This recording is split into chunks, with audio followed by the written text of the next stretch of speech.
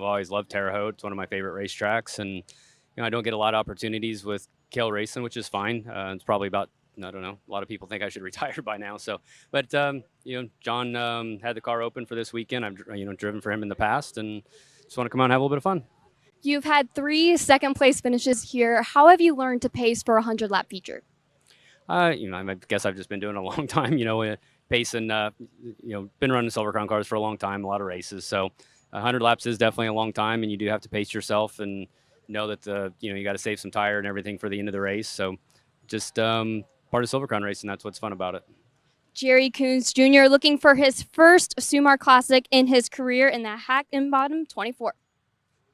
So it'll be interesting to see how Jerry does tonight in the Higginbottom number 24, shifting gears from a driver with immense experience to a first-timer in Silver Crown competition. He's also a huge fan of soup in Tulsa. Yeah, of course, we're talking about Darren Nida making his USAC Silver Crown debut here tonight at the action track aboard the AP Driver Development number 26 machine. And yeah, had an amazing soup run down in Tulsa this year. It was so much fun to watch on FloRacing, which, by the way, you can watch it again later on this year down in Tulsa. But a great talent behind the wheel of a wing sprint car, too. Races mostly around Ohio. Currently 6th in the All-Star Circuit of Champion points, so he certainly knows about speed. It's going to be a different type of speed, a different type of endurance than he's ever had to experience before driving a Silver Crown car here at the action track for 100 laps, and with a really good group with Aaron Pierce, of course, heading that team as well. So he's got a really good group around. I'm really excited to see how he does tonight. He has experience here in a wing 410, and some of that hard to translate over to the Silver Crown with the way the cars move, the way they react, your fuel load and everything. But Genevieve Malone was able to catch up with Darren Nida and find out how his night's going to go.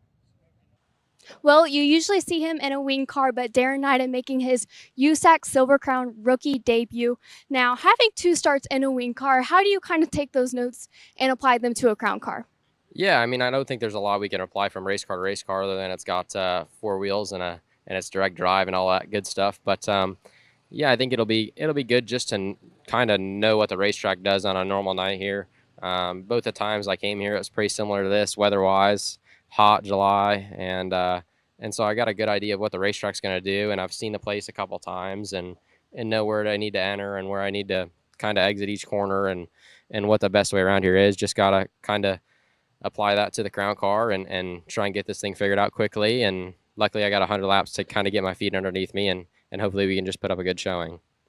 Not having prior experience in the Crown car, what expectations do you kind of hold for the night? I mean, I'd just like to finish all 100 laps and have a decent finish towards the end. Obviously, being 100 laps, you'll have quite a few guys that either crash out or have mechanical failures or anything. And so I think just being able to make all 100 laps and stay on the lead lap and put ourselves in position to have a decent finish there at the end will be a success for us. Darren Nida making his rookie debut. We will step away from the broadcast and return with more here at Terre Haute Action Track. Whatever you drive, however you drive. AMSOIL specially engineers lubricants to maximize power, performance, and protection in your vehicles, so you can work hard and play hard with confidence.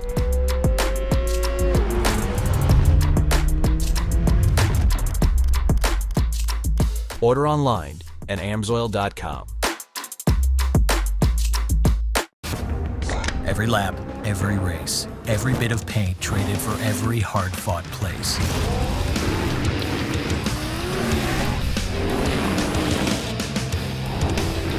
Every checkered flag and trophy raised. Every ounce of dirt, sweat, and gears. They're all jammed inside every can of NOS Energy.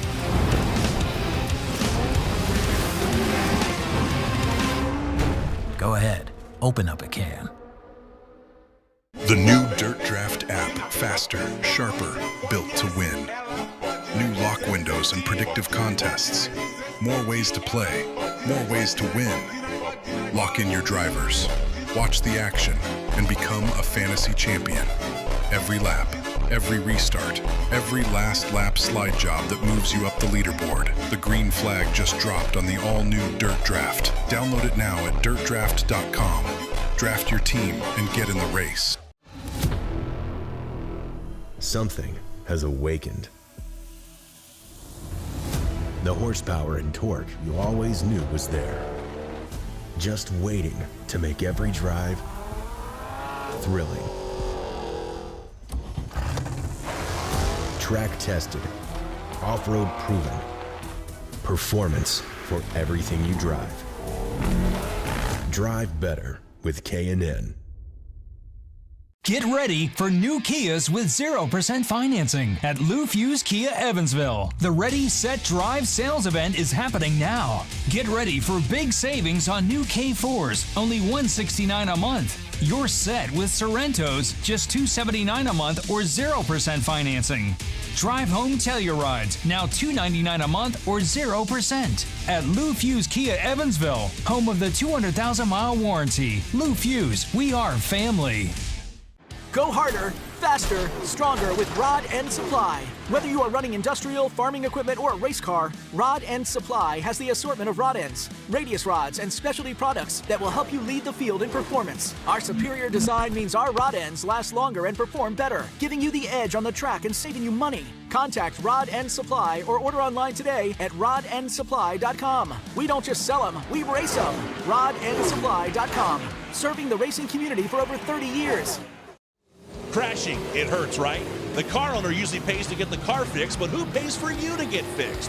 Are you a race car driver that does not have coverage insurance? Steeda is your answer. Don't race another lap without being covered. Get info now at steeda.com or call 1-800-378-4608.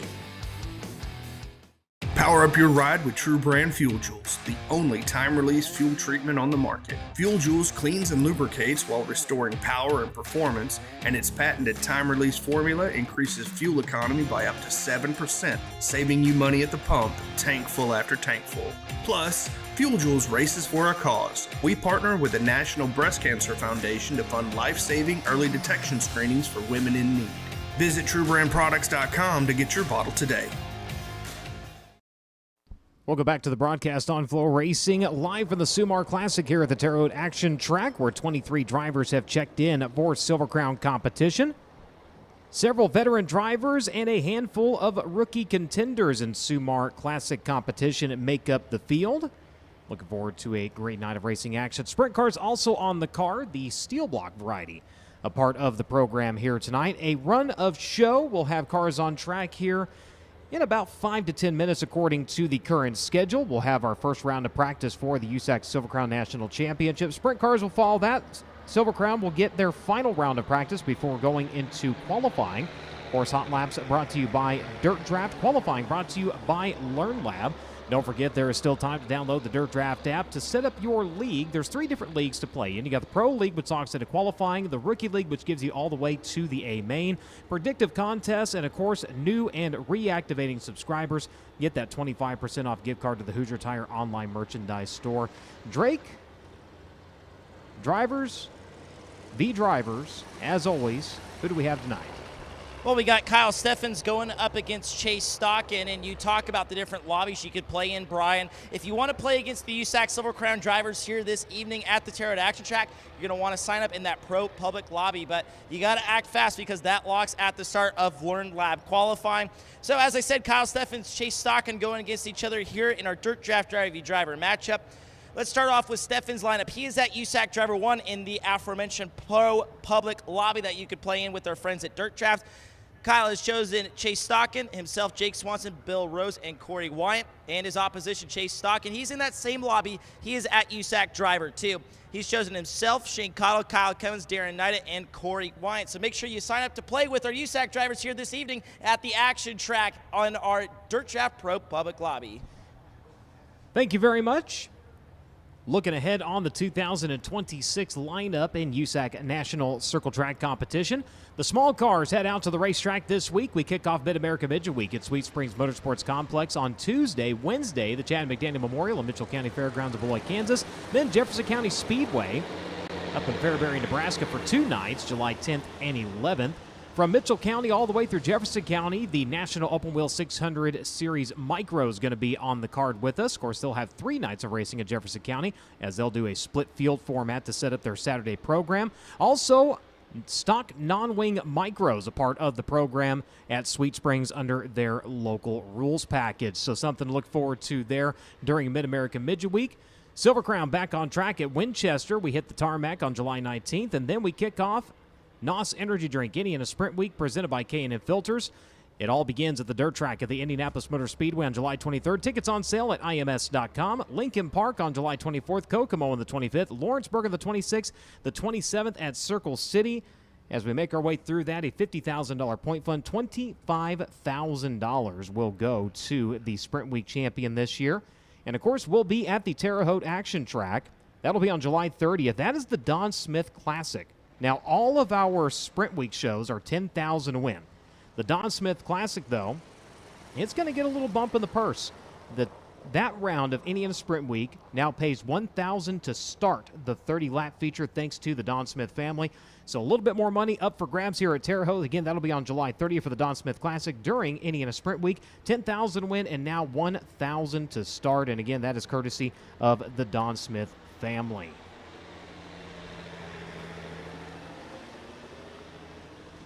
Crews continuing to do work onto the racing surface. Mother Nature coming in last night and laying down quite a bit of moisture, and they have been on this track all day long. Mentioned in the pre-race, when I got here at about 10, they were already out tilling and working on the racetrack and had been doing so for a while. So look forward to a good night of racing this evening.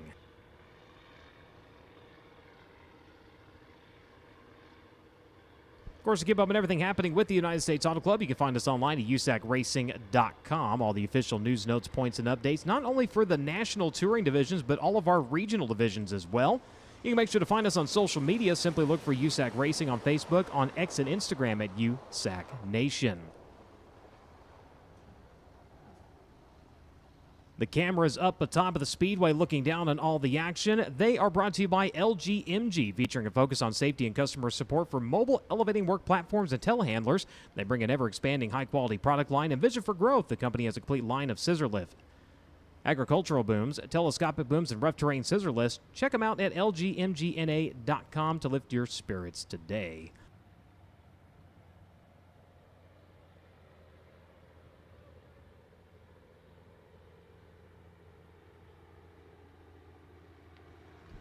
Look at the point standings coming into tonight's racing action. Mother Nature has played a little havoc on the schedule here for the Silver Crown division, but nevertheless, we've been able to get a trio of shows in, and C.J. Leary currently leads the way at 220 markers earned. Justin Grant sitting second at 190. Mario Klauser at 178. Kyle Steffens at 152. Briggs Danner at 134. Bobby Santos, Greg Corey, Dakota Armstrong, Dave Berkheimer, and Jackson Masinko currently make up your top 10. Of course, you can see the entire rundown of driver and entrance standings when you go online to USACracing.com. When you can't be there live, of course, you can catch all the action on FloRacing, the official online broadcast provider across the all-circle track divisions of the United States Auto Club on the national level. Several of our regional divisions also making their way over to Flo. And, of course, it's all a part of the Flo Sports Network. Your subscription gets you more than just motorsports. Hockey, got it. Bull riding, you know it. Wrestling, marching band, cycling, grappling, cheer, and nearly everything in between. And, of course, on the racing side, you get the United States Auto Club, Interstate Battery High Limit, Lucas Oil Late Model Dirt Series, the All-Star Circuit of Champions, plus marquee events like the Snowball Derby, the Dome in St. Louis, Hyper Racing Tulsa Shootout powered by NOS Energy Drink. That happens December 29th through January 3rd. And, of course, the Chili Bowl Nationals powered by NOS Energy Drink January 11th through the 16th. Make sure and check that out if you don't have your FloRacing subscription. What's cool about that, they have a yearly or a monthly subscription package, and the paywall does not change what you get. When you subscribe to Flo, you get it all, regardless of a yearly or a monthly subscription package. Check it out at Flo Sports and make sure you sign up for FloRacing. Sunoco is the world's largest manufacturer of racing fuels and has been the standard of motorsports for over 50 years. Known for innovation, consistency, and high performance, Sunoco Fuels has been the choice of racers from grassroots tracks to prepare international series. Check out SunocoRaceFuels.com for more information.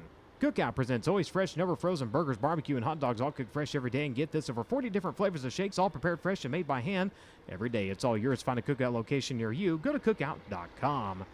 Hoosier Tires' mission is to be the dominant customer-driven provider of racing tires to teams domestically and internationally. For more information on the tires designed for champions, go online to HoosierTire.com. The K&N Clean Air Award is presented to the driver who leads the most laps during each USAC National A feature throughout the 2026 season. The award is designed to recognize sustained performance at the front of the field where engine efficiency, reliability, and meticulous preparation are at a premium. Shop for your vehicle and your home at knfilters.com. Make sure to make your way down into the midway. That's where the USAC merchandise trailer is set up. And, of course, you can shop 24/7 at usacgear.com. But make sure and get down there and get your 2026 race day must-have gear. Hats, they've got those. Decals by the box full. Blankets, well, I know it's a little hot right now, but you might need a blanket to sit on in the grandstands. And, of course, when it starts to cool off towards the end of the season, it'd be a nice little accessory to have when you make your way into the grandstands. But make sure and head down to the USAC merchandise trailer while your size, color, and design is still available. K1 Race Gear is proud to be one of the very few companies to outfit any driver from kids at K1 Speed to USAC champions. Where K1 Race Gear and join their list of champions today. Learn more at K1RaceGear.com. USAC safety officials proudly outfitted by K1 Race Gear. When USAC officials make their way to the scene, they're doing so courtesy of Indy Power Sports. Indy Power Sports offers the vehicles and equipment you want, plus the service and parts you need to keep them running in top shape, including ATVs, electric bikes, motorcycles, and utility vehicles. Browse their full inventory and see everything they have in stock, both new and used, at indy-powersports.com. When drivers make their way into the work area, they're going to the Indy Metal Finishing work area. Indy Metal Finishing, their mission to support their customers with an exceptional level of quality and service. Indy Metal Finishing offers Type 2 and Type 3 anodizing chemical conversions, passivation, and electroless nickel services to motorsports, medical, military, aerospace, and manufacturing industries. Visit them today at indymetalfinishing.com. Not only do drivers throughout the season compete for the season-ending championship payout, they're also in contention for the Mike Curb USAC National Drivers Championship, returning in 2026 with its highest payout ever. $15,000 win last year. It is a $20,000 bonus in 2026 that is awarded to the driver who accrues the most combined points across each and every points-paying USAC Silver Crown, AMSOIL National Sprint Car, and NOS Energy Drink National Midget Series event.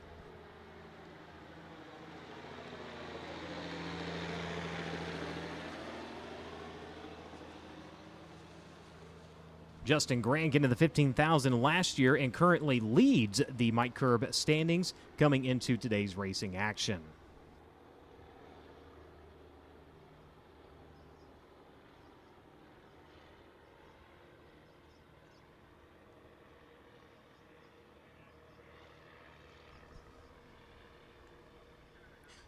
Officials beginning to get into place here. A little track work continuing on.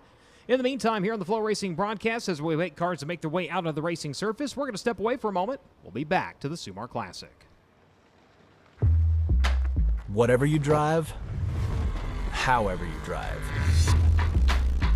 AMSOIL specially engineers lubricants to maximize power, performance, and protection in your vehicles, so you can work hard and play hard with confidence.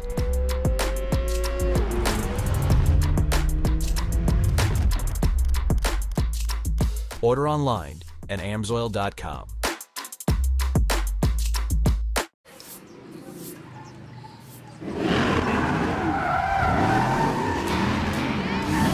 Hey, can I get 4 guavas? No, the big ones.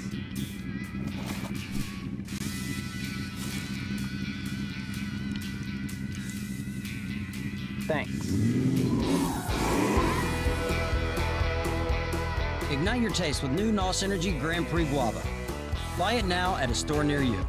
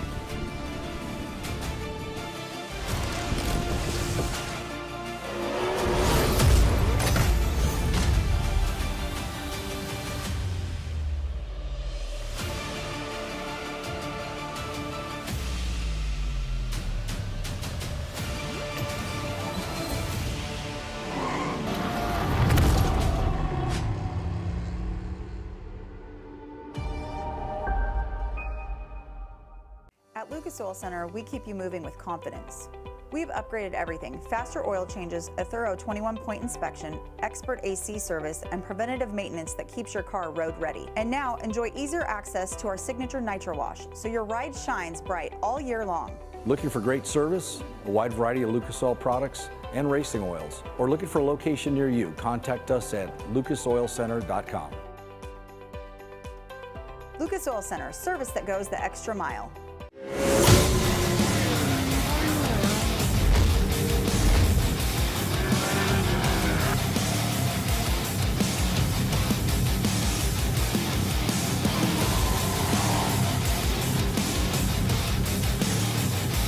Who's it gonna be? Evan Distian steals it here tonight.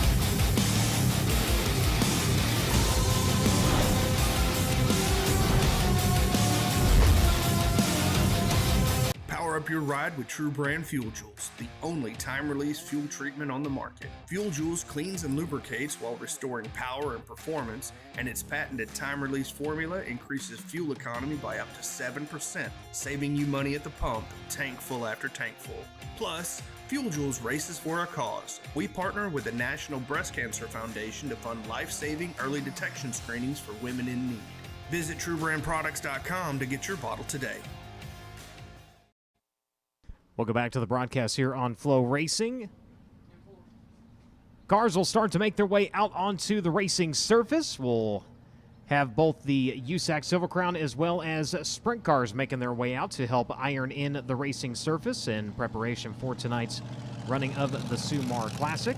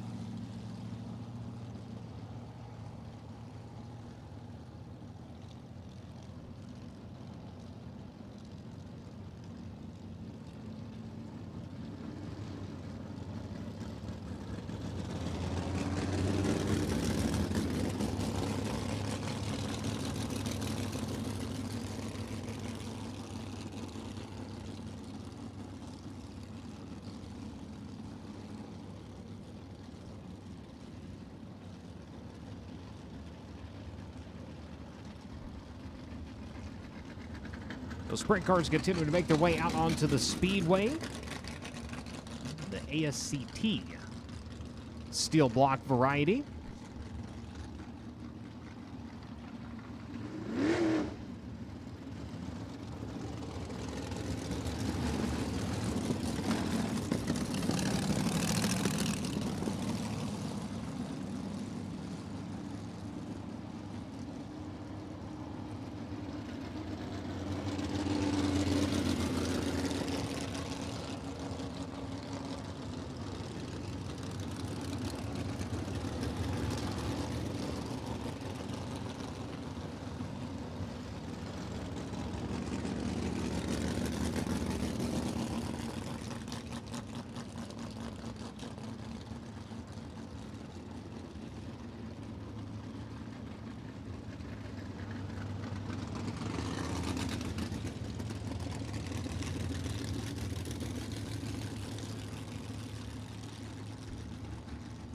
So talking earlier about Indiana Sprint Week, again brought to you this year by NOS Energy and K&N Filters. And, of course, the Terre Haute Action Track, a part of that lineup, but it kicks off at the dirt track of the Indianapolis Motor Speedway. Now, important to note, that is not a fully open event to every competitor, so points do not start until the following night at Lincoln Park Speedway on July 24th, Kokomo on the 25th, Lawrenceburg on the 26th, Circle City on the 27th, a day off, and then July 29th we head to Paragon, and then right back here to the Terre Haute Action Track. That is on July 30th, and I mentioned it earlier, but we're going to kind of reiterate it here because a really cool thing, all the events pay $10,000 to win, but the Don Smith Classic on July 30th is going to pay $1,000 to start, courtesy of the Don Smith family. So they have come in and added money into that purse on that 30-lap feature event. So the Don Smith Classic here at Terre Haute, now $10,000 to win, $1,000 to start. That'll make it the highest paying event of the points paying week in Silver Crown competition. Following that, we're at Bloomington, and of course we round things out down to the class track in Hopstock Tri-State on August 1st. Of course, you can find the entire schedule, event information, start times, and all of that when you go online to USACracing.com. Go to the schedule page for the sprint cars. You can even go to the combined schedule page, scroll down, and you'll be able to click on each one of those events and find detailed event information.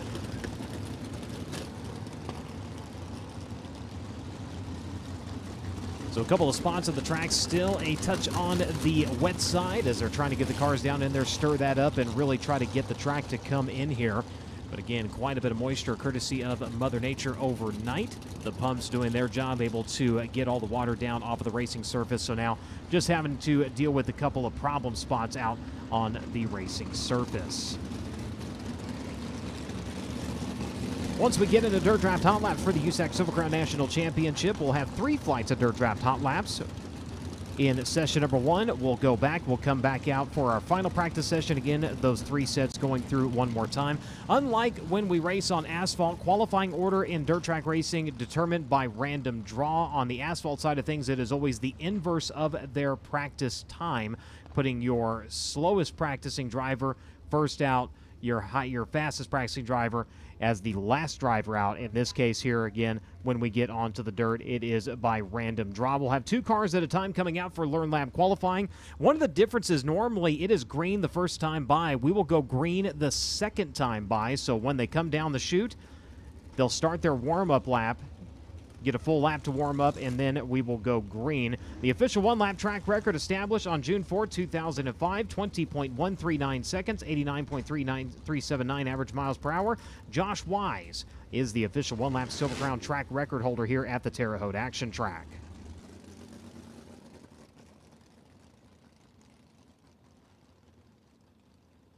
All the different ways to follow along mentioned earlier. Of course, you can find us on Facebook. Search for USAC Racing, on X and Instagram at USAC Nation. Also, download the My Race Pass app. Free to download in the Apple and Android markets.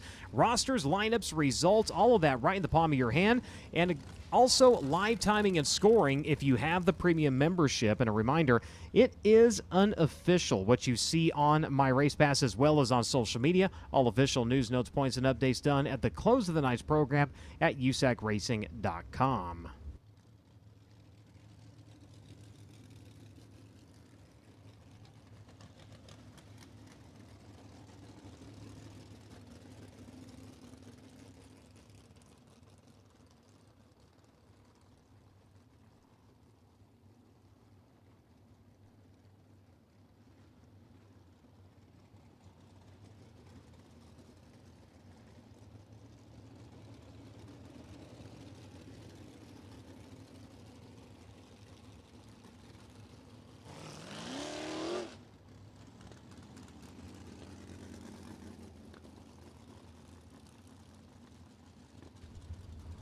The sprint cars coming out and assisting with track prep here. They have gotten the order to go ahead and make the right-hand turn off the back straightaway. Horn sounding down in the pit area for Silver Crown drivers to get ready to make their way out.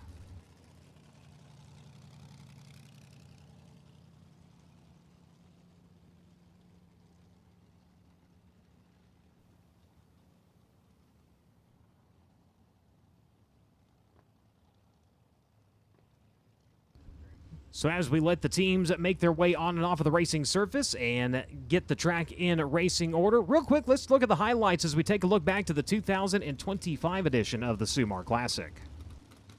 It's time to go green here at Terre Haute.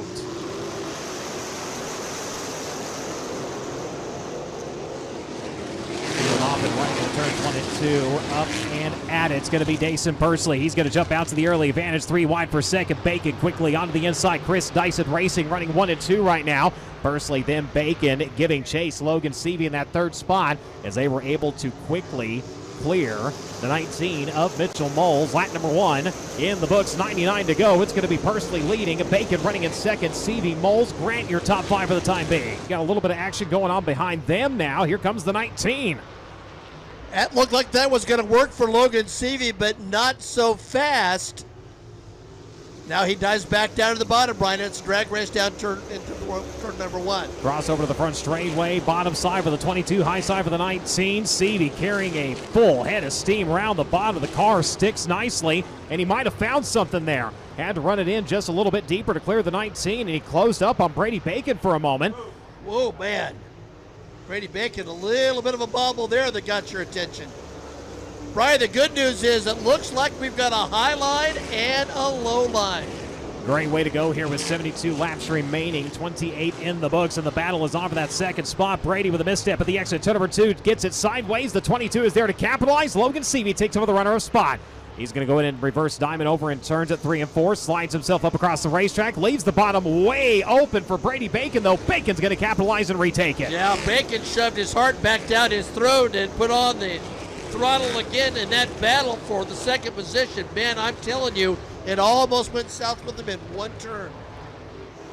Into traffic we ride, and we're down under 0.4 of a second last time. Cross flags about to be shown. Oh, look out, we got one way high over in turns 3 and 4. Brings it back down. That was Cody Swanson. Cody Swanson, no doubt. My, oh my.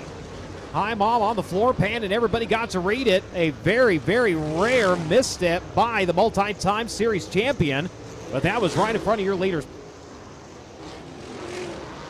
So showing 16 cars on the racing surface, and problems over in turn number 4. That was your leader.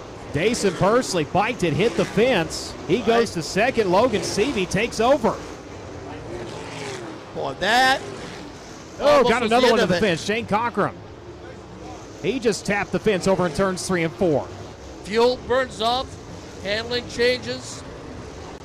Rubber goes away, and we are starting to kick up a variety of rooster tails at various corners of this racetrack. Just past the midpoint of this race on the racing surface. I don't think you could ask for anything better at this stage right now. They're still able to run the bottom. They're able to just absolutely hound the top side up and over the cushion once again. Rescues it. This time it was in turns 1 and 2. He just got held up once again. 0.7 of a second trying to work by the 54, Matt Westfall. The top side's going to clear, and here comes Pursley trying to charge. Never mind, the door going to get shut on him. Logan Seavey in all sorts of trouble. Here goes a run to the front. Threads lap traffic. He looks to the inside. Battle for the race lead. What a comeback it would be if he can pull it off. Dason Pursley, 0.7 last time, 0.9 this time. Had to wait on the car a little bit. That time the exit at turn number 4.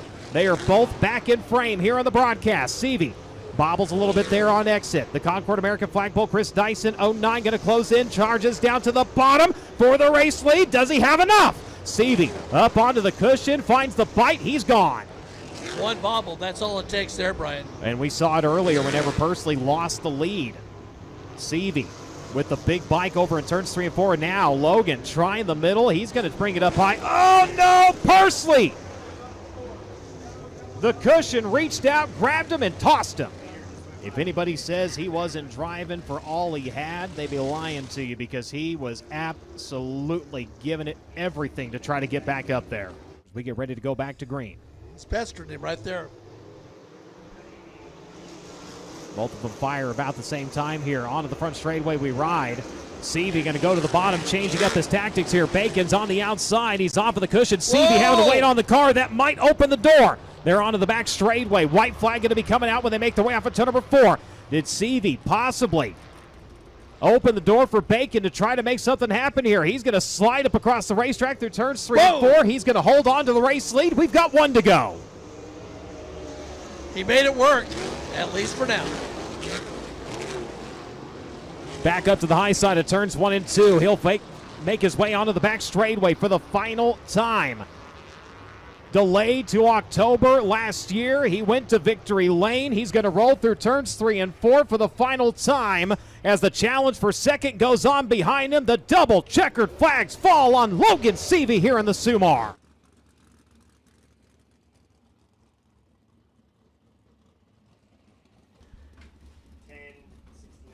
Good battle throughout the field last year in the Sumar Classic as Silver Crown drivers start to make their way out onto the racing surface to again assist in ironing in the racing surface.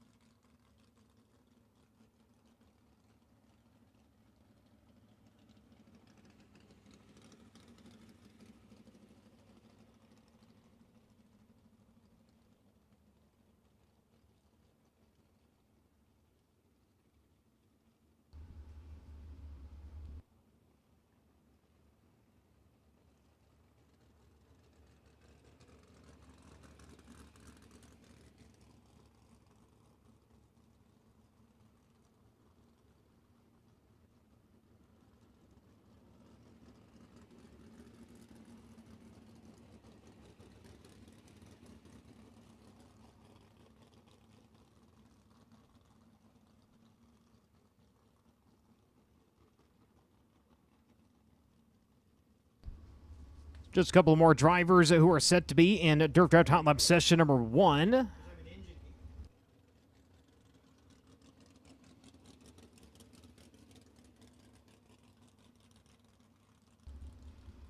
So drivers out onto the speedway. Let's go to start with one over in the middle of turns 1 and 2. Hayden Reinbold at Gilbert, Arizona. Driver the AME Electrical Reinbold Development Incorporated, Jugo Superfoods, Indy Race Parts, Stanton DRC number 119. Driver in 95, Patrick Bruns out of Champaign, Illinois, driving the Champaign Pull Pros, AdvancedFinancialFreedom.com, number 95. Makes his way onto the back straightaway. Into turn number 1, making his Silver Crown debut, driving the Zaki Alley Trial Lawyers, Vern's Concrete, Sam Pierce Chevrolet, AP Driver Development, number 26. This is Darren Nida. Darren Nida, the number 26. Driver in 69, Chase Stockton out of Fort Branch, Indiana, making his way into turn number 2 right now. The Loop Views Automotive Network, Lucas Oil Center, True Brand Fuel Jewels, Insane Graphics, Jack Rogers Realtor, number 69. The 32 is Greg Corey. He's out of Shelbyville, Indiana. Driver the Crane Works, Brownies Marine Sales, Brown's Oil Service. Stevenson Rife Attorney at Law, Day by Day Plumbing, number 32. He makes his way over onto the backstretch. Again, 23 drivers on hand with the USAC Silver Crown National Championship.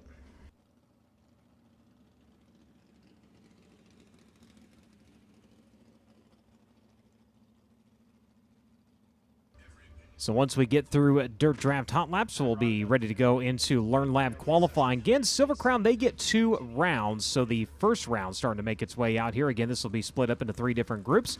We'll have a Sprint Car Hot Lap and qualifying following that, and then we'll come back with a final practice for the Silver Crown division.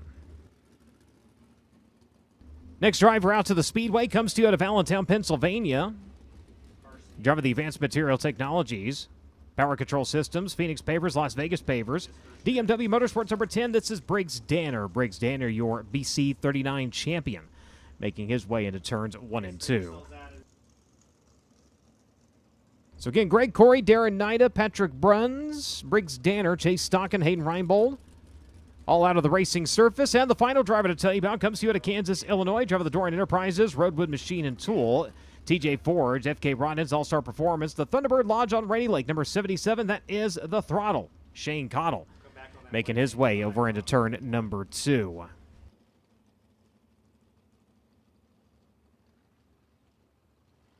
So drivers just about ready to get wound up and underway here. Dirt Draft Hot Lap session number 1 about to go to green.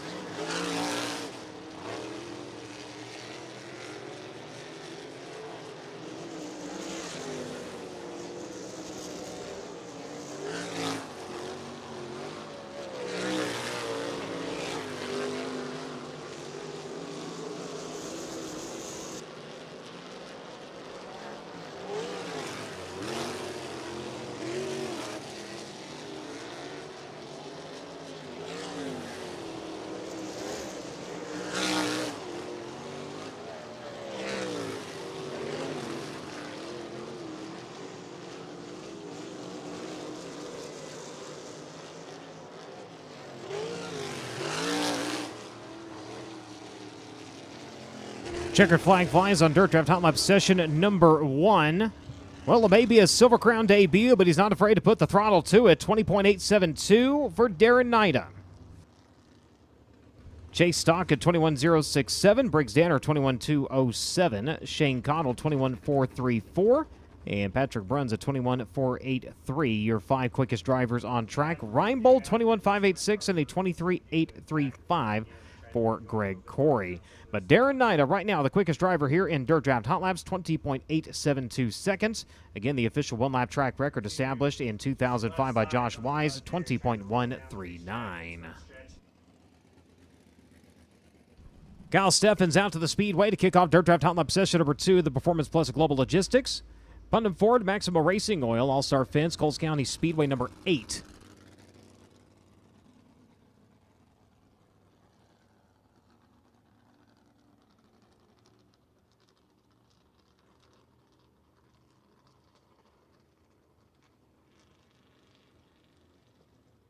Steffens rolling towards turn number 3.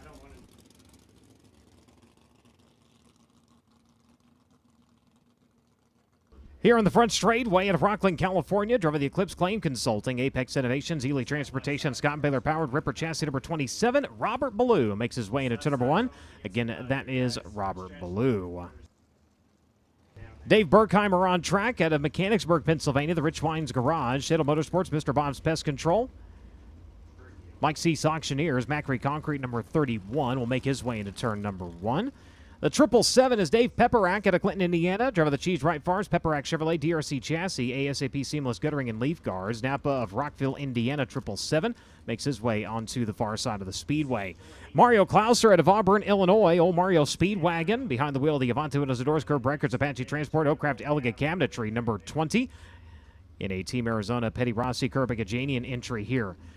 This afternoon, Jerry Coons Jr. returns to Silver Crown competition. Driver originally out of Tucson, Arizona. Driver of the Belmont's Garage, Radio Hospital, Crider Manufacturing, TJ Forge. John Higginbottom owned at number 24. Coons making his way through the middle of turns 1 and 2.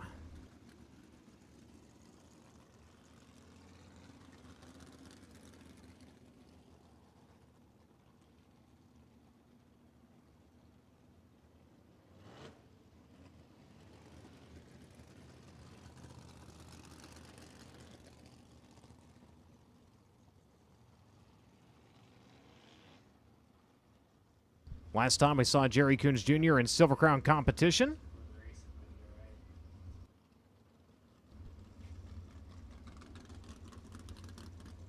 Behind the wheel, the Bateman number 55. That was back in 2024.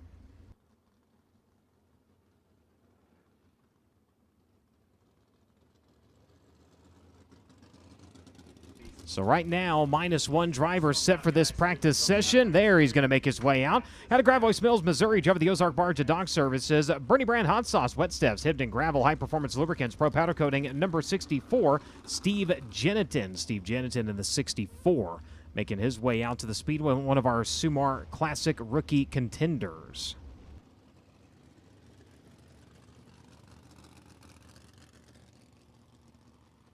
So Steve Jeniton on the back straightway. Joys Dave Berkheimer, Jerry Coons Jr., Robert Ballou, Kyle Steffens, Mario Klauser, Dave Pepperack.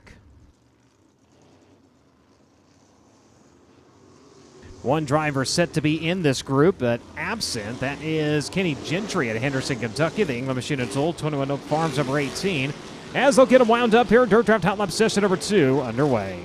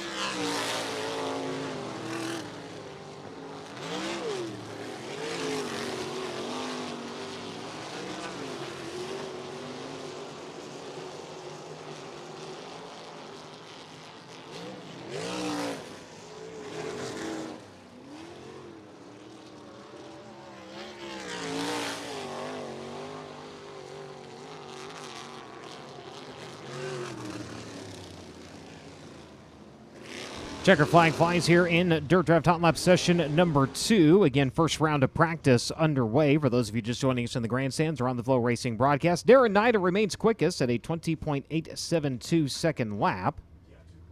Chase Stock in second quick at a 21.067. Mario Klauser, who is just on track with a 21.192, is third quick overall. Briggs Danner at a 21.207. And Shane Cottle, 21.434. Your 5 quickest drivers. Bruns, Ballou, Reinbold, Coons, and Jeniton right now make up the top 10.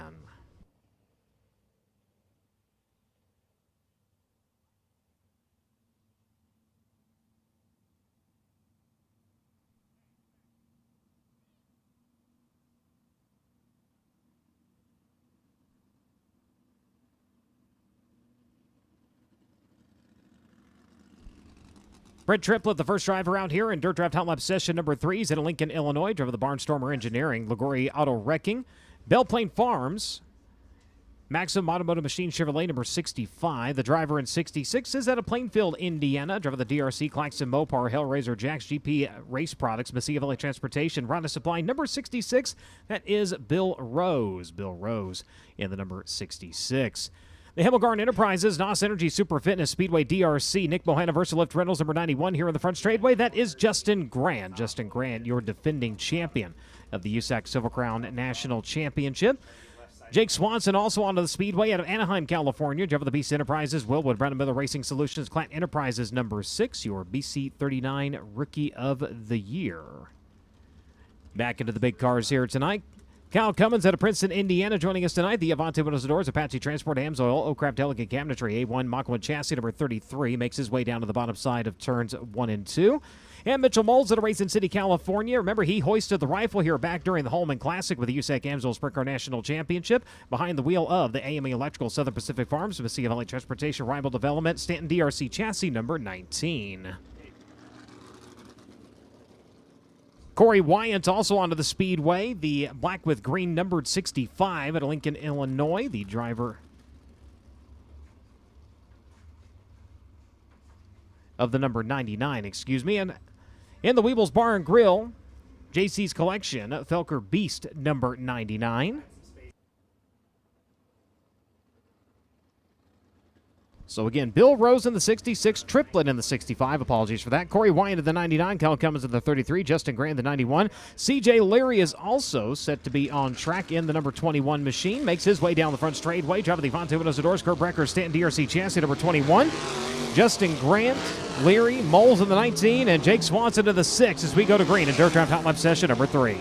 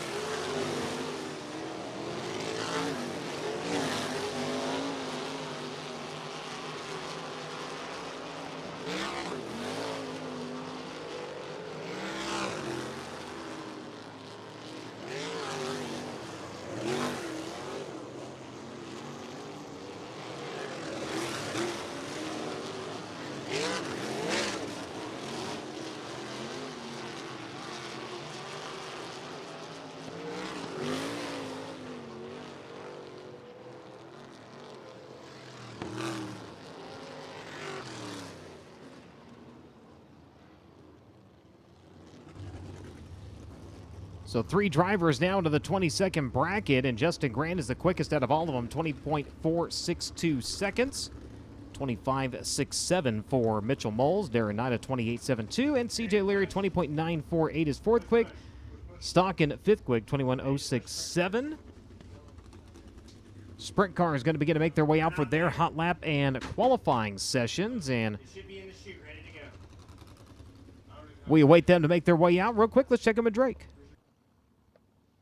Sixth there in Dirt Draft hot laps in that 33 machine. Of course, one of the 3 Team Arizona cars here in the Sumar Classic this year. But worth noting, too, while the other 2 Team Arizona cars driven by Mario Klauser and CJ Leary, those are DRC chassis. Kyle's actually piloting a Mach 1 chassis, a car that doesn't have a lot of experience in the USAC Silver Crown Series. Only a few races competed with this chassis ever by Mark Smith Bout a few years ago in Pennsylvania. So CJ Leary and Mario Klauser once again run the DRCs, but Kyle coming sticking true to the Mach 1s. And this car, while it is different than the other 2 Petty Performance cars just because it's a different chassis, car is still housed in Brownsburg, Indiana.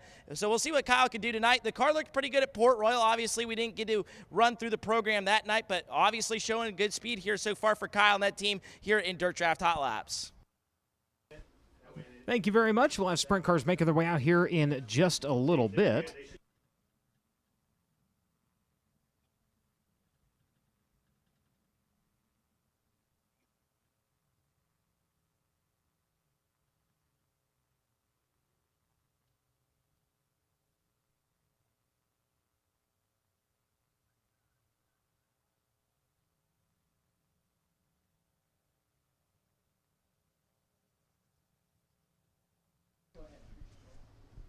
Well, good evening, everybody. Welcome the American Sprint Car Tour to the Terre Haute Action Track. First time here in the 2026 season. Looking forward to having them on a couple of more times throughout the year. 19 cars on hand tonight.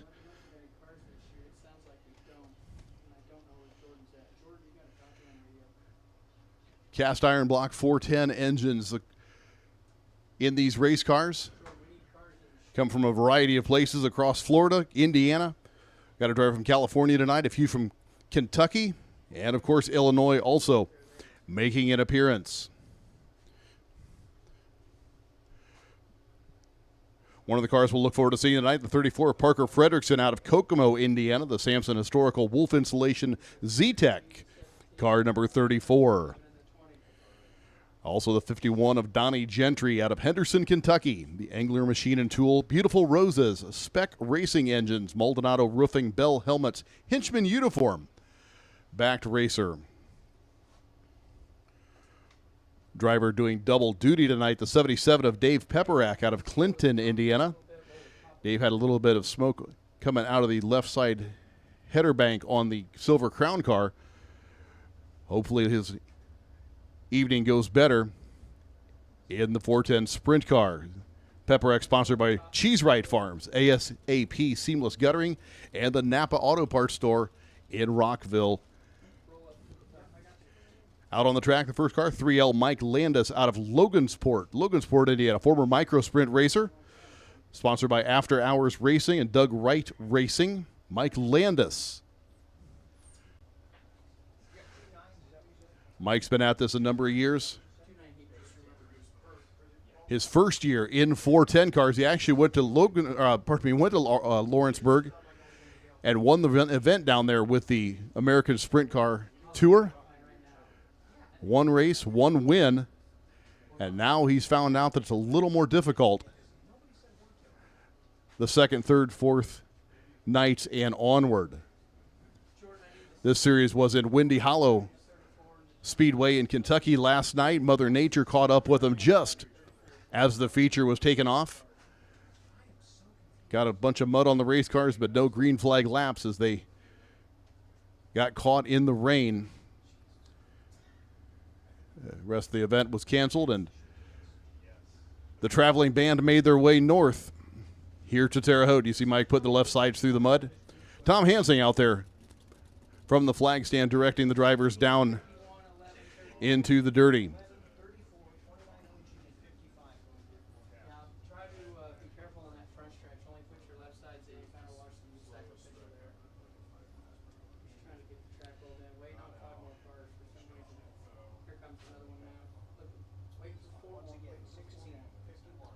Another car we'll see tonight is the 55 of Trey Mailer out of Oblong, Illinois. The Hill Spreading Woods Event Center Old Man Race Fan on YouTube. If you know the Old Man Race Fan, he bankrolls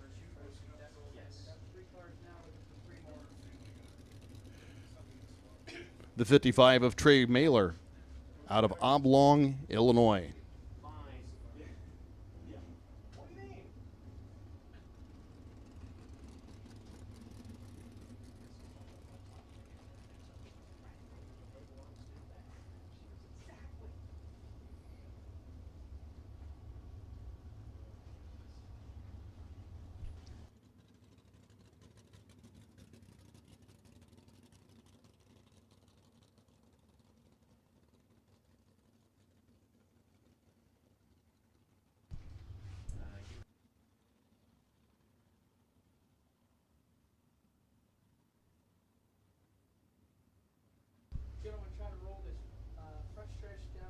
Another driver out of Logansport, Indiana, the 17 of Greg Bear. Greg Bear out of Logansport, Indiana. Powered by Hogue Engines, sponsored by Landrum Performance Springs and Hammer Motorsports. Out of Logansport, Indiana, the 17 of Greg Bear.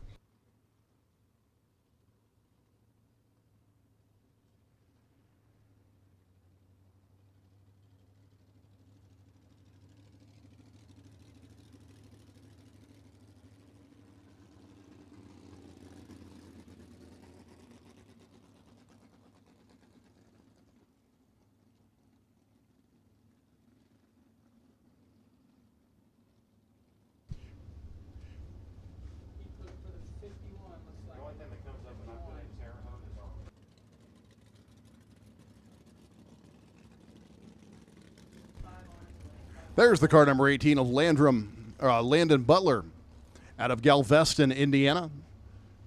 Third generation racer. Also the 11 of Noah Whitehouse. Whitehouse out of Greenfield. On the racetrack, the Motorcraft Indy Local Auto Hurls of Indy Race Parts car number 11. That is Greenfield's Noah Whitehouse.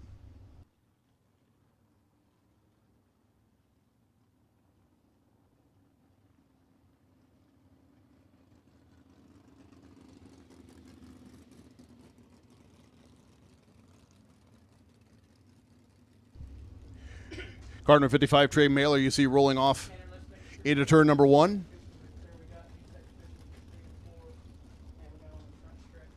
Car number 16 on the track we saw a moment ago. That is the 16 of Jarrett Thomas. Jarrett Thomas.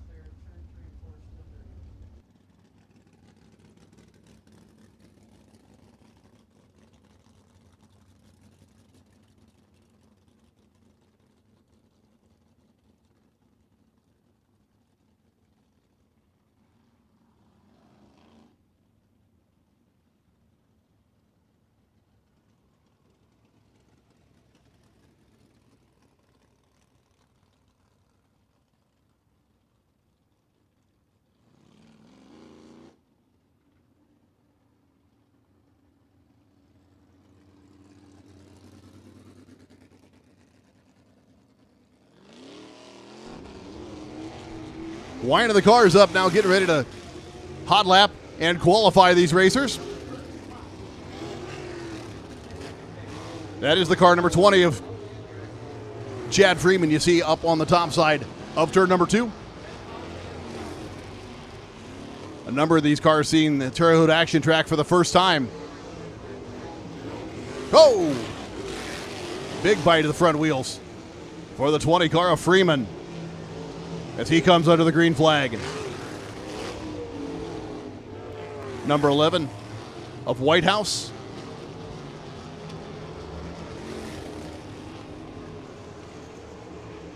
Follow him around, sawing the wheel off of turn number 2, now into the sun of turn number 3.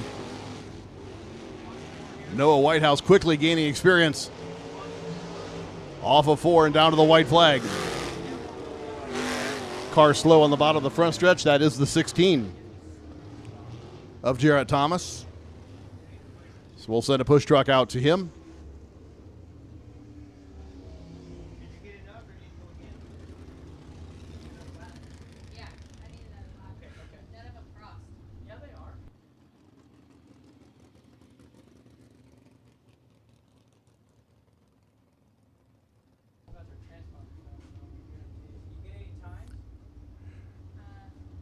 So Jarrett Thomas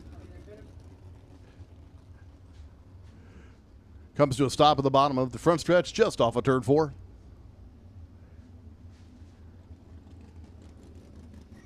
Four-wheeler starts to pry him out of the mud. Up into the racing groove a little bit better. And back underway he goes.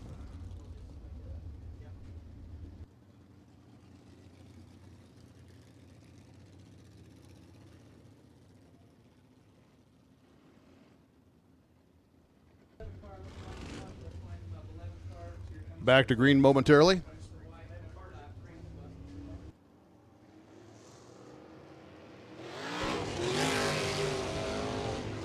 The 34 of Parker Fredrickson roars to life. Fredrickson has some laps around this place. Good to have him back in the stable tonight.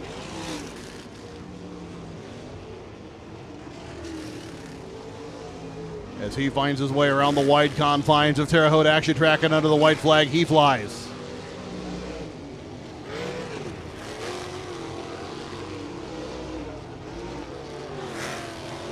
Freeman starting to find a line to his liking.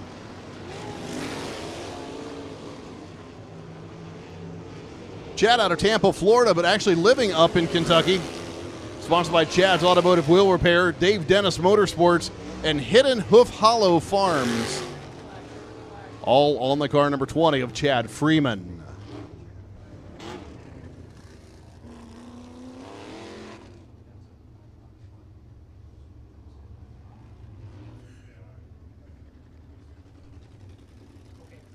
So we'll send these guys away and bring out the next group of American Sprint Car Tour 410 Sprint Cars. Beautiful afternoon here at Terre Haute. Little cloudy in the morning as we did catch rain overnight, a good portion of rain. The same system that crippled the competition at Windy Hollow last night came across here. Little bit of water at the bottom of turn number 4. You know it's always been a good rainstorm if there's water in the bottom of turn 4 here at Terre Haute. But God's liquid love appreciated and deposited in a better place. Beautiful night for racing. The crowd started to filter in under the covered grandstand, of course, here at the Fairgrounds Racetrack. As Briar Schroeder from Kokomo, Indiana, makes his way onto the big half mile. They're going to run a heat race to line up for their feature anyway, so all this is fancy hot laps. Looking at the 21 of Briar Schroeder, if you kind of squint, you might remember the 2 car of Kokomo Honda and Lynn Reed a few years ago. The yellow wheels kind of give that idea away. Lynn Reed put some doggone good racers through their paces in his Kokomo Honda sponsored race cars. Now Briar Schroeder, also from Kokomo, Indiana, carries that black and yellow livery on his racer.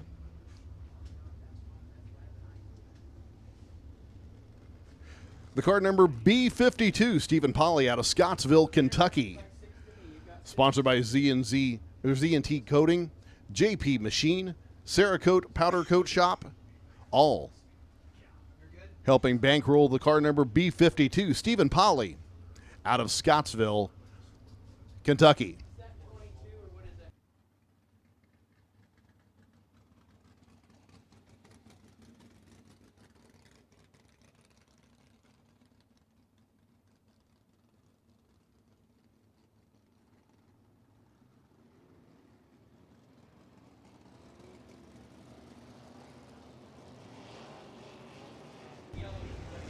The car number 2, Steve Thomas.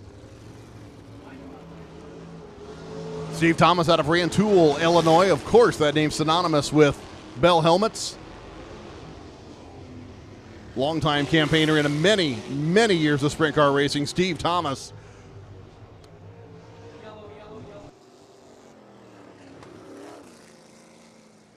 As we have a car spun at the top side of turn number 2.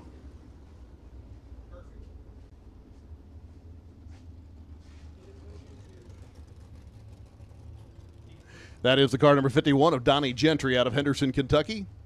Mentioned a moment ago, the Engler Machine and Tool Beautiful Roses, Spec Racing Engines, Maldonado Roofing, Bell Helmets, and Hinchman Uniforms entry.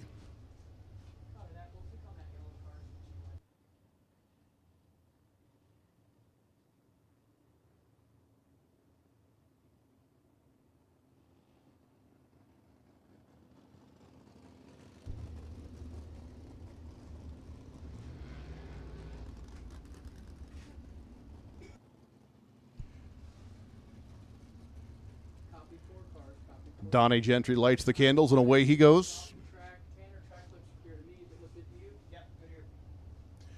There's the 51 of Stephen Polly.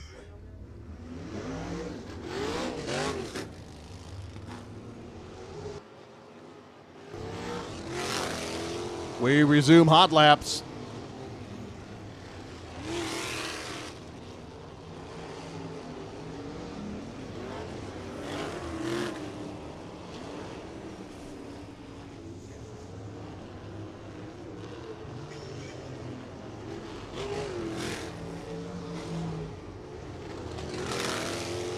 Gentry bounding his way through the front stretch down into turn number 1. Off of turn number 4, there's Briar Schroeder.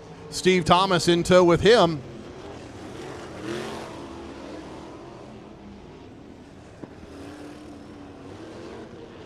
Some of these guys dancing around on the bottom side of the racetrack trying to make a cross lanes move.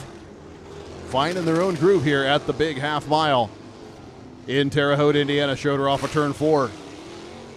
Good look at the two of Steve Thomas.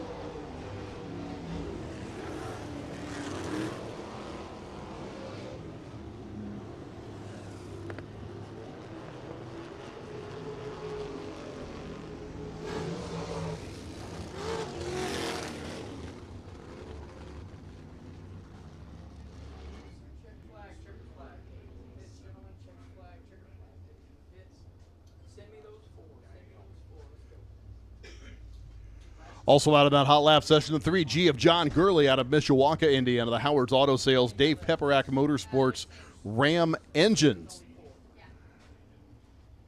Card number 3G.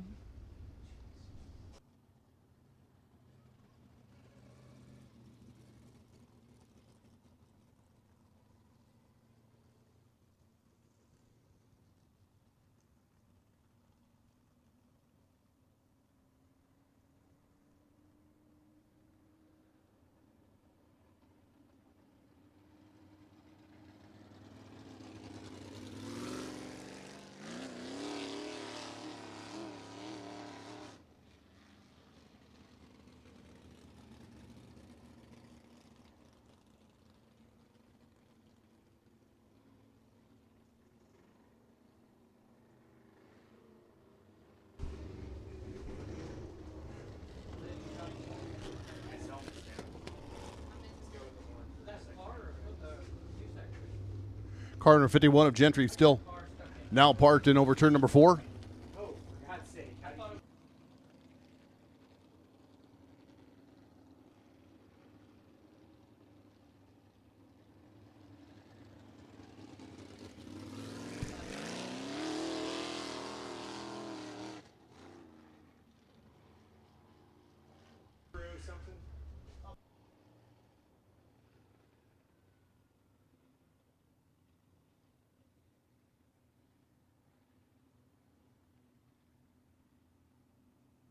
Ricky Lewis down the front stretch out of Ventura, California.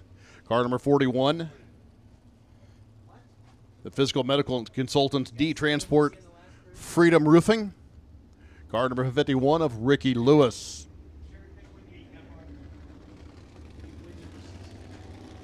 Car number 19 of Joe Stewart on the racetrack out of Clinton, Indiana. The Have a Drink on Me beverage, Adventure Beer Company, LEJ Rock and Rental, car number 19. There it is, Chad Freeman.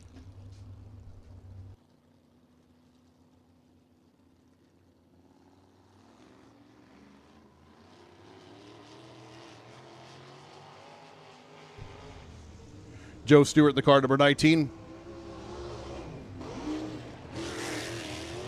Rolls it to green.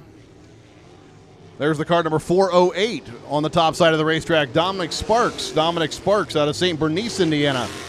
The Brady Milliken Trucking, Rippey Farms Trucking, Clinton Tire Exchange car 408. It's Dominic Sparks.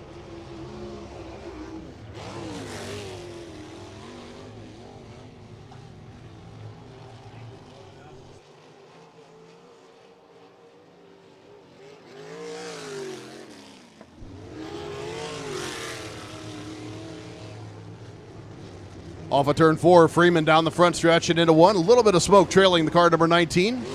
He knocks it out of gear.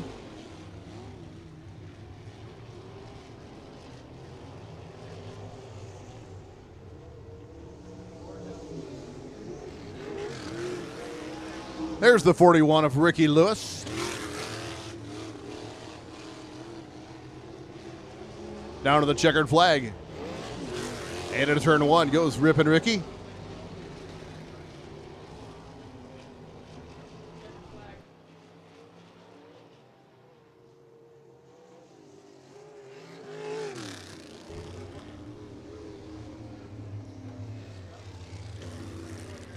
Ricky Lewis showing the way in practice. In the car number 41. That concludes hot laps for the American Sprint Car Tour. We'll be back for qualifying in just a few moments.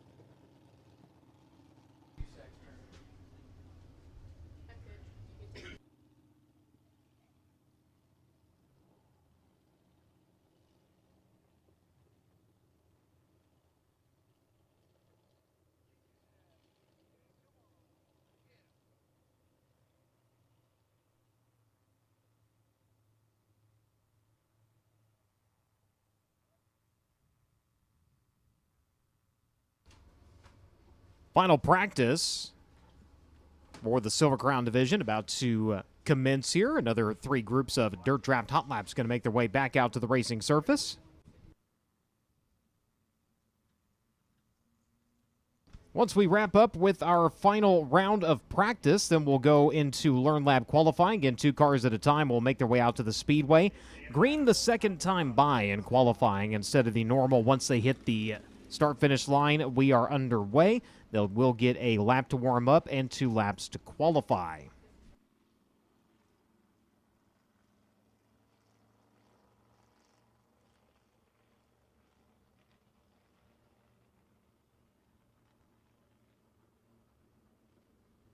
Patrick Bruns back out to the speedway. The Champagne Pro Pool, Claxton Toyota, Maxim number 95, the 69. Also back out to the speedway, Chase Stockin, the Ted Brown Quality Paint and Body. Jack Rogers Realty and Insane Graphics, Lou Fuse Automotive Network number 69.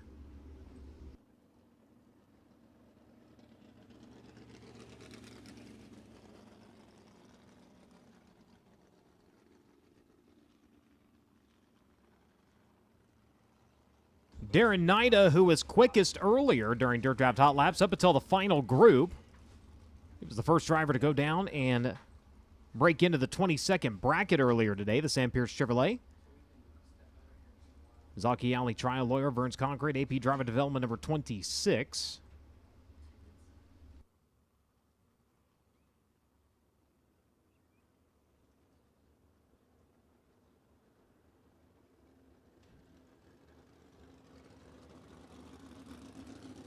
Justin Grant ended up being the quickest driver on track earlier today. Talking about Darren Nida just a moment ago. A 20.872. He was 3rd quick overall.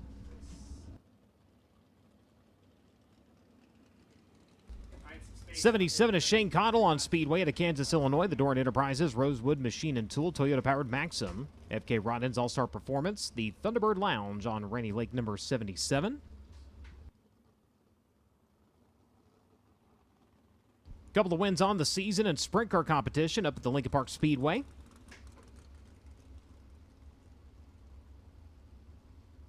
The 119 here in the front straightaway. Hayden Reinbold of Gilbert, Arizona. Perfect. In Silver Crown wins and starts his first career start during the Salt City 100. Made an incredible late race drive to get the win. 2 overall wins on the season. Of course, Silver Crown, that was back in May, and then Indiana Midweek at Circle City. Find his way back in victory lane as they'll wind up and get back after it here. Dirt Track Hot Lap session number 1, take 2.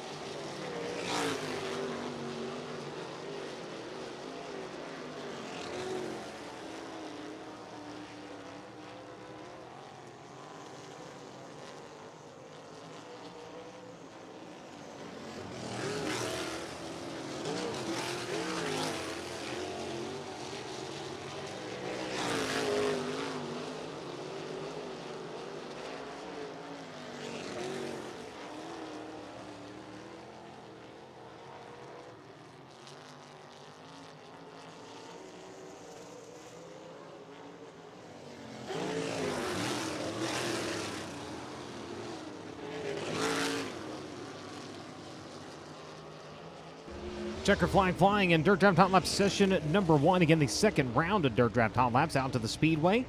Chase Stockin, 20.908. Quickest driver on track so far, Hayden Reinbold. 21.231.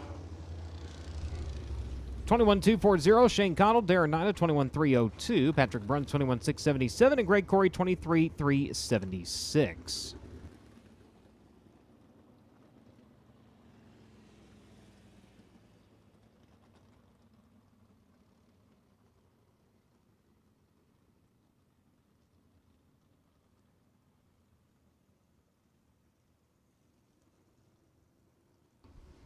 Second group about to make its way back out onto the racing surface. Don't forget, you still have time to download the Dirt Draft app. You can play along in any of the 2 leagues offered here. You have the Rookie League, which gives you until the start of the feature, and the Pro League, which locks in at Learn Lab qualifying.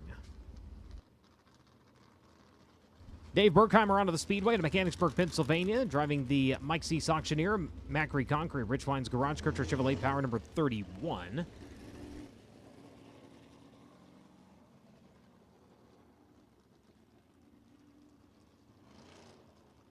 Absent from hot laps earlier, now onto the Speedway at Henderson, Kentucky, the England Machine and Tool.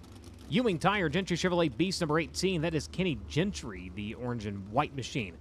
Rolling down the back straightaway. Rolling off at turn number 2 right now, Jerry Coons Jr. out of Tucson, Arizona. Driver the Belmont's Garage, Radio Hospital, TJ Forge, Hagen-Bottom Home number 24. Driver in 20. Mario Klauser out of Auburn, Illinois. The Avante Windows and Doors, Curb Record, Stanton DRC chassis entry. The 8 back out of the Speedway. Kyle Steffens out of St. Charles, Missouri. The Performance Plus Global Logistics. Punman Ford. Maximo Racing Oil. All-Star Fence number 8. Rolling to the exit of turn number 2. Steve Jennington back out of the Speedway at Gravois Mills, Missouri. Driver the Ozark Barge and Dock Services. Bernie Brand Hot Sauce. Wet Steps. Hibden Gravel. High Performance Lubricants Pro Powder Coating number 64.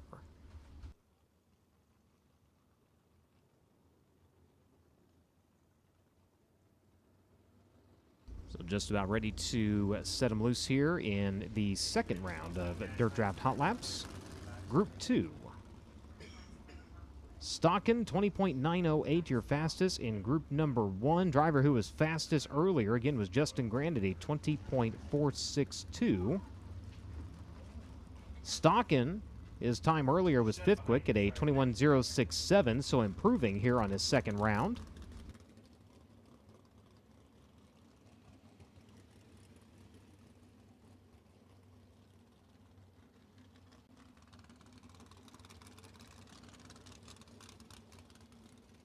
Caution light set to go dark here.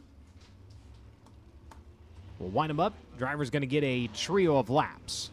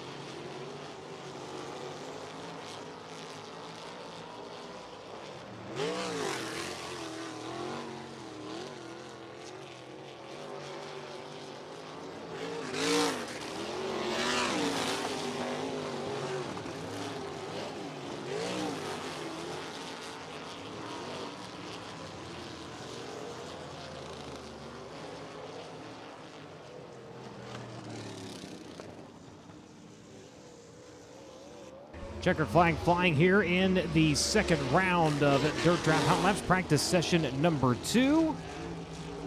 Chase Stockton remains quickest at a 29.08. Mario Klauser, 21.156. Be the quickest driver in this group. He's second fastest overall. Hayden Reinbold third quick at a 21.231. Shane Connell, 21.240. Darren Nida, 21.302. Your 5 quickest drivers. Jerry Coons Jr., Patrick Bruns, Robert Ballou, Steve Jeniton, and Kyle Steffens make up the top 10. Steffens bringing a new sponsor on board. Pundman Ford of St. Charles, Missouri, now on the side of the number 8 machine.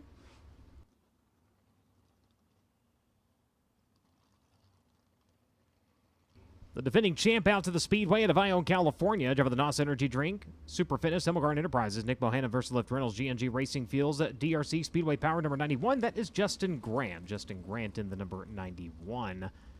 Brent Triplett in 65 at Lincoln, Illinois. The Barnstormer Engineering, Automotive Machine Chevrolet, Maxim Chassis, Liguori Auto Wrecking number 65, making his way back out to the racing surface. During hot laps, he's Bill. During qualifying, he's Williams. So he goes by Bill Rose right now at Plainfield, Indiana. Driver the Hellraiser Jacks, GP Race Products, Mississippi Valley Transportation, Simpson, number 66. Jake Swanson down the front straightaway out of Anaheim, California. Driver the Beast Enterprises, Willwood Claxton. Or Ford by PME, Beast Clat Enterprises, number 6. Driver in 19, Mitchell Moles out of Raisin City, California. The Southern Pacific Farms, Mississippi Valley Transportation, AME Electrical, number 19. And the 21, CJ Leary to Greenfield, Indiana, your current Silver Crown points leader. The Avante Windows and Doors Curb Records, Apache Transport, Sander Engineering, GoCraft Elegant Cabinetry, number 21.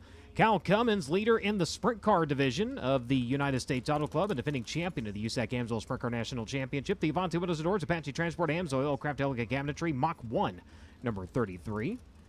Drake talking about that earlier among the Team Arizona Petty Rossi Carbagajanian machines.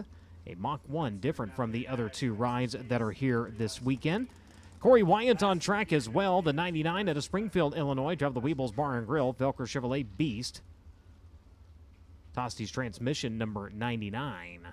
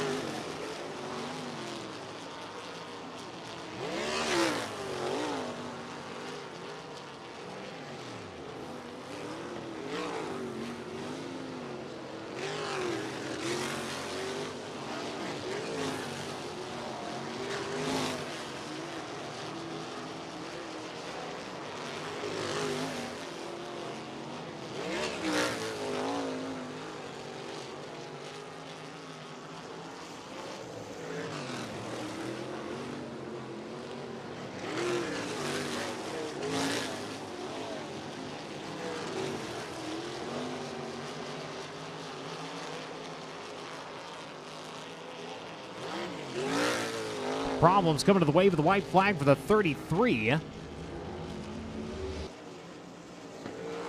Cummins rolling slow down the front straightaway. Checkered flag flies, the field making their way around. And getting word on the receiver of the 33 rolling slow down around the bottom side of the speedway. Mitchell Moll's going to be quickest, 20.709. Earlier, Justin Grant was quickest at a 20.462. Be second quick at a 28.28.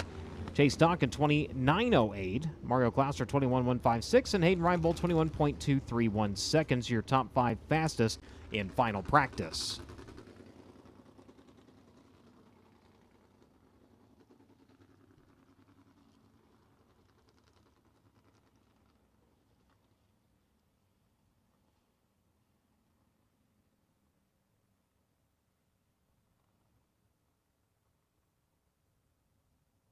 So again, drivers are going to get 1 lap to warm up, 2 laps to time as we get ready to go into Learn Lab qualifying.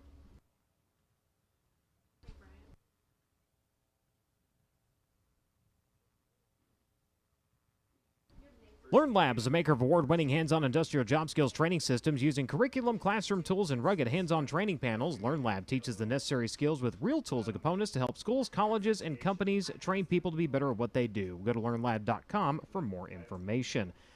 Real quick, in the grandstands, we have a couple of vehicles that need to be moved immediately. A blue Ford, license plate DLB860, and a black Chevrolet. This one has an Illinois plate. A 436-8114. You are parked in front of a maintenance barn, and you need to be moved immediately, or your vehicle will be moved for you at your expense. Again, blue Ford, looks like has a special recognition plate, DLB860, and a black Chevrolet Illinois plate, 436-8114.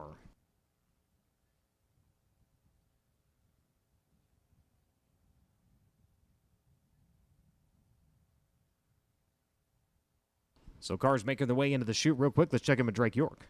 CJ Leary was scored 7th overall there in dirt draft practice, and I was listening to his radio there at the very end of the session and relatively happy with the race car, but not entirely. He told me, or rather told the team on the radio, that he was using up a lot of racetrack on the corner exit of turn number 2, but just not going anywhere and really bouncing through the holes. The team has already come up with a plan of how to address that here. We'll see how it goes for him here in Learn Lab qualifying.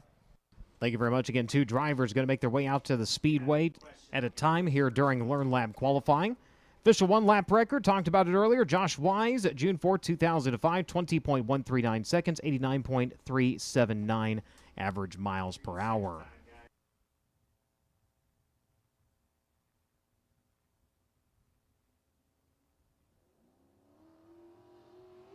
Again, drivers are going to get 1 complete lap to warm up here as we get underway in Learn Lab qualifying. First driver out to the speedway comes to you out of Adrian, Michigan. Driver of the Sam Pierce Chevrolet Burns Concrete Chevrolet Maxim. AP driver development number 26. That will be Darren Nida. Darren Nida on track. Going to be joined by Greg Corey at Shelbyville, Indiana. The Crane Works, Brownies Marine Sales, Browns Oil Service, Stevenson Rife Attorney Law, Day by Day Plumbing, Telco Electric, Williams Corey Racing number 32.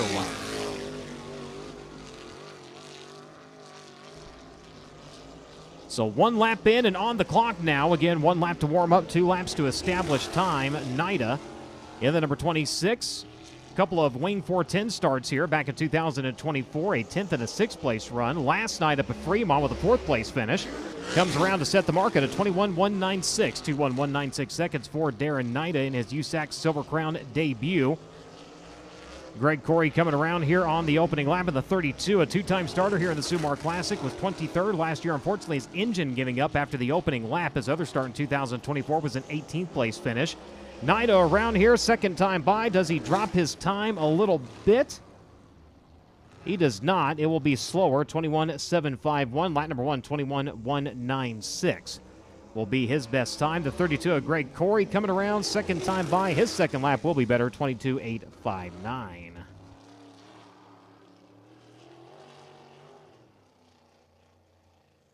So those 2 will make their way back into the pit area, and our next 2 drivers are going to make their way out. It'll be led by Briggs Danner in Allentown, Pennsylvania, driver of the Advanced Material Technologies, Power Control Systems, Las Vegas Pavers, at DMW Motorsports, Phoenix Pavers, Fisher Power, DRC Chassis number 10. Joined on track by Patrick Bruns out of Champaign, Illinois, driver of the Champaign Pools Pro. Claxton, Maxim, AdvancedFinancialFreedom.com, Full Throttle Racing, number 95. Coming around to the wave of the green flag in the 10, Briggs Danner, 9-time winner on the season. Most recently, the champion of the BC39 with the USAC NOS Energy Drink Midget National Championship. Takes her onto the back straightaway, 2-time starter here in the Sumar Classic. 4th last year for the 9th starting spot and ran 7th at 2024 from the 14th starting position. Danner coming around on his opening lap. We'll see where he stops the clock. The number 10 going to go second quick at a 22.114, 22.114 seconds for Briggs Danner. The 95 of Bruns, he is a 2-time starter here in the Sumar Classic. His last start back in 2017 where he ran 13th. Another start in 2008. He ran 10th from the 22nd starting spot. That was in the quick draw number 81 machine. As the 10 comes around, does he improve his time? He does, but not position. 21.403. Briggs Danner second quick. Darren Knight holds on to the top spot at a 21.196. And the 95 coming around, Bruns, slower lap number 2, 21.591, 21.548 will be his best attempt on lap number 1. So 4 drivers have been out to qualify so far. For those of you just joining us on the FloRacing broadcast, Darren Knight in the Silver Crown debut so far remains the quickest at a 21.196 second lap. Chase Stockton out of Fort Branch, Indiana, out to the speedway now. And the Luke Hughes Automotive Network, Lucas Oil Center, True Brand Fuel Jules, Insane Graphics, Jack Rogers Realty, Ted Brown Quality Paint and Body, Spec Powered Maxim Chassis number 69, going to be joined by Hayden Reinbold of Gilbert, Arizona. The AME Electrical, Reinbold Development Incorporated, Jugo Superfoods, DMI Smith Titanium High Performance Lubricants, Reinbold Underwood Motorsports number 119. Stock at a 3-time starter here in the Sumar Classic. 19th last year, unfortunately, mag failure after lap 33, sidelining him early. His best finish here in 2024 was a 4th place run. Another start in 2015 was an 11th place finish. Stock and coming around in his opening lap, he goes second quick at a 21.283, 21.283 seconds. Hayden Reinbold making his Sumar Classic debut, comes around and he'll go 21.643, 5th quick for the driver of the number 119. So far, getting close to Nida, but so far not overtaking. 0.087 seconds off of the pace of the number 26. As Stockton comes around to try to take that spot away, cannot. Slower by 8 thousandths, 21.291. Second time by. And Reinbold second time by. He'll jump to third quick, 21.398. Picks up a little over 0.2 of a second on his second lap. They will egress. Next 2 will ingress here, and your next 2 drivers making their way out onto the speedway. Going to be led by the throttle. Shane Cottle out of Kansas, Illinois. The Doran Enterprises, Rosewood Machine and Tool, Toyota Powered Maxim Chassis, TJ Ford's, FK Rondon's All-Star Performance, the Thunderbird Lounge on Rainy Lake, Doran Swanson Racing number 77. And he's going to be joined by Dave Burkheimer. Burkheimer to Mechanicsburg, Pennsylvania, the Rich Wines Garage, Taylor Motorsports, Mr. Bob's Pest Control, Macri Concrete, Mike Cease Auctioneer, number 31. A wave of the green flag and the start of the clock here. The 77 racing his way into turns 1 and 2. 10-time starter here in the Sumar Classic. His last attempt in 2024, he was 17th. Unfortunately, ended up involved in a crash on lap number 94. His best run of the Williams number 81 back in 2016 was a 6th place finish. Other starts, a 21st, a 14th, and a 16th place run. Comes around and goes quick time, 21.174, 21.174 seconds for the driver of the number 77. Shane Cottle, living up to his nickname, has the throttle. Burkheimer, 23.489. Cottle going to make his way around again. 2 wins on the season in Sprinkler competition in Lincoln Park on May 9th and June 20th. Coming around, second time by. Does he peel a little bit more off? Yes, he does. 21.050. Quick time and learn lap qualifying for the throttle. Shane Cottle. Second time by for Burkheimer, a little bit slower, 23.862, 23.489 on his opening lap. So the bar set a little bit lower. Shane Cottle, 21.050, going up to the top of the speed charts as our next drivers out to the speedway include Jerry Coons Jr. out of Tucson, Arizona.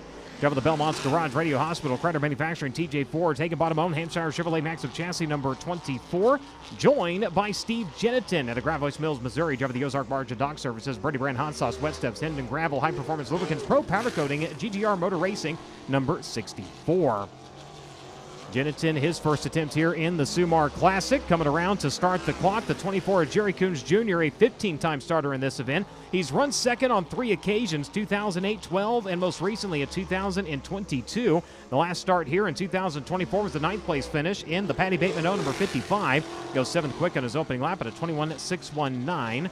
188 career starts, 7 wins, 65 top 5s, and 119 top 10s for the driver of the number 24. Jennington coming around, a 4-time starter in Silver Crown competition, 1 top 10 earlier this year during the Salt City 100. He will stop the clock 8th quick at a 21.735. Jerry coming around, improves his time, 21.585, still 7th quick for the driver of the number 24. Jennington onto the front straightaway, and we'll see if he improves his time. Yes, he does. Peels a 10th off, 21.635. Second time by for Steve Jennington, currently sitting 8th.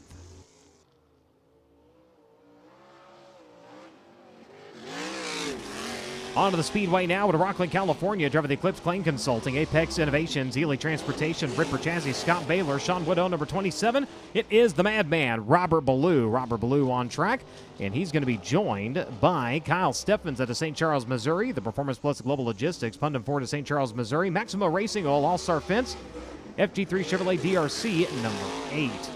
Robert Ballou starts the clock. 1 win on the season up at Kokomo during the Grand Prix and Sprint Car competition. That was back on April 25th. 2-time starter here in the Sumar Classic. The last time we saw him in this event was back in 2016. An 11th place run in the McQuinn number 14 that night. One other start back in 2012 in the De Palma number 63. He ran 8th. Comes around to stop the clock 8th quick at a 21.625. That was Ballou in the number 27. First time by for the 8 of Kyle Steffens. He'll go 10th quick at a 21.642. A 4-time starter here in the Sumar Classic. Last time in 2024 was 21st. Unfortunately involved in a crash on lap number 71. An 18th, a 27th, and a 19th place finish as other starts here. As Ballou comes around, second time by. A little bit slower, 21.724, 21.625 on his opening lap will be his best attempt. And the 8 coming around better, goes to 7th quick, 21.564. That was Kyle Steffens. Those two drivers going to make their way to the exit on the back straightaway. Next two drivers set to roll out.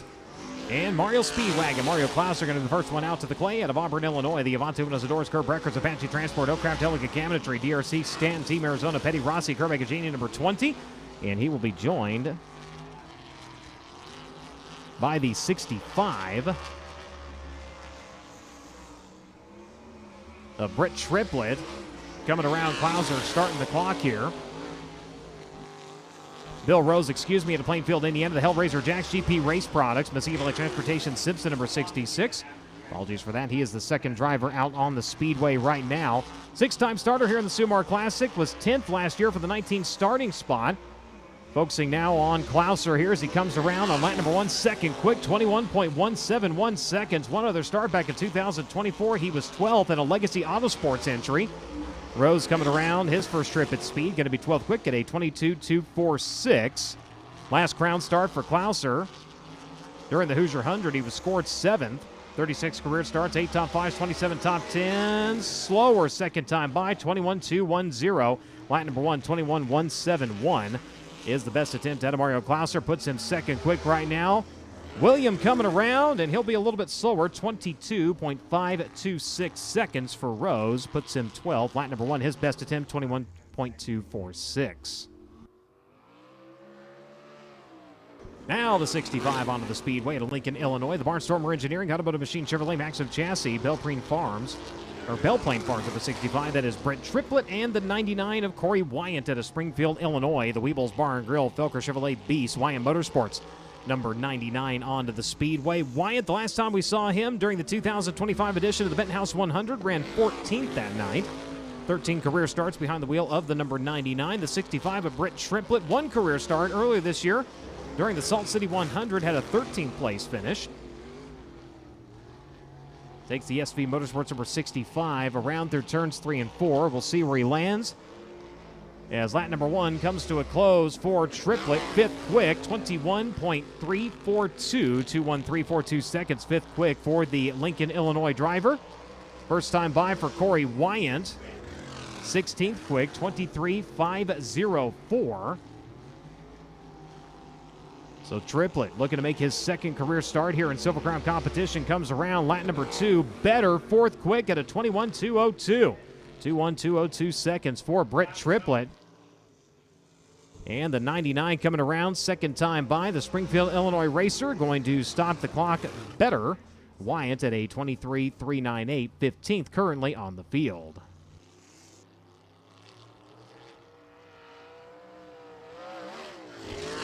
slowing early during the final flight of Dirt Draft Hot Laps. We'll see if things get squared away here for the driver to Princeton, Indiana, the Avante windows and doors. Apache Transport, Amsoil, Mach 1 A1 Chevrolet number 33 at Kyle Cummins, joined on track by your two-time Sumar Classic winner in 2018 and 2022, Justin Grant of Ione, California, the NOS Energy Drink, Super Fitness, Hemmelgarn Enterprises, Nick Bohanna, VersaLift Rentals, GMG Racing Fuels at number 91. Kyle Cummins, a Sumar Classic rookie contender, the 91 of Justin Grant, a seven-time starter, again victory in 2018 and 2022. Ran second in 2025, also in 2016 as they come around, and Kyle Cummins going to go six quick on his opening lap at a 21.283, 21.283 seconds for Cummins. The 91 of Grant making his way down the front straightaway. We'll see where he stops the clock. Second quick, 21.063, 21.063 seconds for Justin Grant. 114 career starts, 9 wins, 59 top fives, and 90 top 10 finishes. As Cummins comes around better. Quick time, 2.1026 seconds, 21.026 for Kyle Cummins. Goes up to the top of the charts. Can Grant better that second time by? He does. 20.953. Justin Grant, first driver to the 22nd bracket. Now your Learn Lab Quick qualifier.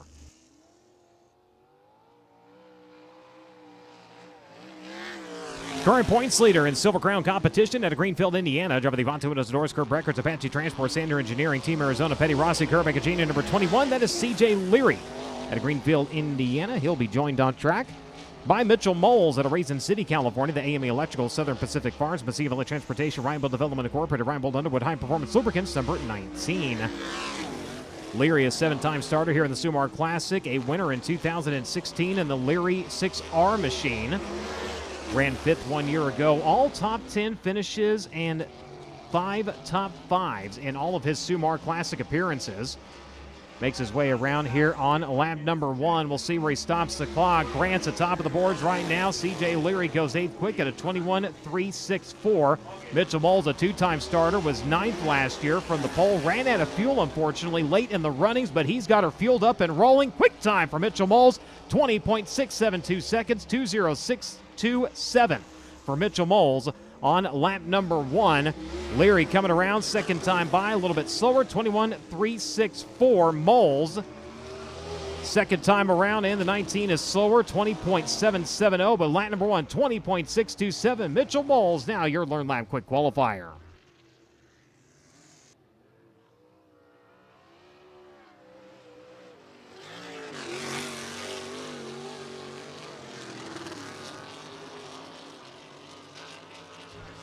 So out to the speedway now out of Anaheim, California, the Beast Enterprises, Willwood, Brandon Miller Racing Solutions, Ford by PME, Clant Enterprises, FK Ron is number 6. This is Jake Swanson. Swanson in the number 6.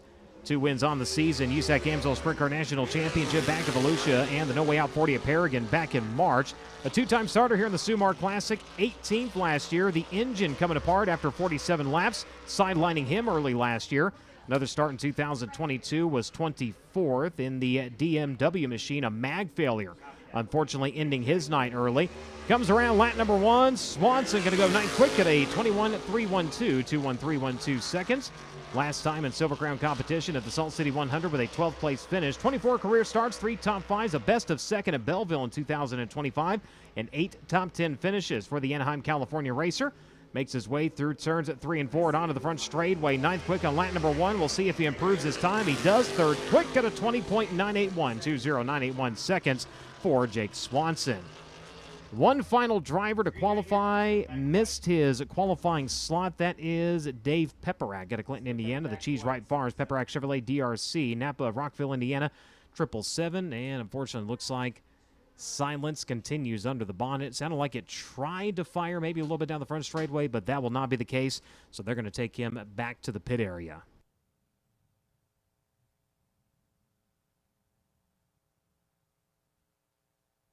So I have a little bit of track prep coming up here before we get into opening ceremonies.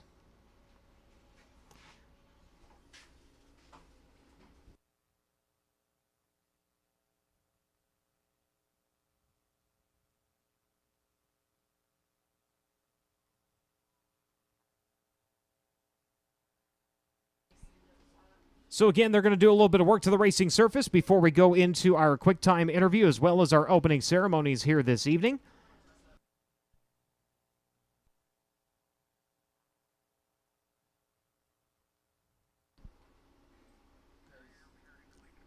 So as we wait the equipment to make its way out to the speedway, here on the FloRacing broadcast, we're going to step away for a moment. We'll be back to the Sumar Classic.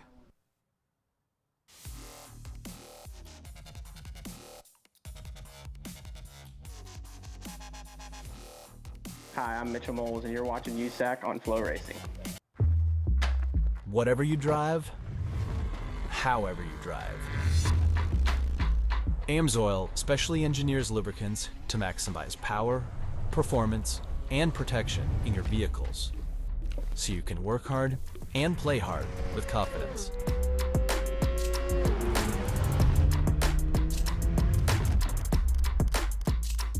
Order online at amsoil.com.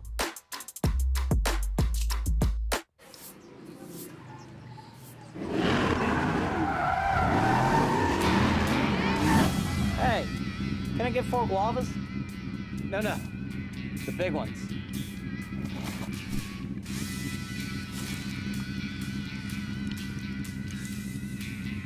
Thanks. Ignite your taste with new NOS Energy Grand Prix Guava.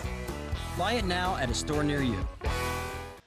Indy Metal Finishing is a family-owned and operated business with 30 years of experience in the industry. Their mission is to support their customers with an exceptional level of quality and service. Conveniently located minutes from downtown Indianapolis, Indy Metal Finishing offers Type 2 and Type 3 anodizing chemical conversions, passivation, and electroless nickel services to motorsports, medical, military, aerospace, and manufacturing industries. Indy Metal Finishing is ISO certified and holds an FFL license. If you have any questions, please call Indy Metal Finishing today at 317-858-5353. Find them online at Instagram, Facebook, and Twitter at Indy Metal Finishing, or visit their website at indymetalfinishing.com. Something has awakened. The horsepower and torque you always knew was there, just waiting to make every drive thrilling. Track tested, off-road proven, performance for everything you drive. Drive better with K&N.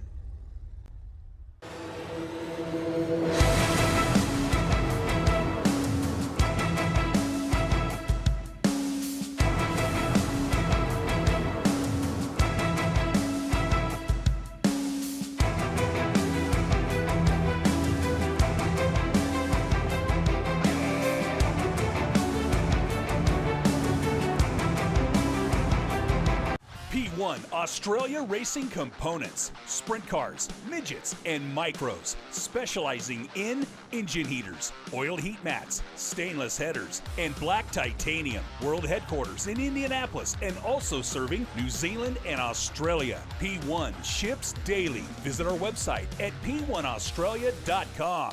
P1 Australia Racing Components. For pricing, info, and more, slide into our Facebook and Instagram.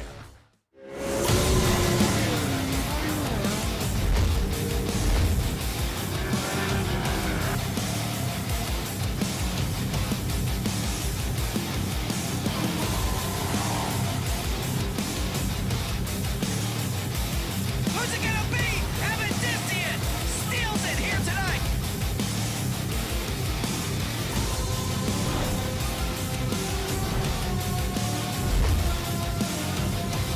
Power up your ride with True Brand Fuel Joules, the only time-release fuel treatment on the market. Fuel Joules cleans and lubricates while restoring power and performance, and its patented time-release formula increases fuel economy by up to 7%, saving you money at the pump, tank full after tank full.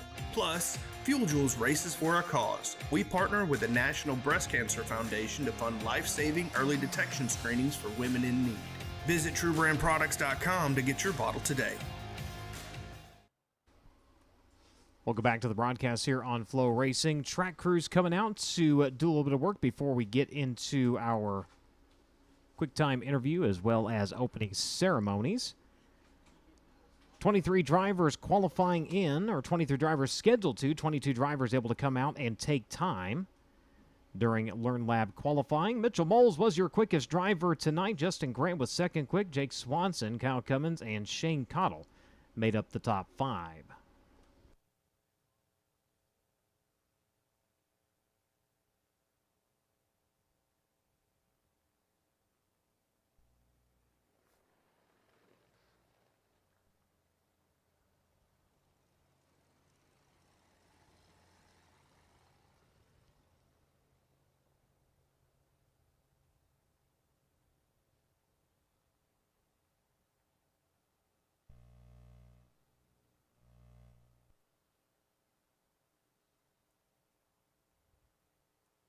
So the driver qualifying just outside of the top 5, Mario Klauser, earlier this year sat down and gave us a chance to kind of get a little more in-depth and meet Mario Speedwagon.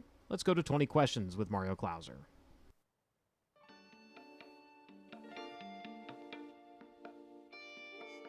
I don't know, I got a race car, quarter midget, when I was 5, and just had a lot of fun. So I don't know, even as a little kid, I guess just the idea of going racing was cool. And yeah, just once we got started, just fell in love with it. None of my family raced prior. My dad did ride some like dirt bike, motocross stuff, but really more his brother was into that, his younger brother. My dad just kind of, you know, they didn't have a lot of money, so my dad helped him get going, and my dad was just a huge race fan, so kind of just super fan and got us into it, and then it just took off from there. First race that I can probably remember would be actually a dirt bike race. And obviously as your first race, there's kids there that it's not their first race. So I can remember there being kids that were much faster than I was, and just that being like a really eye-opening experience. Obviously you ride your dirt bike around your yard and you think you're fast, and then you get to the track and you're like, man, I got a lot of work to do. That would have been a Focus Midget race for sure. I do remember that at Dixie Motor Speedway in Michigan. Yeah, I don't remember if we started second or third. I remember we started near the front, and I believe we passed Chet Gerke to win there. And yeah, that was really cool. I remember feeling like the car was just on rails, and yeah, it was an awesome feeling to take the lead and then and not have somebody pass you back and to actually finish it off. So it was a lot of fun. 92 Honda Accord, little 2-door, 4-cylinder, 5-speed, just nothing too fancy. So my daily job is I'm an auto mechanic, have an auto repair shop in Illinois, in Auburn there. And my dad's been an auto mechanic basically his whole life. So I kind of grew up around that, and then just followed in his footsteps. Definitely my dad, man. He busts his butt all the time, and always has a good attitude, always positive outlook.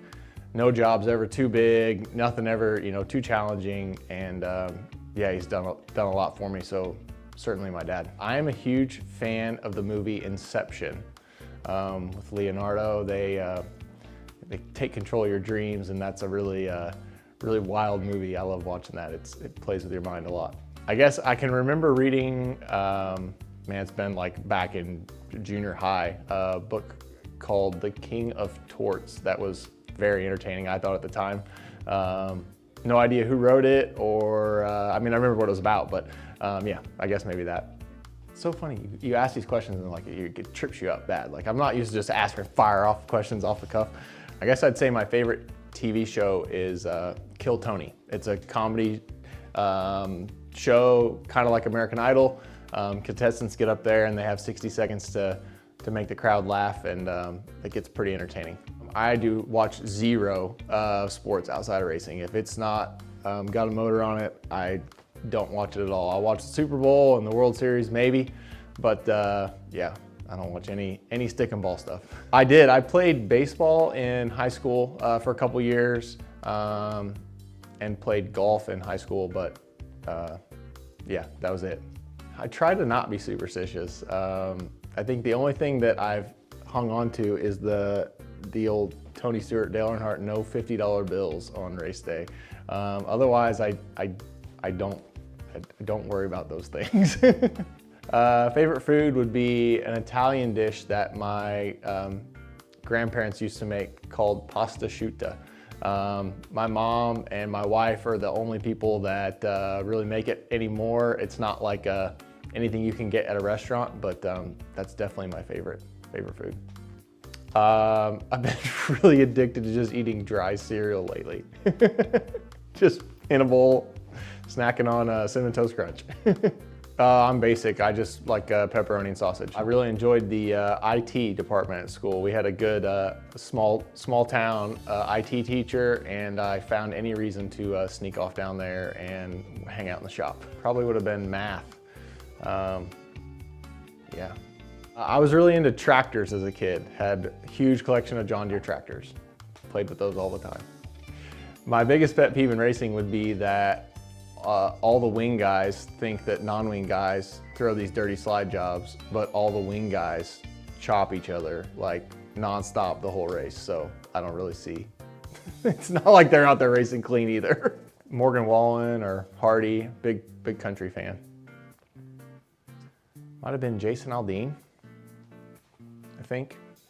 My biggest racing hero would have been Mario Andretti, for obvious reasons. Shared the same name.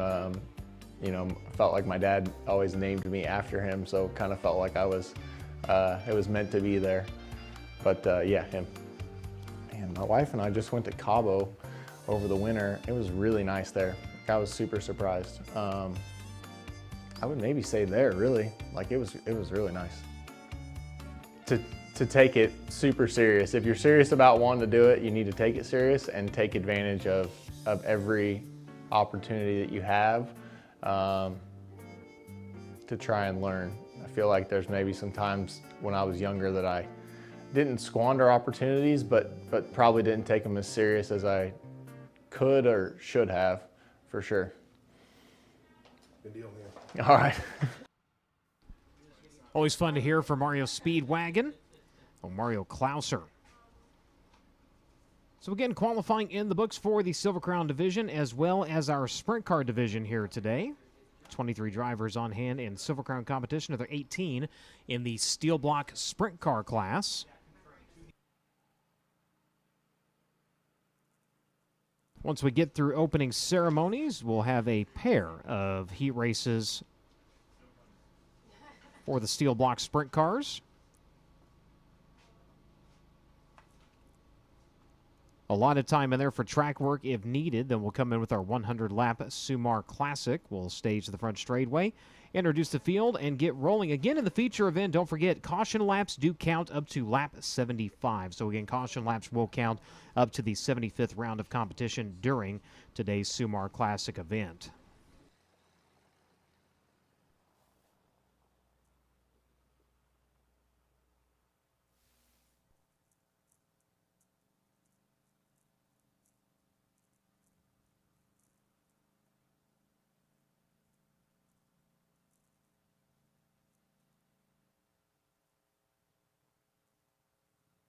So again, from the biggest cars in USAC to the smallest in National Circle Track competition, we'll have Mid-America Midget Week kicking off this Tuesday. Sweet Springs Motorsports Complex and stock non-wing micros also on the card for that event.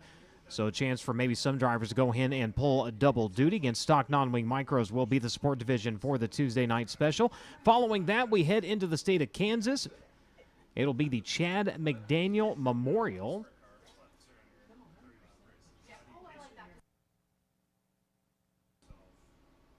Beloit, Kansas, the site of the Chad McDaniel Memorial, the 15th edition. We'll take the next day off as we head up into Nebraska. And the Midwest Midget Championship, Jefferson County Speedway, Fairbury, Nebraska, on July 10th and 11th. Don't forget, National Open Wheel 600 Series Micros will join us in Kansas and continue all the way up through Jefferson County. They will be in action on July 9th, 10th, and 11th. Again, a split field format to set up their race program for that Saturday. So if you're a fan of micros and a fan of midgets, this coming week is definitely the one you want to check out. We hope you can be there live. Of course, if you cannot, you can catch it all right here on FloRacing.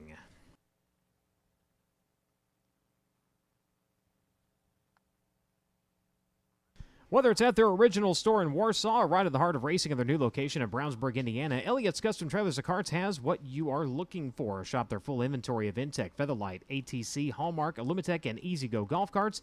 Shop in person or online 24/7 at Elliott'sCustomTrailers.com. That's Elliott's Custom Trailers and Carts, where you're always a winner.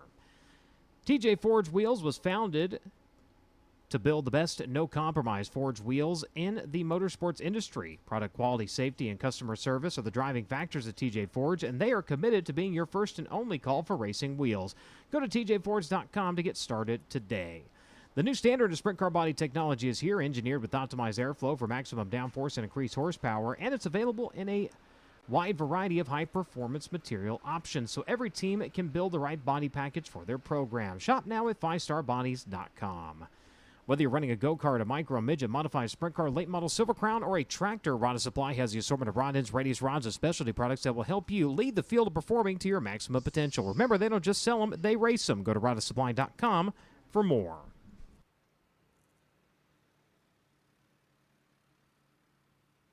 Max Pappas Innovation takes every aspect of construction and safety to heart in the most accurate and dedicated way possible. Safety, construction, R&D, it's all paramount in all MPI Innovation products, including steering wheels, gloves, and seats. For more information, go to maxpappasinc.com.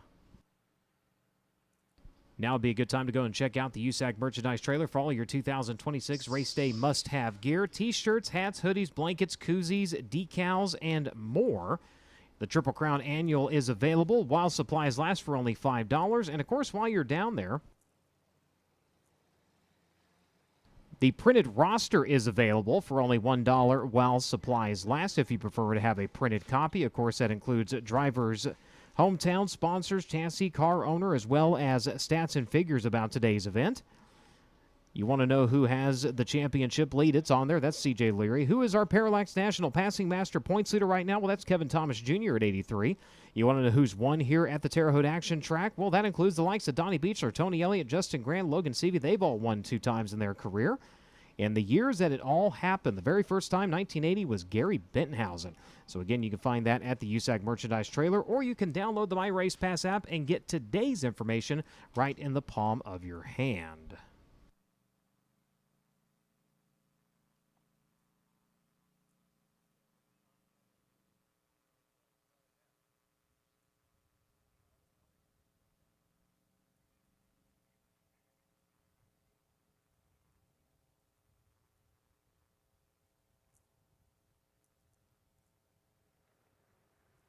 So crews coming down and running the tiller around on some of the parts of the racetrack. They're still wanting to try to work in a little bit more, now trying to run that down into the racing surface.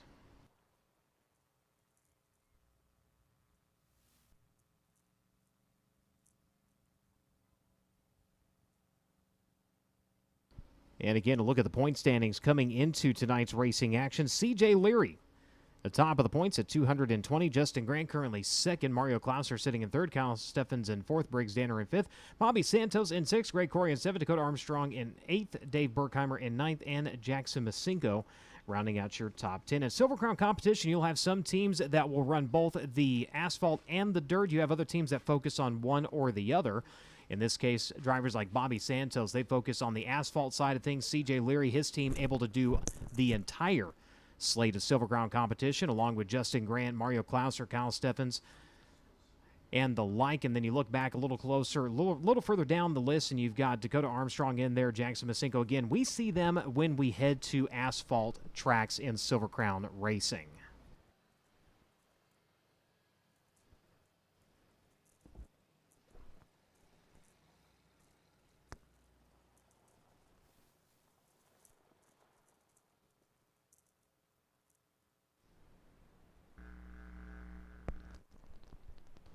So as crews continue to go to work on the racing surface, we're going to step away one more time here on the FloRacing broadcast. We'll be back.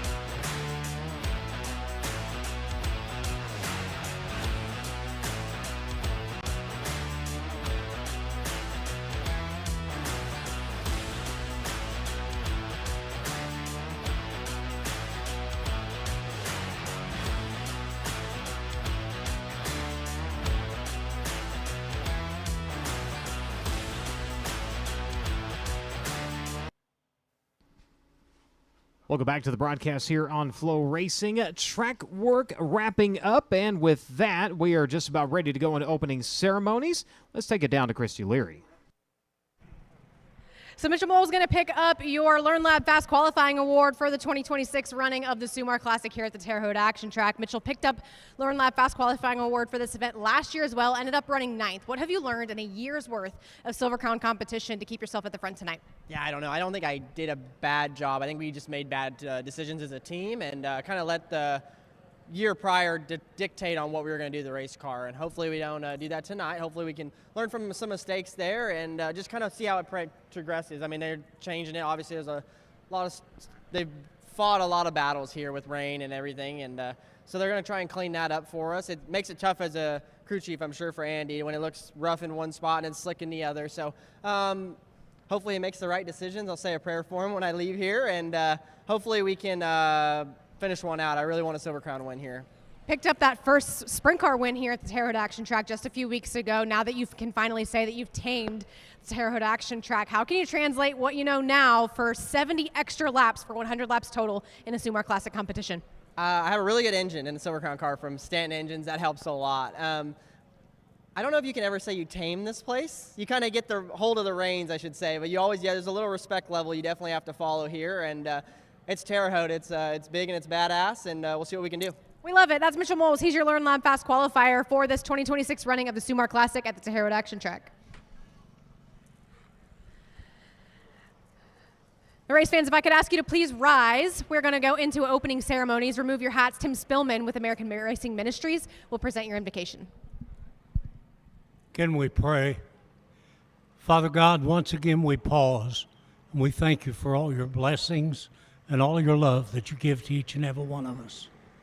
We thank you, Lord, that we live in a country where we can assemble in freedom, especially on this 4th of July weekend. We thank you for all the military that's standing around this world and on our shores to keep that freedom for each and every one of us. And Father God, bring them all home safe very soon. We thank you for the opportunity of being here at the Terre Haute Action Track and the Sumar Classic, and every venue they put on here, may it be a great success. Thank you for all the sponsors that come along to help make all this possible. And now, Father, we ask you'd bless and keep safe all of our drivers, crews, officials, and all of these great fans, and bless every home in attendance. In Jesus' name we pray. Amen. And singing tonight's national anthem, Annika Donker. Oh, say, can you see by the dawn's early light what so proudly we hailed at the twilight's last gleaming, whose broad stripes and bright stars through the perilous fight o'er the ramparts we watched were so gallantly streaming, and the rocket's red glare, the bombs bursting in air, gave proof through the night that our flag was still there. Oh, say does that star-spangled banner yet wave o'er the land of the free and the home of the brave. 100 laps of the Sumar Classic coming up soon. I believe for now we turn it back over to the American Sprint Car Tour.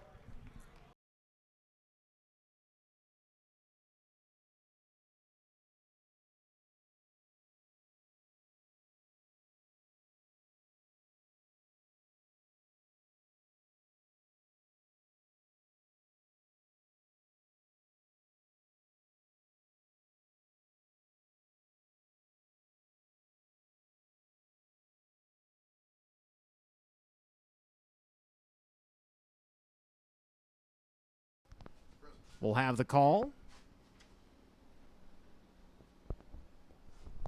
Take it away. Absolutely. Appreciate it very much. Beautiful night shaping up here at the Terre Haute Action Track. And we will be off at the first of two heat races for the American Sprint Car Tour 410 Sprint Cars.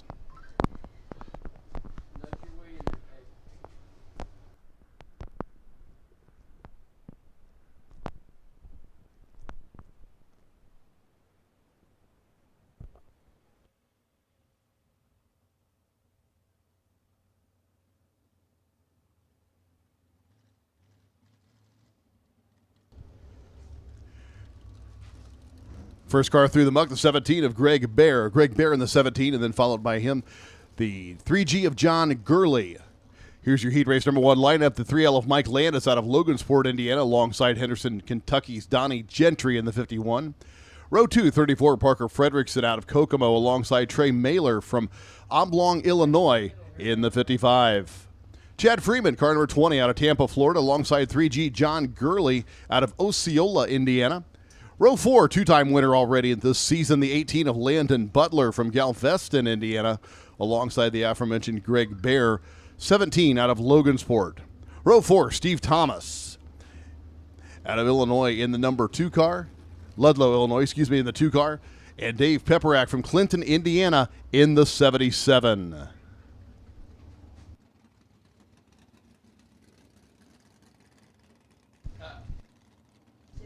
6 green flag laps of racing for these American Sprint Car Tour racers.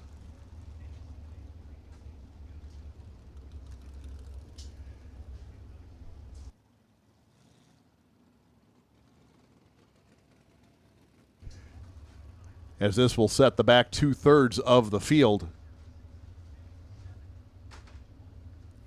for the 20-lap feature to close out the evening.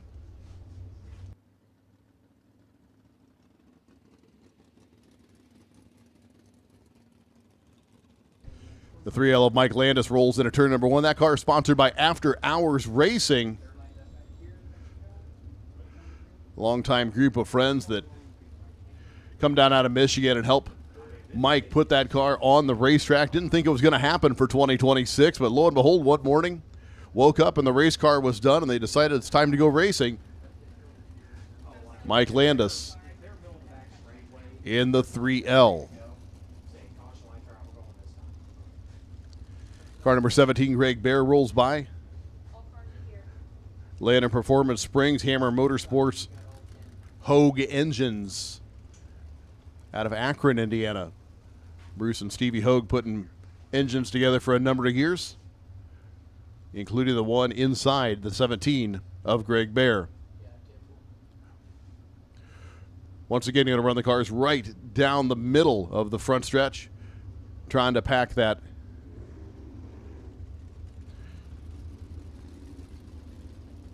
center lane, so to speak, at the flag stand. Been a little moist there all afternoon, refusing to come around.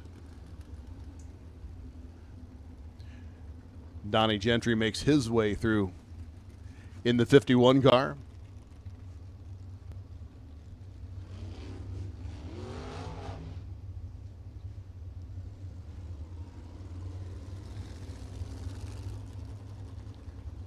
Shadows starting to creep longer across the Terre Haute action track.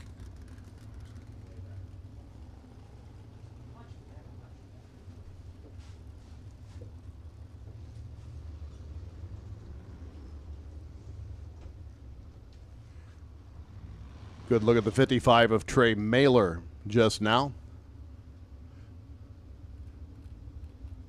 Mailer second in line here, ahead of the 34 Parker Fredrickson, Chad Freeman, Dave Pepperack, and Donnie Gentry.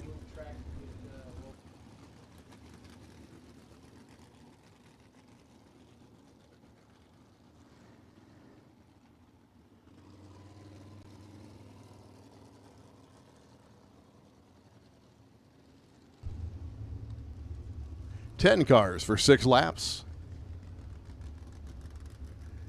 Give these guys a good look at the racetrack and changing conditions through the course of the evening. before their event a little bit later on. Qualifying and hot laps done simultaneously a little bit earlier. You guys seeing the racetrack for their first time. Some of them not completely up to speed, so we look forward to seeing what happens under green flag conditions here in just a few moments. Starting to widen out the center groove a little bit, moving them up toward the lane that you saw in qualifying for the USAC Silver Crown cars.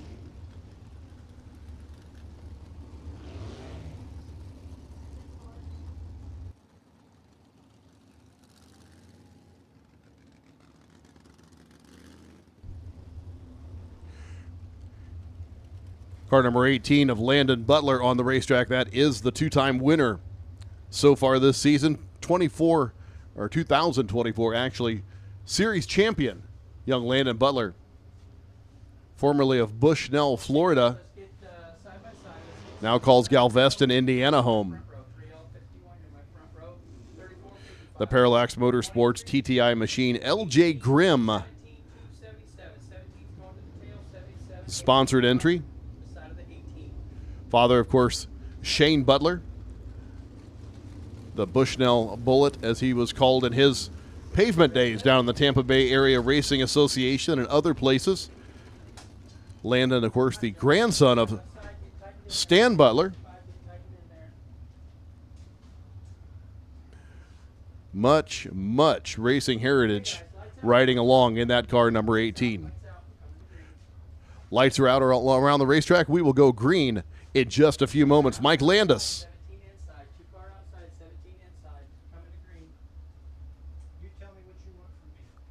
Going to bring him to green. The American Sprint Car Tour. Let me watch this and you watch that. Let me try that. Yeah.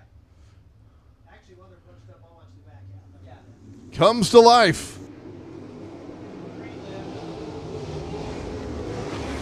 Landis leads him down into turn one. Fredrickson quick on the bottom side of the racetrack, almost caught the inside curb as he closes quickly on leader Mike Landis.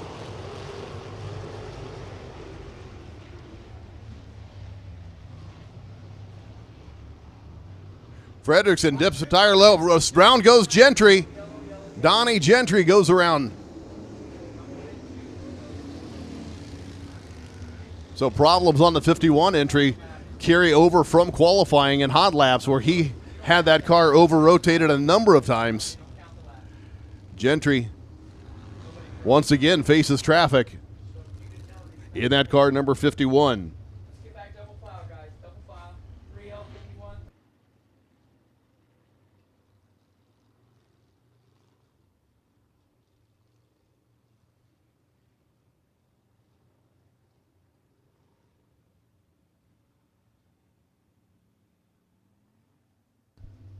So the 51 of Donnie Gentry will go to the tail. That'll bring the 55 car of Trey Mailer outside of row one.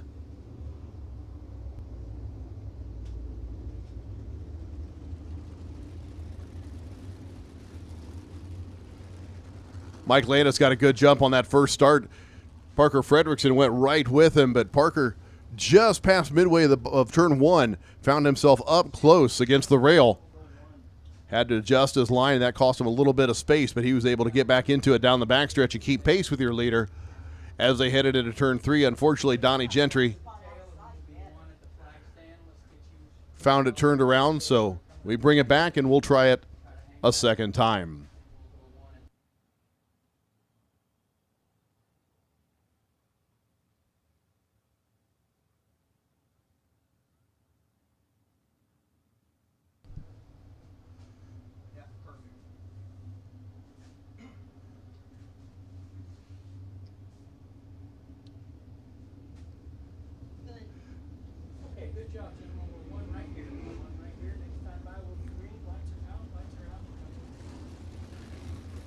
Fun-looking group of sprint cars make their way down into turn number one. We'll go back to green flag in just a moment.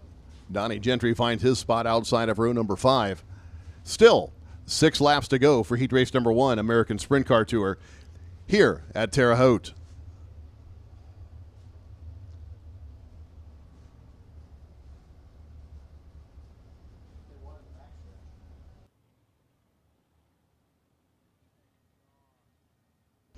Gentry hits the right turn to the pit lane, so we will go green with 9 for 6.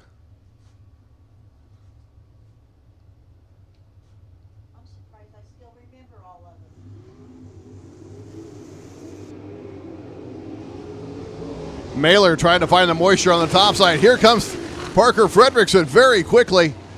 Mailer, though, finds the move on the outside of the racetrack and ends up in second off of turn number 2. Mike Landa still out in front of this one.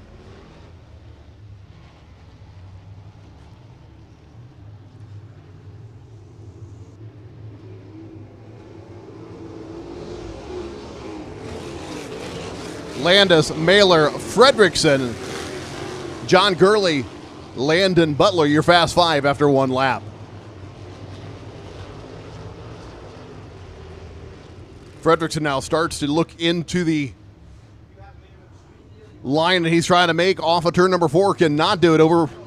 Overturns the car just a little bit, gives Mailer some room as he's under pressure now.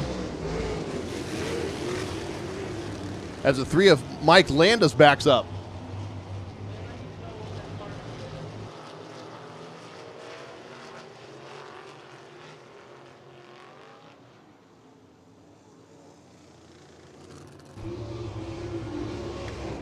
Give that lap to Mailer. Fredrickson runs second. Mike Landis back to third. Then Landon Butler, John Gurley, Chad Freeman, Dave Pepperack, and Steve Thomas. Freeman on the top side. Goes around the outside of John Gurley down the backstretch.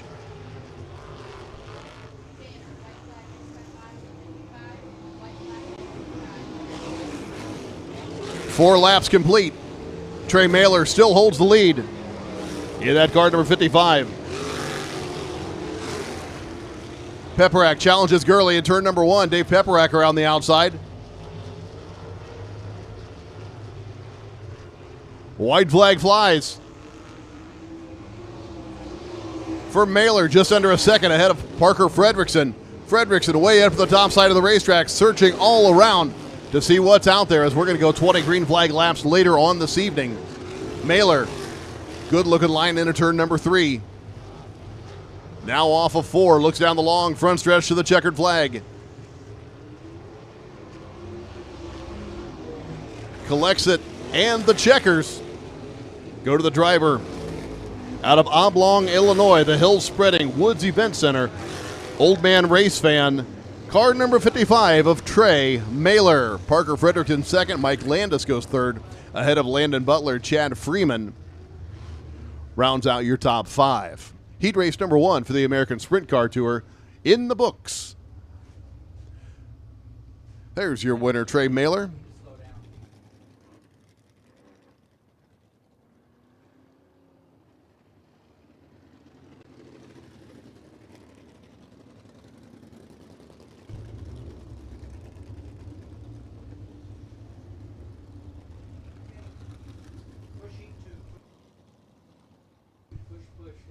Heat race number 2 going to make its way onto the track right about now.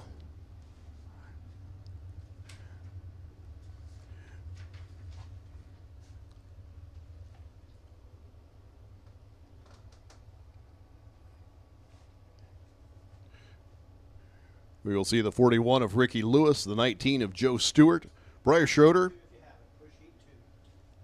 Noah Whitehouse should be in this one, along with the B52 of Stephen Polly.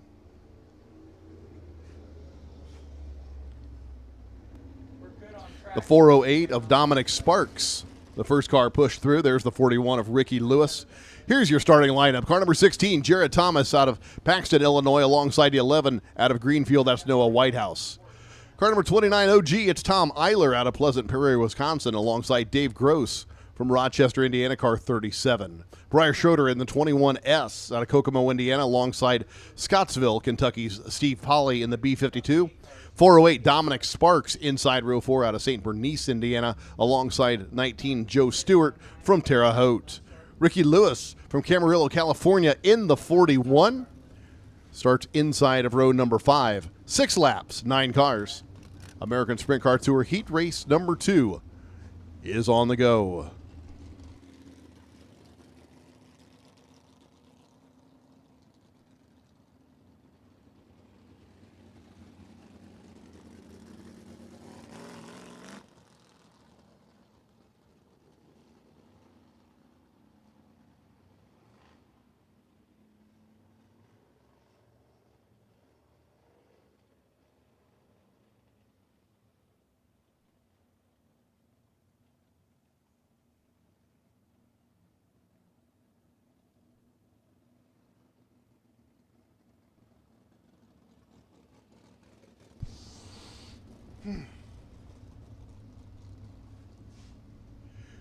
So we'll get everybody up to speed.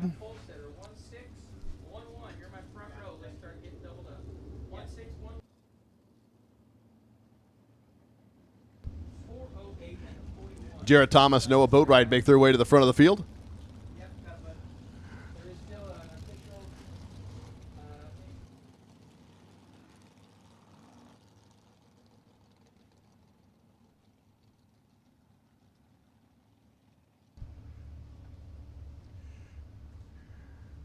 Looking over the American Sprint Car Tour schedule, they've got races left this year at Hartford Speedway up in Michigan. They go to Shady Hill in Northern Indiana, up in Madairyville a couple of times. They're back here twice at Terre, Haute.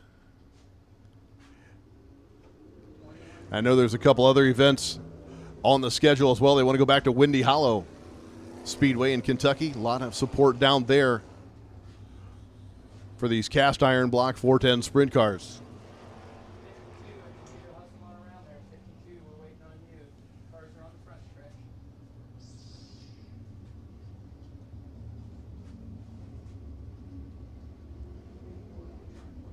Tom Eller in the 29 OG inside row number 2 out of Pleasant Prairie, Wisconsin. Going to have to make that drag through Chicagoland after this tonight. So he was nowhere near done racing when the checkered flag falls. Tom Eller in the 29 starts inside row number 2.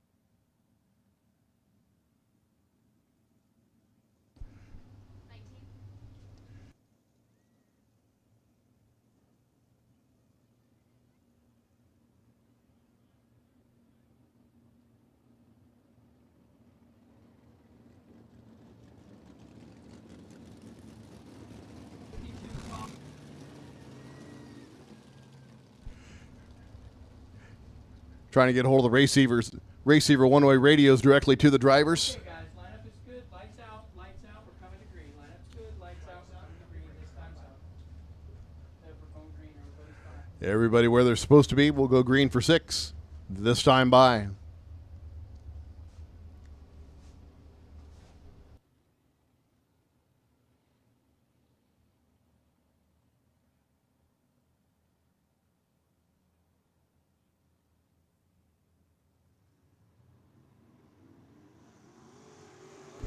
Green flag flies.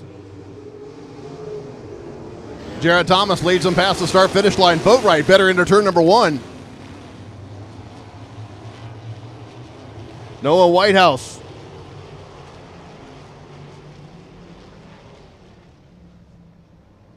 Way out in front of this one now, off of turn number 4. 1 lap in.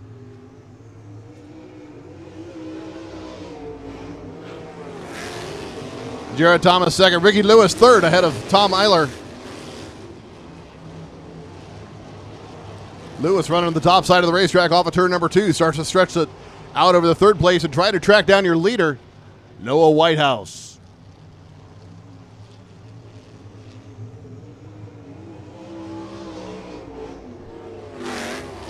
Three-way battle for third off of turn number 4. Thomas, Eller, and Sparks. Dominic Sparks in that black and pink race car.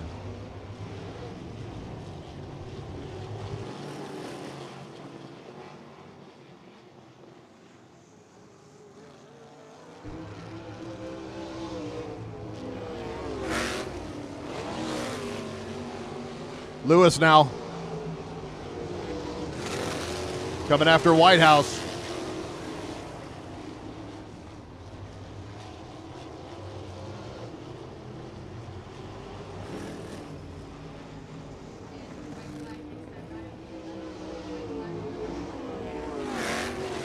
Down into turn number 1 they go. Noah Whitehouse on the top side of the racetrack. Here comes Ricky Lewis, slides up behind him. Noah Whitehouse out of Greenfield, Indiana, has a trunk full of Ricky Lewis as they come up with a lap car of Dave Gross. The Talma Tornado dives to the bottom of the racetrack. Under the white flag they fly. Lewis to the bottom in turn number 1. Can he get it done? No. Off of 2. Lighthouse, whoa, gets her sideways. That's going to give Ricky Lewis the distance he needs to come home with the win. Whitehouse, though, safely in second.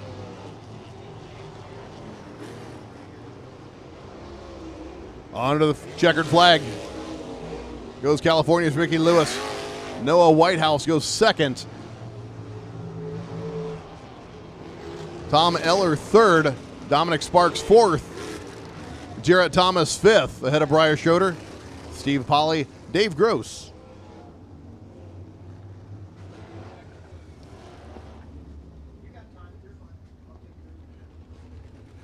That concludes preliminaries for the American Sprint Car Tour. We'll be back with the final event of the night, a 20-lap feature featuring these same race cars. Ricky Lewis.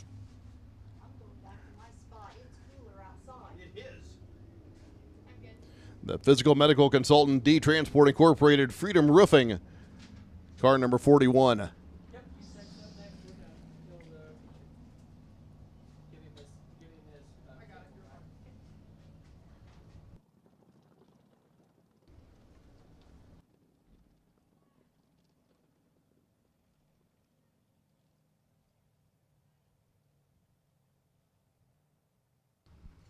So Sprint Car Heat Race is in the books. Coming up next, it will be your 100-lap Sumar Classic with USAC Silver Crown Champ cars.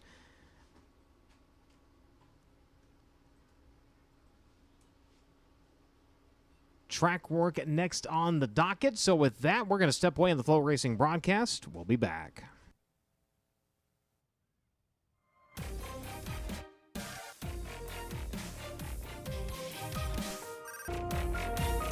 I'm Mario Klauser, and you're watching USAC on FloRacing. Whatever you drive, however you drive.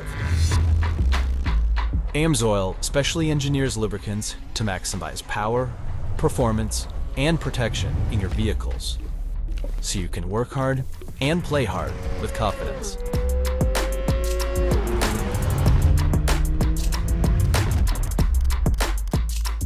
Order online at amsoil.com.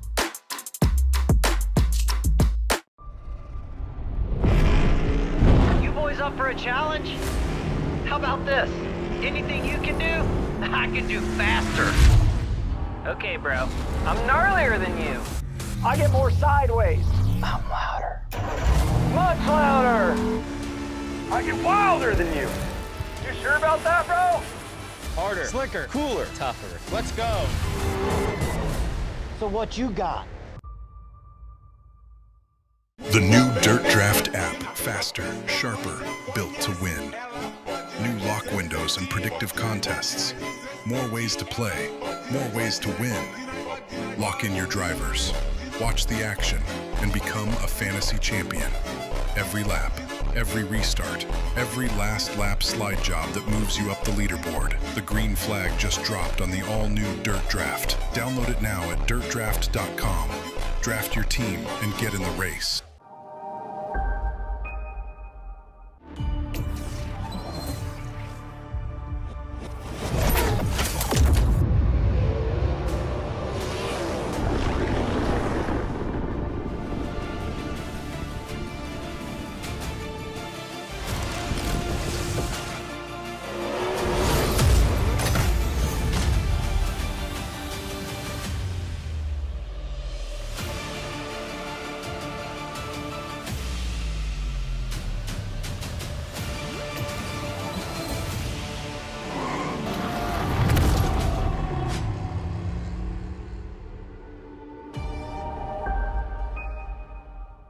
Get ready for new Kias with 0% financing at Lou Fuse Kia Evansville. The Ready, Set, Drive sales event is happening now. Get ready for big savings on new K4s, only $169 a month. You're set with Sorrentos, just $279 a month or 0% financing. Drive home Tellurides, now $299 a month or 0%. At Lou Fuse Kia Evansville, home of the 200,000-mile warranty. Lou Fuse, we are family. At Lucas Oil Center, we keep you moving with confidence. We've upgraded everything: faster oil changes, a thorough 21-point inspection, expert AC service, and preventative maintenance that keeps your car road ready. And now enjoy easier access to our signature Nitro Wash, so your ride shines bright all year long. Looking for great service, a wide variety of Lucas Oil products, and racing oils, or looking for a location near you, contact us at lucasoilcenter.com. Lucas Oil Center, service that goes the extra mile. Go harder, faster, stronger with Rod End Supply. Whether you are running industrial, farming equipment, or a race car, Rod End Supply has the assortment of rod ends, radius rods, and specialty products that will help you lead the field in performance. Our superior design means our rod ends last longer and perform better, giving you the edge on the track and saving you money. Contact Rod End Supply or order online today at rodendsupply.com. We don't just sell them, we race them. rodendsupply.com. Serving the racing community for over 30.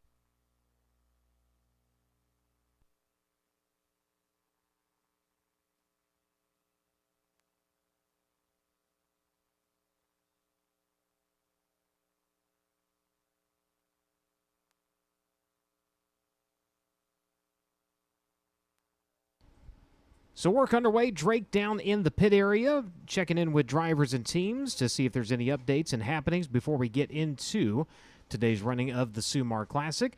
Don't forget, next week, the USAC NOS Energy Drink Midget National Championship going to be back on track for Mid-America Midget Week.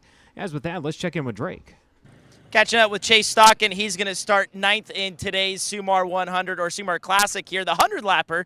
Those are basically the same thing anyway, aren't they, Chase? You roll off 9th today, Terre Haute Action Track, a place you've had so much success here in your career.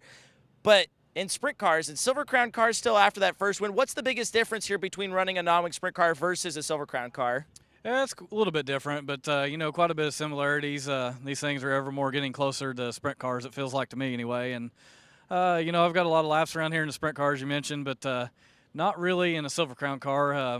You know, I've been driving for Bill Floyd for a couple of years now, and it seems like every time we come here we have an issue that puts us out of the race or something. But, you know, we got a good piece tonight and messed up a little bit qualifying, kind of set us back a little bit further than where we wanted to be. But, you know, like you said, 100 laps is a long race, and I think the track's going to change around quite a bit and kind of give us some opportunities for passing.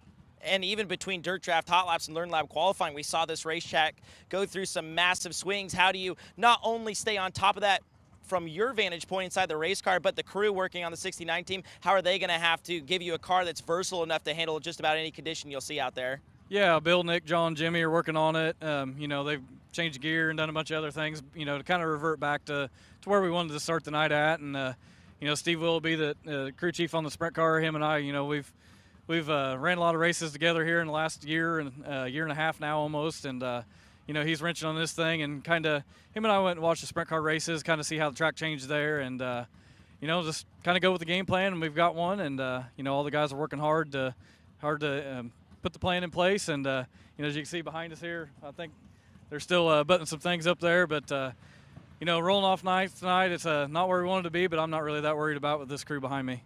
It's a good piece, no question about that. And within saying that, though, the pink 69 car, it just seems like every year you guys get a tick better on the dirt side of things. What's the big piece of that allows you and this team to evolve together here on the Silver Crown side of things? Yeah, I don't know. There's just a no-quit attitude with everybody on the team. We all get along really well, and you know, I have a lot of fun racing with these guys. It's just a shame we only do it about 6 times a year. But you know, just got to thank True Brand, Fuel Jewels, Lou Fuse Automotive, Ted Brown's Quality Paint and Auto Body, Lucas Oil Centers, Evansville. You know, all these guys give us good equipment to run these dirt Silver Crown races with, and we have a lot of fun doing them. He's tasted success here in the USAC National Sprint Car Rigs tonight. Chase Stockton after his first win here in the Crown Car at the Action Track. I do believe is up for grabs here. How much today? $237 to the winner of the 50-50, and this is also going out on the Terre Haute Action Track Facebook Live, I do believe, so you'll be able to reference that. If you're not able to quite hear the ticket number we're going to call out again, you'll be able to reference back to the Facebook video that is being done on the Terre Haute Action Track Facebook page. Give him a good stir here. See if we can get Jake to turn around. Oh, you've already drawn one. You were looking. We'll need a non-affiliated party. Jake, if you don't mind.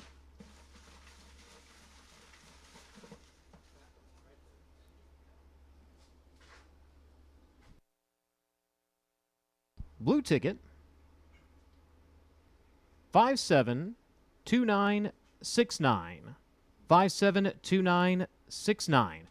That is the winning 50/50 ticket number. Where do they need to go? Go to the ticket office with your winning ticket number. Again, 572969. Little extra spending money for the week.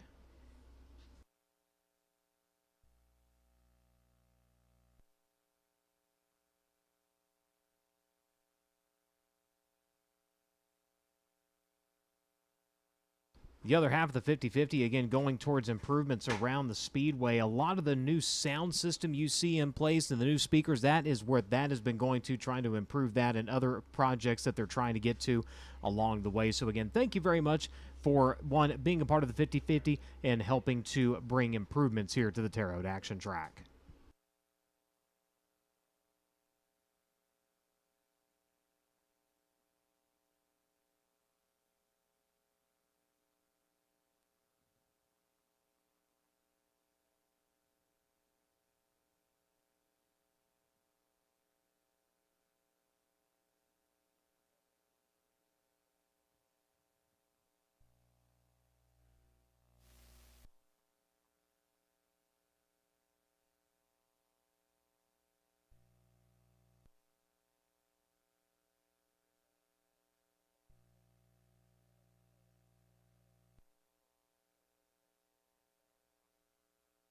So Drake continuing to mosey around down to the pit area, looking for drivers to check in with. Of course, just got a chat with the driver of the number 69, Chase Stonkin.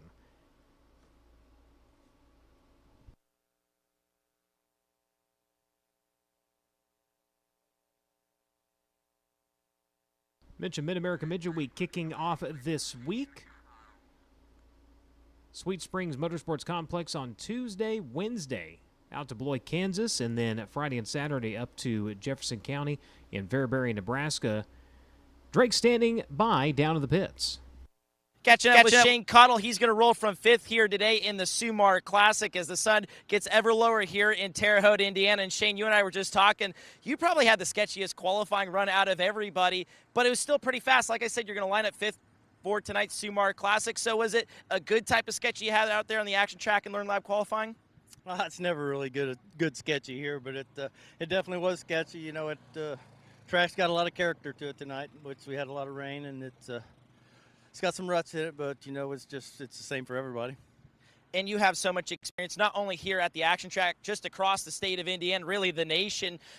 When we get a racetrack that has some of those adverse conditions like you were talking about, how much does that experience come into play? Oh, it definitely helps. You know, these kids are just going to go out there and go balls out all night long for 100 laps. But, you know, hopefully I'll just go out there and ride for a little while and, you know, save my stuff for the last 25. So hopefully it helps out at the end. And you talk about just kind of making sure that you have stuff to get to the end. How do you make sure you get to that point? Because like you said, a lot of race car drivers see the carrot dangling in front of them for the first 50 laps or so and use up their stuff. How do you be aggressive and put yourself in position throughout the first half and really the first 3/4 of the race, but also make sure you have something to race with once we get down to the final 20 or so laps? Yeah, you just got to, you know, just keep them in sight, you know, just kind of keep your tires underneath you and, you know, keep the edges on as much as you can and just, you know, let them go out there and burn their stuff up. And hopefully, like I say, we'll have something for the last 25 and put a whooping on these fellas. The Doran Swanson Motorsports car has been wicked fast today, like it just talking about in Learned Lab qualifying, and we've seen guys like Cody Swanson instantly comes to mind driving the 77, have a lot of speed. So I'm sure it was a really cool moment for you to get the call from that team to drive the car, which I said we know is a very fast car even on the dirt tracks. Yeah, definitely. They gave me the opportunity to drive, and it's an honor because it is a fast race car, and it's you know, the guys they're great to work with, and you know, they're usually a pavement team, but you know, hopefully I can transition them to dirt. So you know, it's looking forward to the rest of the year. Hey, they found a really good dirt guy in the throttle, Shane Cottle. He'll roll from 5th tonight here at Terre Haute. Thank you very much.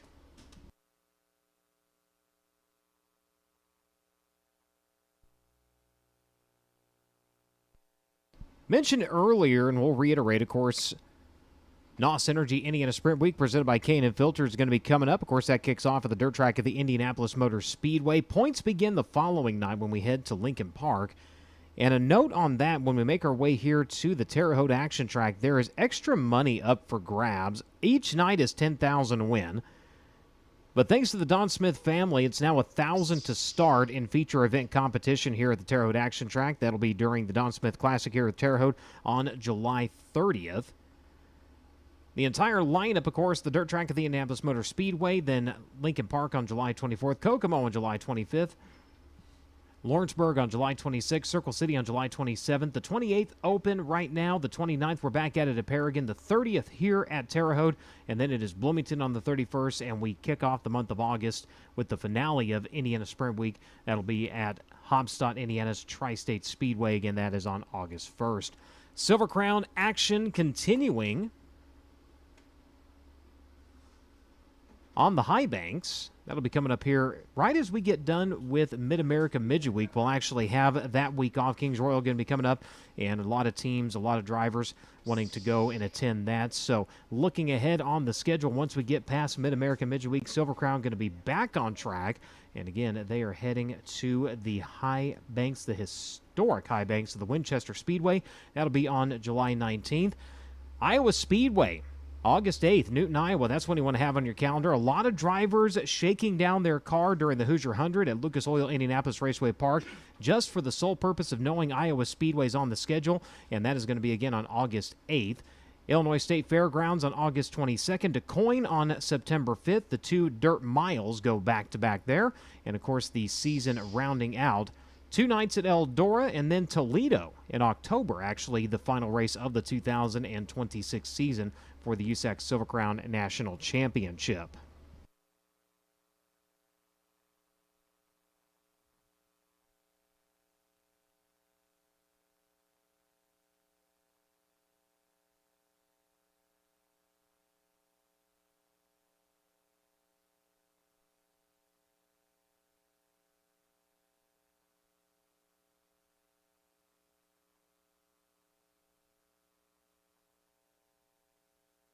So the horn has sounded down to the pit area. That starts the 8-minute clock for teams to begin making their way out onto the racing surface, and they will stage. We'll be able to introduce the field to you here this evening,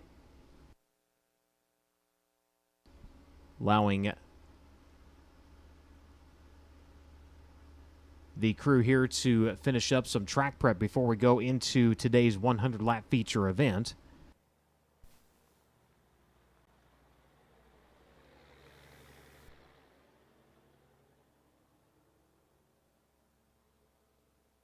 So as they work on getting the front straightaway ready for cars, we're going to step away here on the FloRacing broadcast. We'll be back in a moment.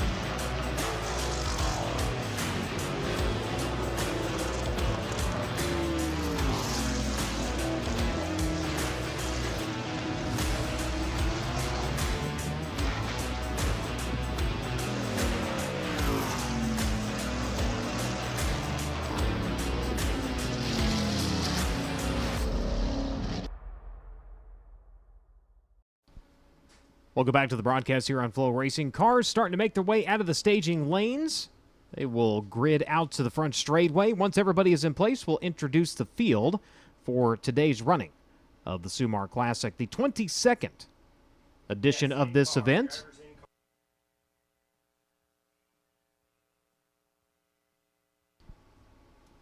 Again, 100 laps. Cautions do count up to lap 75. So the final 25 laps in the course of the proceedings, if there is a caution, they will no longer count towards the lap total.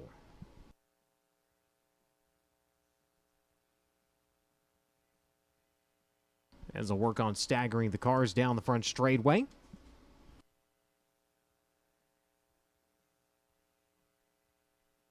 Talked about it a little bit earlier in the broadcast, but if you're new to Silver Crown competition, this is a combination of pavement and dirt racing. Starting off the season out of the Kansas State Fairgrounds in Hutchinson, Kansas. Hayden Reinbold going to Victory Lane.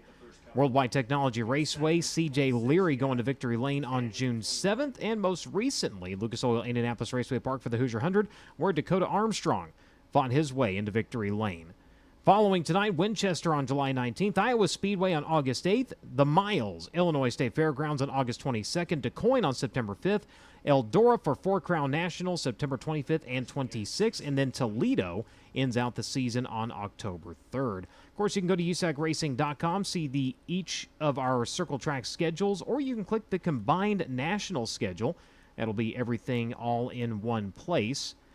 Go to that one. You'll see our next event on the national scene. Of course, Sweet Springs Motorsports Complex on July 7th. Midgets and stock non-wing micros will be in action. National Open Wheel 600 Series joining us the following night at Mitchell County Fairgrounds and joining us through Jefferson County Speedway. Then Winchester on the 19th.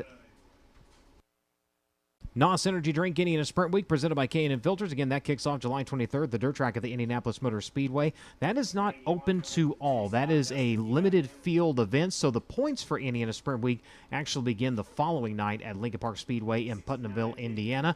Night number 2 of the Sprintacular, unfortunately falling to Mother Nature last night, and like they just opened up a tap as we were in the middle of Learn Lab qualifying. Look on the radar, nothing there, but unfortunately there definitely was. So last night's feature at Putnamville, unfortunately, lost to Mother Nature, or last night's event, I should say, at Putnamville.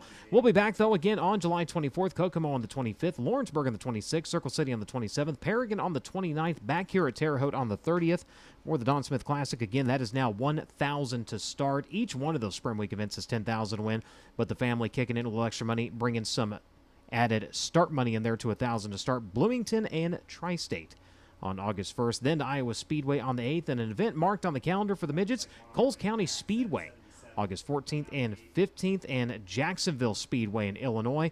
All 3 nights marked on everybody's calendar. Definitely looking forward to those. That'll be the 14th, 15th, and 16th of August.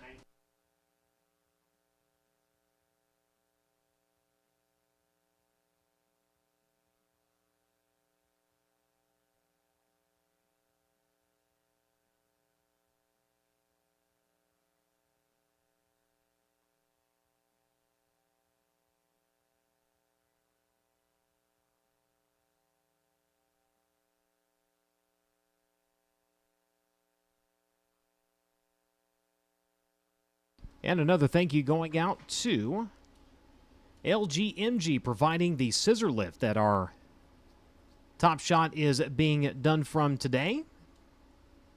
The scissor lift sitting outside turn number 1. LGMG features a focus on safety and customer support for mobile elevating work platforms and telehandlers, and brings an ever-expanding high-quality product line and vision for growth. The company has a complete line of scissor lifts, agricultural booms, telescopic booms, and rough terrain scissor lifts. Check them out at lgmgna.com and lift your spirits today. Those same lifts being utilized during the BC39 presented by Avante Windows Doors. We'll be back in those lifts when it comes time to kick off Indiana Sprint Week as well.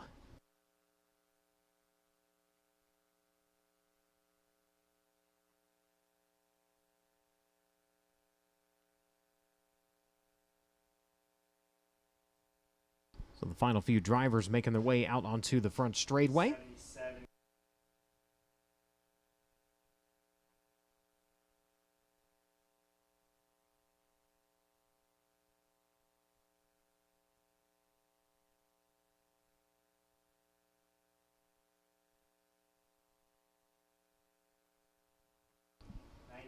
22nd running of the Sumar Classic, also a milestone event in Silver Crown competition.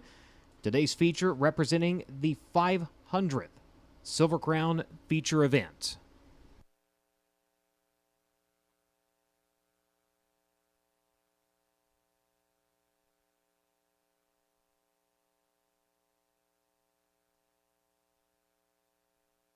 Silver Crown competition where old school meets new school. 64s on the 17. Tracing lineage all the way to the early days of IndyCar. Fitting to have them here in the hometown of Tony Holman, of course, who brought the Indianapolis Motor Speedway back to glory, and we see what that has grown into today.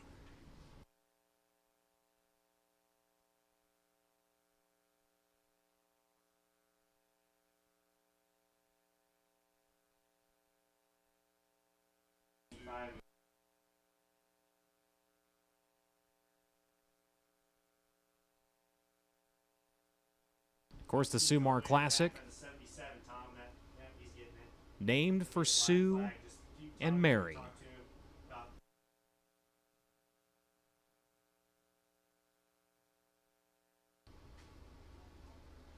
Chapman Route. The event named for the wives here, and proud to be able to carry on that legacy.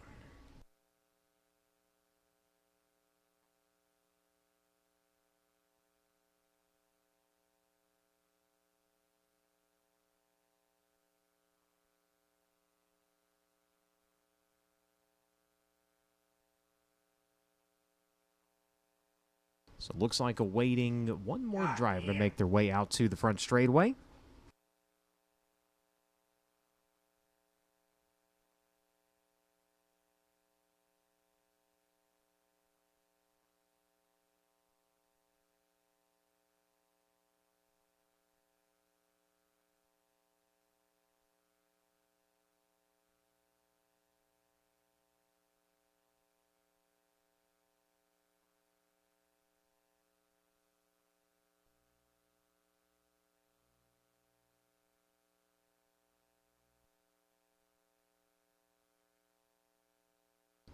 So waiting one more driver to make his way out to the front straightaway.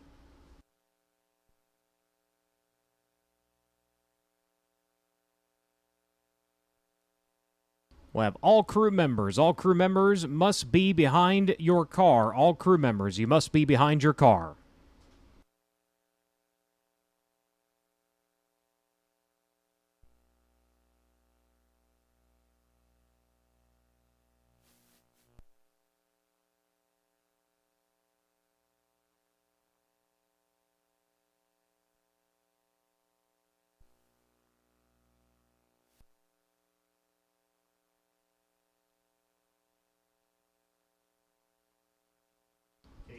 With the final car making its way to the front straightaway. Ladies and gentlemen, your lineup for the 22nd running of the Sumar Classic. Starting from the 23rd position, he comes to you out of Henderson, Kentucky. Driver the England Machine and Tool, 21 Oaks Farms, Gentry Chevrolet, beast number 18, Kenny Gentry. To the outside of run number 11. Driver coming to you out of Clinton, Indiana. Driver the Cheese Right Farms, ASAP Seamless Guttering and Leaf Guards, Pepperack Chevrolet, DRC 777, Dave Pepperack. Lining up to his inside, all the way from Mechanicsburg, Pennsylvania. Driver the Rich Wines Garage, Shadle Motorsports, Mr. Bob's Pest Control, Macri Concrete, number 31, Dave Berkheimer. From 20th, the driver in 99 out of Springfield, Illinois. Driver the Weebles Bar and Grill, Felker Chevrolet, Beast, number 99, Corey Wyant. And lining up to his inside at a Shelbyville, Indiana, driver the Crane Works, Brownies Marine Sales, Brown's Oil Service, Williams Chevrolet, DRC number 32, Greg Corey. To the right of row number 9, he's from down the road in Plainfield, Indiana, driver the Hellraiser Jacks, Messiah Valley Transportation, Rada Supply, number 66, it is Bill Rose. And from 17th, at a Gravois Mills, Missouri, driver the Ozark Barge and Dock Services, Birdie Brand's Hot Sauce, Wet Steps, Hendon Gravel, Maxim Chevrolet, number 64, Steve Genitin. Outside run number 8, out of Rockland, California, the Eclipse Plane Consulting, Ripper, Scott Baylor Chevrolet, Ely Transportation, number 27, the Madman, Robert Ballou. Into his inside, making his 16th appearance in the Sumar Classic out of Tucson, Arizona, the Belmont's Garage, Radio Hospital, TJ Ford, Hampshire, John Higginbottom, number 24, Jerry Coons Jr. From 14th, he comes to you out of St. Charles, Missouri, driver of the Performance Plus Global Logistics, Putnam Ford of St. Charles, Missouri, Maximo Racing Oil, All-Star Fence, number 8, it is Kyle Steffens. And lining up to his inside from 13th, Patrick Bruns out of Champaign, Illinois, driving the Champaign Pool Pros, AdvancedFinancialFreedom.com, Claxton Toyota Maxim, number 95. 12th starter out of Allentown, Pennsylvania, driving the Advanced Materials Technologies, Power Control Systems, Fisher Chevrolet, DRC at DMW Motorsports, number 10, it's Briggs Danner. And to his inside, out of Gilbert, Arizona, the AME Electrical, Reinbold Development Incorporated, Jugo Superfood, Stanton DRC, Reinbold Unwin Motorsports, number 119, Hayden Reinbold. Your current Silver Crown points leader goes from 10th tonight out of Greenfield, Indiana, the Avante Windows and Doors, Curb Records, Apache Transport, Team Arizona, Petty Rossi, Curb Agagini, number 21, C.J. Leary. And from 9th, he's out of Fort Branch, Indiana, the Lou Fuse Automotive Network, Lucas Oil Center, True Brand Fuel Jewels, Pink 69, race at number 69 of Chase Stockin. Brent Triplett out of Lincoln, Illinois, the Barnstormer Engineering, Automotive Machine, Chevrolet Maxim Chassis number 65. He will go from 8th and from 7th. In his Silver Crown debut out of Adrian, Michigan, the Sam Pierce Chevrolet, Burns Concrete, AP Driver Development, Chevrolet Maxim number 26 of Darren Nida. Outside your third row out of Auburn, Illinois, the Avante Windows and Doors, Curb Wreckers, Team Arizona, Petty Rossi, Curb Agajanian, Oakcraft Elegant Cabinetry, number 20, Mario Speedwagon, Mario Klauser. And from 5th, out of Kansas, Illinois, the Doran Enterprises, Rosewood Machine and Tool, TJ Ford, FK Rod Ends, Doran Swanson, race at number 77, The Throttle, Shane Cottle. From 4th tonight, your USAC AMSOIL National Tour points leader and defending champion. In the Avante Windows and Doors, Apache Transport AMSOIL, Mach 1, A1 Chevrolet number 33, Kyle Cummins. And from 3rd, he's out of Anaheim, California, driving the Clat Enterprises, Beast Enterprises, Willwood, Brown & Miller Racing Solutions, Ford by PME, number 6, Jake Swanson. Outside row number 1, he is your defending Silver Crown champion. Out of Ione, California, the NOS Energy Drink, Super Fitness, Emelgarn Enterprises, Nick Mohana, VersaLift Reynolds, number 91, it's Justin Grant. And for the second year in a row, a feat accomplished only by Donnie Beechler in 1996 and 1997. He's out of Raisin City, California, the AME Electrical, Southern Pacific Farms, Mesilla Valley Transportation, Reinbold Development Incorporated, number 19, Mitchell Moles. Ladies and gentlemen, your starting lineup for the 22nd running of the Sumar Classic. Before we give the command to fire, ladies and gentlemen, a round of applause for the drivers in attendance here today. Officials taking one last look at the field, making sure all the crews are ready.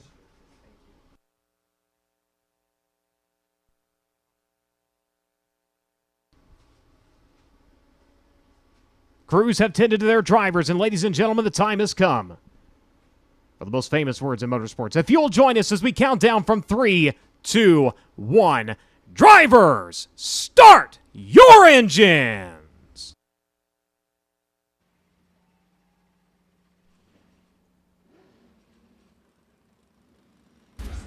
Toyota Racing Development Pace Truck will begin to roll slowly to the back straightaway. Crews with hands raised indicating they are ready to push. Remember, the car must roll away under its own power. The wave of the caution flag, and there it is. Drivers will begin to roll.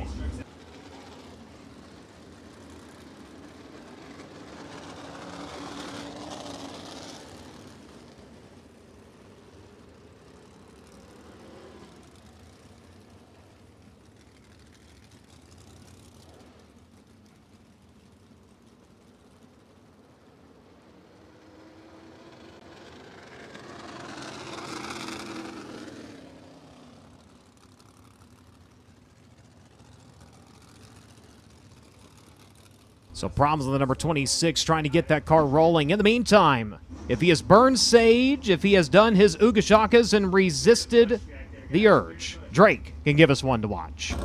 I sure can, and I can also provide a positive update on the 26 car. That car has just roared to life. We'll see if he can pull away. But on to our dirt draft one to watch. I'm keeping my eye on the driver rolling from the inside of row number 2 in the 3rd starting position. That is Jake Swanson. Now this Platt Enterprises car has had great speed here at the action track all day, which carried over to the Learn Lab qualifying, so he got 3rd fastest on the field. And Jake Swanson, for a long time now, has been after that elusive first USAC Silver Crown win. I think back to the 2020 Hoosier 100, he put himself in position to win that race last year at Belleville, ran second, his career best with the series, but he has yet to win in the USAC Silver Crown Series. And also, let's not forget Platt Enterprises. They have not won since 2022 out at Madison International Raceway. They've won 10 times before in that team's illustrious history with a bunch of talented drivers. Can Jake Swanson be the next one to add his name to the list here in the 500th race for the USAC Silver Crown Series?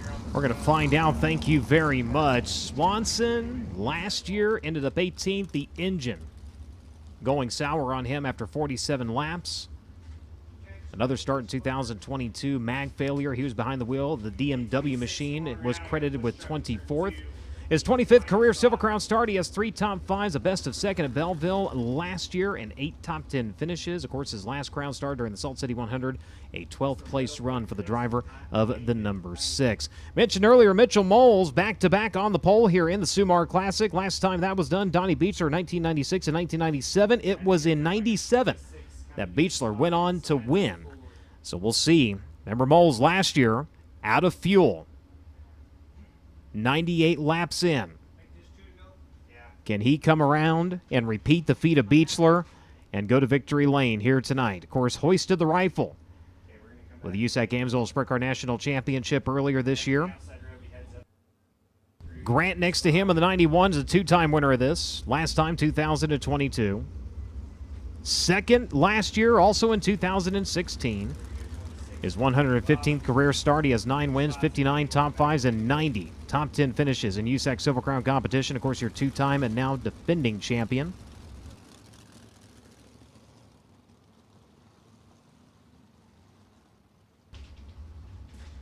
Field going to roll to the back straightaway. Officials taking one last look at the lineup.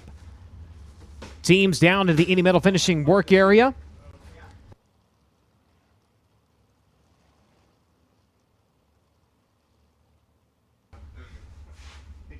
And the field will start to make its way towards turns 3 and 4.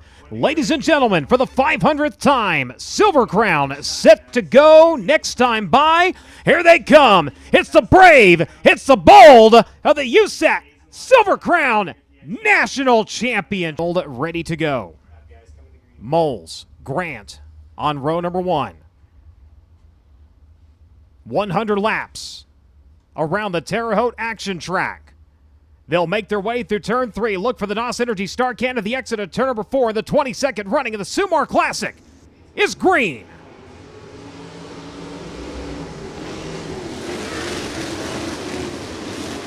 You're going to roll off into turns 1 and 2. We'll see who makes break early here. It will be your pole sitter, the 19 of Mitchell Moles. He'll take off with the early advantage. Justin Graham running in the 2nd spot. Swanson right now running in 3rd. Making their way into turns 3 and 4. Again, remember, if we do go under caution, they do count until lap number 75. But right now, clean and green, 1 lap in the books. It'll be Moles leading the way. Grant, Swanson, Cummins, and Cottle. That was your top 5 on the opening lap. Looking at Cottle in the back straightaway now, looking at Grant and the 6 of Jake Swanson. Those 2 drivers working through turns 3 and 4. The 91 bringing her down across the racetrack. Takes the line away for Swanson. Swanson going to jump high into the front stretch. Now going to look more to the middle this time into turns 1 and 2. Going to pull up alongside of Grant. He's got a good run. He's got the bite. He's got the charge. He's got second. Problems for the 18 here as he's made his way down into the infield. So Gentry done early. Clears the racetrack and we stay green as Swanson has taken over the 2nd spot. Comes around. We'll see if he can secure it. Your leader coming around. He'll click off lap number 3. Swanson officially in 2nd now. Grant in 3rd. Cummins in 4th. Cottle in 5th. Stockin in 6th. Leary in 7th. Klauser in 8th. Danner in 9th. And Robert Ballou right now running out your top 10. Trying to reel in Mitchell Moles. Swanson last time trailing by a little shy of 9/10 of a second. The AME Electrical Reinbold Underwood Motorsports number 19 still has about 7/10 of a second to the good right now, running about a half a car width different that time in the middle of turns 1 and 2. Moll's going to get a little bit of drive onto the back straightaway over the 6 of Swanson. Those two drivers. Oh, we got one into the wall, and turn number 1 upside down. That's the 95.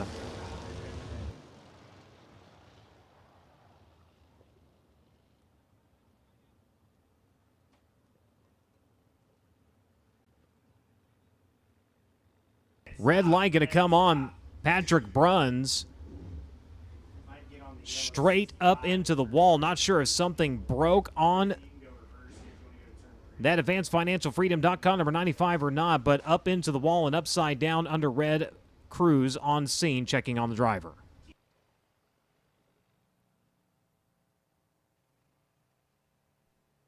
And he is going to crawl out of the top of his race car, ladies and gentlemen. Bruns is okay.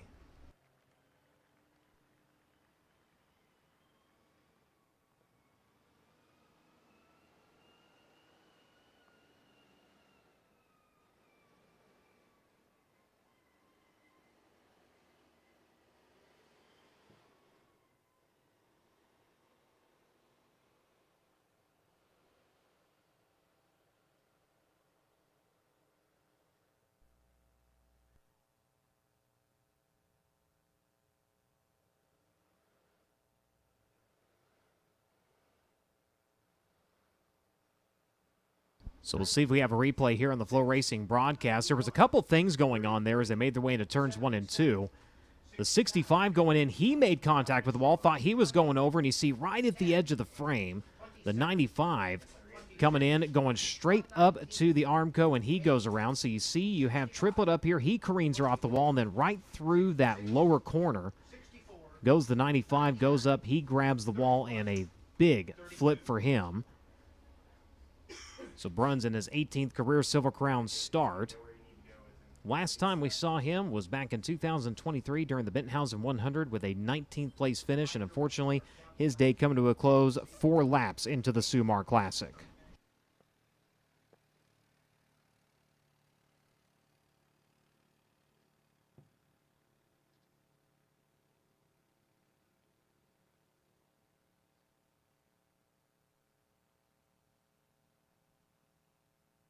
So once the entirety of the field has refired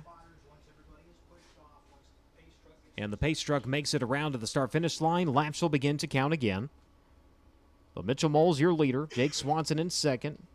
Justin Grant in third. Kyle Cummins in fourth. Shane Connell in fifth. Chase Stockton in sixth. C.J. Leary in seventh. Mario Klauser in eighth. Briggs Danner in ninth. Robert Blue in 10th. Darren Nida in 11th. Hayden Reinbold in 12th. Kyle Steffens in 13th. Triplet in 14th, Coons in 15th, Rose in 16th, Bruns Hambin in 17th. That'll be Jennington now. Wyant in 18th, Berkheimer in 19th, and Greg Corey should round out your field in 20th. Kenny Gentry pulled down a couple of laps ago. They have him cleared from the infield.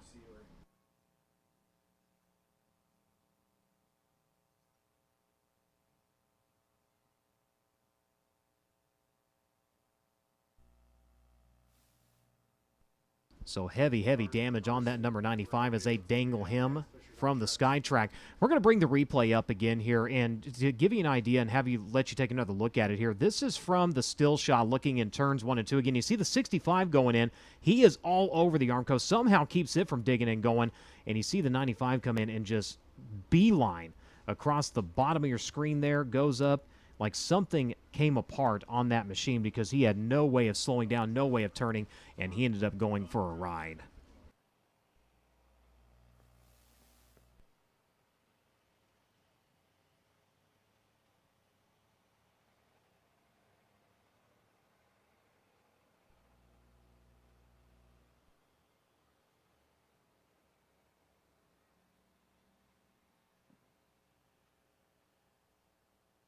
So once we get the 95 clear over the racing surface, we'll be ready to get the field rolling here once again. Get 4 laps completed, 100 laps the distance.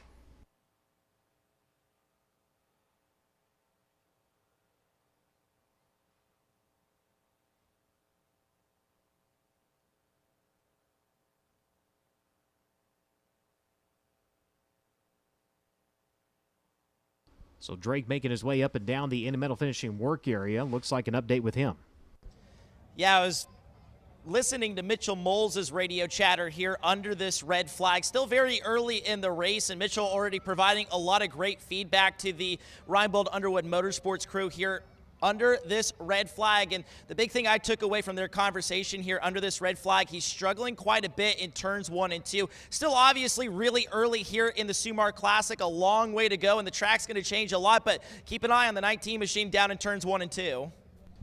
So saying, again, having some issues in 1 and 2, and you could see in the shot there for a second, there's a control knob just up on his upper right-hand side. Again, these drivers have 5 cockpit adjustments available to them, and that is a way to kind of fine-tune the car.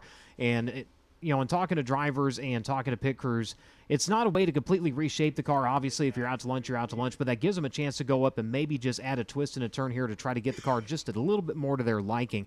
So we'll see if he maybe goes up and gets a hold of that. He talked about radio chatter. If you're new to Silver Crown competition, these drivers are allowed to have two-way radios. They're spotters, able to talk to them throughout the race. They're able to talk back to their spotters. Of course, USAC officials do have the override if they need to step in and give a message. In this case, like for the red flag coming out, they're able to jump on and say, hey, red, and that overrides everybody. As the spotters overlooking the stands by turn at the exit of turn number 4. So the spotters up there, they have an area marked off for them, and they're able to talk to their drivers throughout the course of the racing action. The only USAC division that allows two-way radio communication on the national circle track scene in sprint cars and midgets. It is a one-way receiver from the officials to the drivers.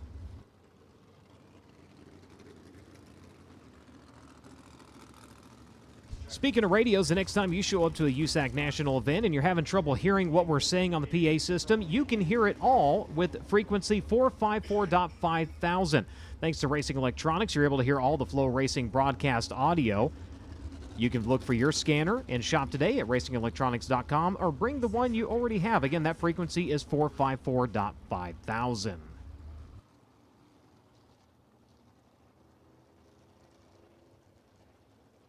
So Toyota Racing Development pace truck going to make its way down the front straightaway. Right here, laps will begin to count once again.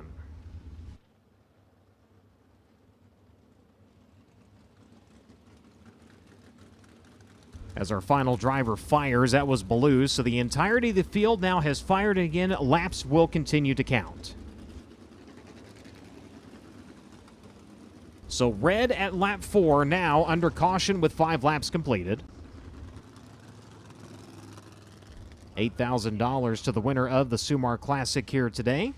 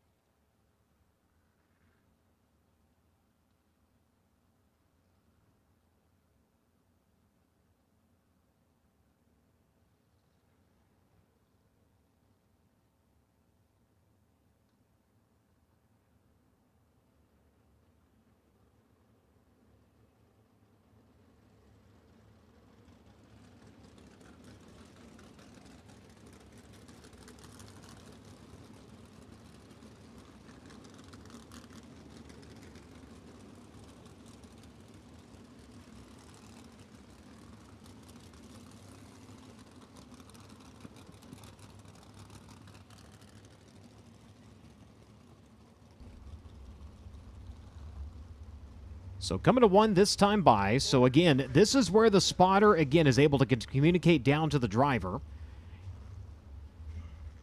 They'll let them know, hey, you're coming to 1. Here's what's going on. Of course, they're also hearing that from race officials.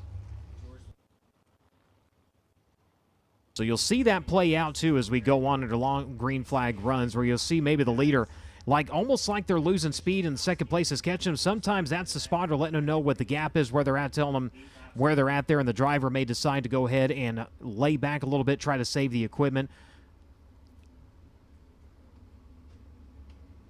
So we'll see how things play out here. They'll come around, putting lap number 7 in the books. When they come around for the green, it'll be 8 in. Moles, Swanson, Grant, Cummins, Cottle, Stockin, Leary, Clouser, Danner, and Ballou right now your top 10.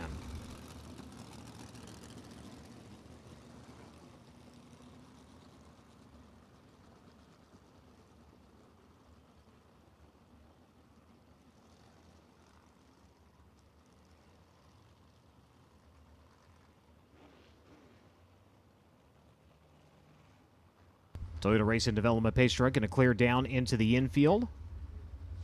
Moles set to bring him back to green in 19. Single file through the NOS Energy start can.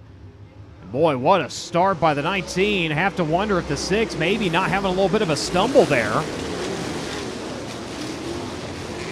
As Moles immediately going to gap here. Battle going on 3 wide to the back straightaway. Who's going to come out on top of this one? Quite the tussle going on here as they work into turns at 3 and 4. Up front, though, it's going to be Moles with the advantage. The 69 is Stock and the 77 of Cottle. Caution.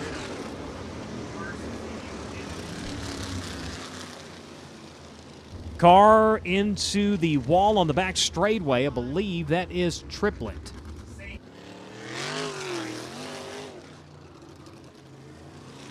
And it is Brett Triplett, the Lincoln, Illinois driver. Ending up into the end of the concrete there at the exit of turn number 2. So the order will be unchanged. Once we get ready to go back to green, again, caution laps will continue to count.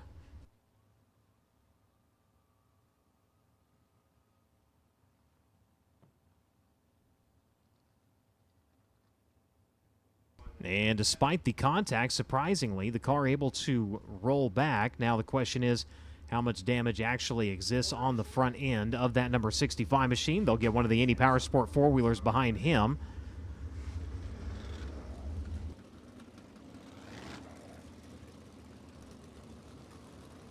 And looked like he had the ability to steer, but once they got him rolling there, that was not the case. Looks like they're going to go ahead and get the hook on him. So once they get him cleared, we'll bring him down to the Indy Metal Finishing work area. Real quick, let's check in with Drake. Brian, you were talking about those in-car adjustable knobs that these drivers have to change the handling of their race cars, and the radio chatter never stops here under yellow flags. Been listening to Justin Grant's crew. Of course, the Helmgarn Racing 91 entry running in the 3rd position right now under that last yellow flag period. They were talking about how Justin was just a tick uncomfortable on corner entry to turn number 1 and turn number 3. They made a small adjustment, or rather told Justin to make a small right rear adjustment on that entry. And we talk about, too, the radios and how cool they are here in USAC Silver Crown Racing. Justin was able to convey what he was feeling from inside the race car, and then he asked the crew, does it look like that's what I'm fighting from outside the race car? And they're like, absolutely, yes. So do whatever you need to do. We'll see how that adjustment works for Justin. We didn't get a good idea of what that adjustment did for the balance of that race car just yet here, as we were only under green for a few moments, but we'll see if that small right rear shock adjustment could help Justin here in the long run. Thank you very much. Quite the tussle going on about mid-pack here as they got back underway. You saw the Team Arizona Rossi Petty cars absolutely thundering along with a 69 of Stockin, 3 wide onto the back straightaway. Of course, the caution before they were able to come around to complete a lap negates that run.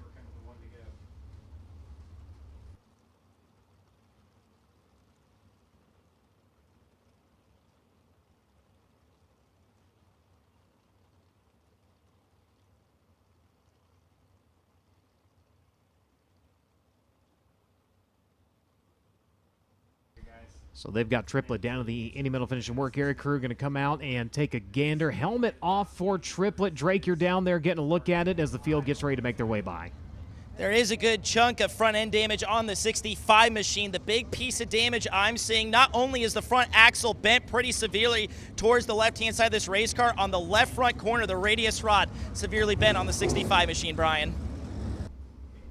Yeah, able to get a look at it there. Thank you very much. As the field rolls by, the caution lights set to go dark when they make their way towards the back straightaway.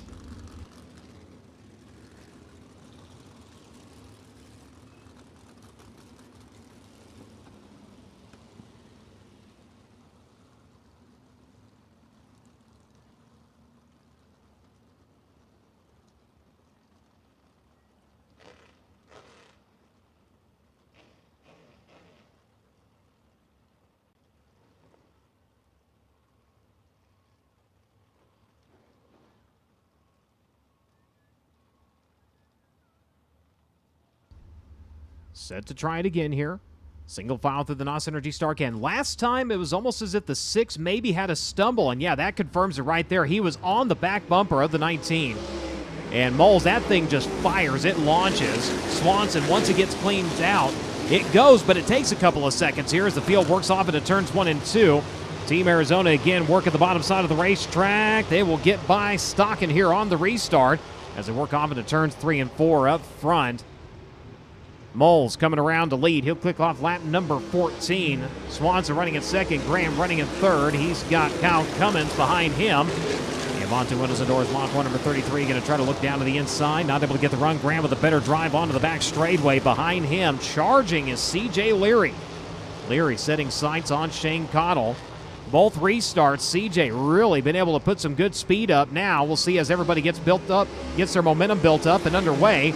As caution.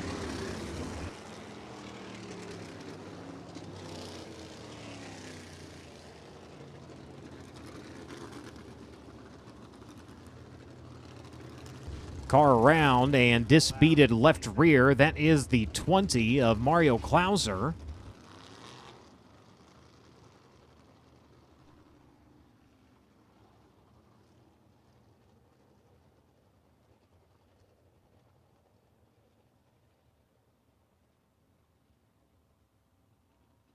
So Klauser around and I believe contact from another driver on the way by.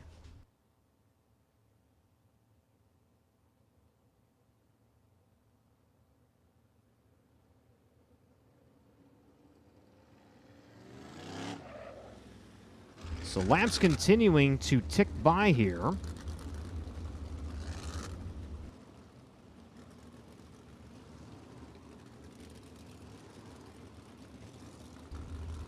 Moles continuing to lead. The 26, Darren Knight, the other driver that was involved in that, he has come to a stop. He is nose down to the guardrail. As they do have the 20 on the hook, they will pull him backwards into the Indy Metal finishing work area.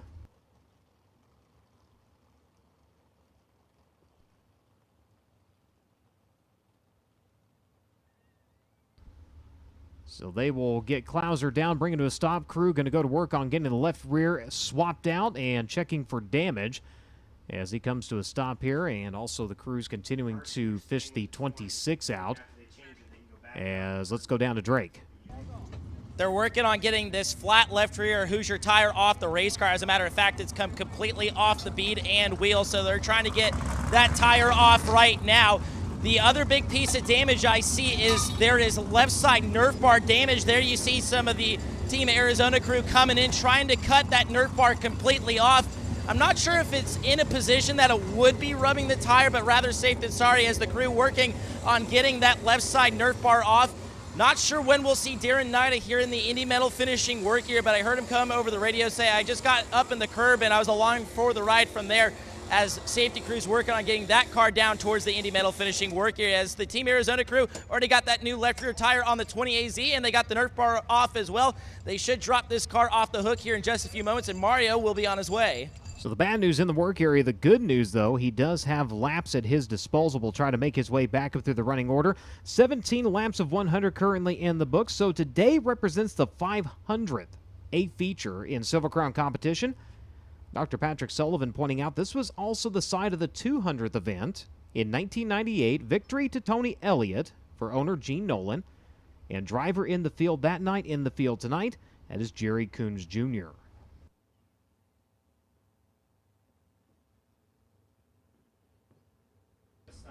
And USAC historian, publicist, Richie Murray coming in and pointing out that was Jerry Coons Jr.'s first career start in Silver Crown competition. Again, that was in 1998.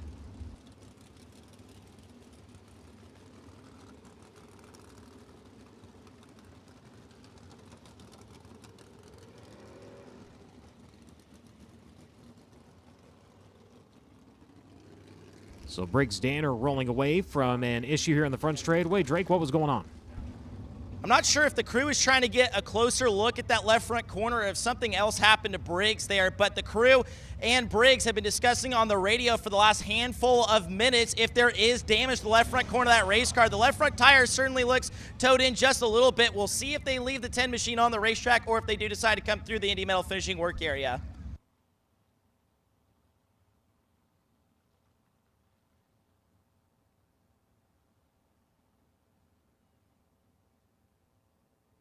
So Knight is number 26 on the Sky Track here. They'll get him down to the Indy Metal finishing work area. Talk with officials, and that becomes a safety stop for the 10. He was having to readjust and reclock the steering wheel on the number 10. So part of the issue going on there is why he was able to come to a stop. And again, he will retain his position in the field.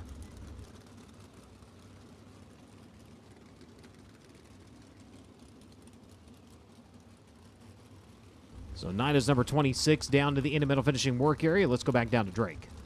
Catching up with Darren Nida as he has exited the 26 machine. Darren, hate to see your USAC Silver Crown debut go this way here at the action track. What happened from your vantage point? Yeah, I don't know what happened with the 10 and the 20, but I felt like I was trying to run the thing in harder and harder, and I got to the center of the corner, and the dude's face at 90 degrees sideways, and it felt like I just really had nowhere to go. Pretty unfortunate, but just super thankful for my guys. You know, super thankful that Aaron gave me the opportunity to do this. I really appreciate it. Had a lot of fun and hope to do it again. And just really got to thank Dave and Scott up in the stand, everybody that came to support me, my mom, my dad, my little brother Dylan, my girlfriend Carly, and all the great partners on this race car. Yeah, we'll be, hopefully I can come out again and do it again some other time. Darren Knight's Silver Crown debut comes to an early end here in the Sumar Classic. Thank you very much. Field coming around. The caution lights will go dark when they make their way towards the back straightaway. Again, Moles leading, Swanson in second, Grant in third, Cummins in fourth, Cottle in fifth, Leary in sixth, Stockton in seventh, Danner in eighth, Ballou in ninth, Reinbold in 10th.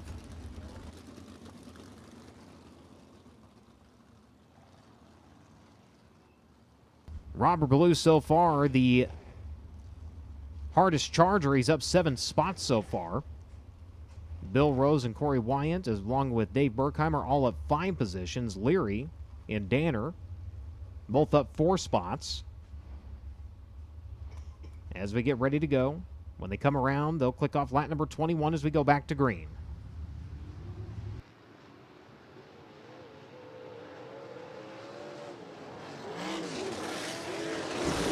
Again, Swanson's number 6 just stumbling on the restart. Once it gets cleaned out, he's able to pick up speed and start to reel your leader back in. But right now, the restarts have been gold for Leary so far. We'll see if he can capitalize once again. The driver in front of him is trying to capitalize. Cottle running in the 5th spot, coming after the 33 of Kyle Cummins. 4th, 5th, and 6th positions all up for grabs here on the restart. Either one able to overtake here as they make their way into turns 1 and 2. Grant in front of that battle right now, running in 3rd. Cummins running 4th, Cottle in 5th, Leary, Stockton, Danner, Ballou, and Reinbold right now your top 10. Keeping an eye on this fight right now. That'll be for the 4th position. Cummins in the 33 with Shane Cottle rolling in behind him. Now starting to try to roll up here as they make their way to the front straightaway. CJ Leary in the meantime has been able to overtake, and he is up into the 5th position. So Leary by Cottle. Cottle back to 6th. Now going to work on his teammate here as they work into turns 3 and 4. Little bull bronc riding action there into the 3rd turn. A couple of drivers mentioned the track definitely has a little bit of character here. A lot of rain falling overnight. So that does create a little bit of a hop, skip, and a jump to the step here as here comes Leary. Charge it down to the inside. Great drive to the exit to number 2, and the Avante windows at doors at number 21. Going to come away, and he will take away the 4th spot here. Cummins going to fall to 5th. So Leary, your Silver Crown points leader, trying to march his way forward. Next driver in line is a driver who started the season as the defending champion, Leary. Great launch to the bottom side of the racetrack. Closes up on the NOS Energy. Hemmelgarn number 91. Grant keeps her up top. Their turns 3 and 4. They're side by side onto the front straightaway. It'll be Grant with the advantage that time at the start-finish line. It's spotters. This is where it comes in handy. You know where they're at. You know where they're running. He knows he's got a driver to his inside, and now the 21 going to clear in the back straightaway. So Leary from 10th. Going to make the pass for third. 27 laps completed. Mitchell Moles, his advantage growing to just shy of 2 seconds. 1.950 as they made their way to the start-finish line. Leary running in third, Graham back to fourth, Cummins in fifth, Cottle in sixth, Stockin in seventh, Ballou in eighth, Danner, Reinbold your top 10, Jerry Coons Jr. in 11th, Kyle Stevens in 12th, Bill Rose, Steve Genneton, and Corey Wyatt right now your top 15. Grant under pressure from Kyle Cummins now. Cummins off at the bottom and going back to the top over in turns 1 and 2. Behind him, Stockin. Coming after the 77 of Cottle here as they work onto the far side of the speedway. The True Brand Fuel Jewels. Lou Fuse Automotive Network number 69, able to work by the Doran Swanson. TJ Ford's number 77. He's going to take over the 6th spot. Cottle back to 7th.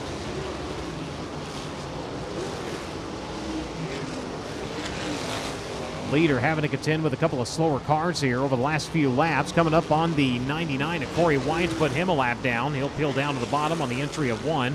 Lets the car sail up there at the exit to number 2. A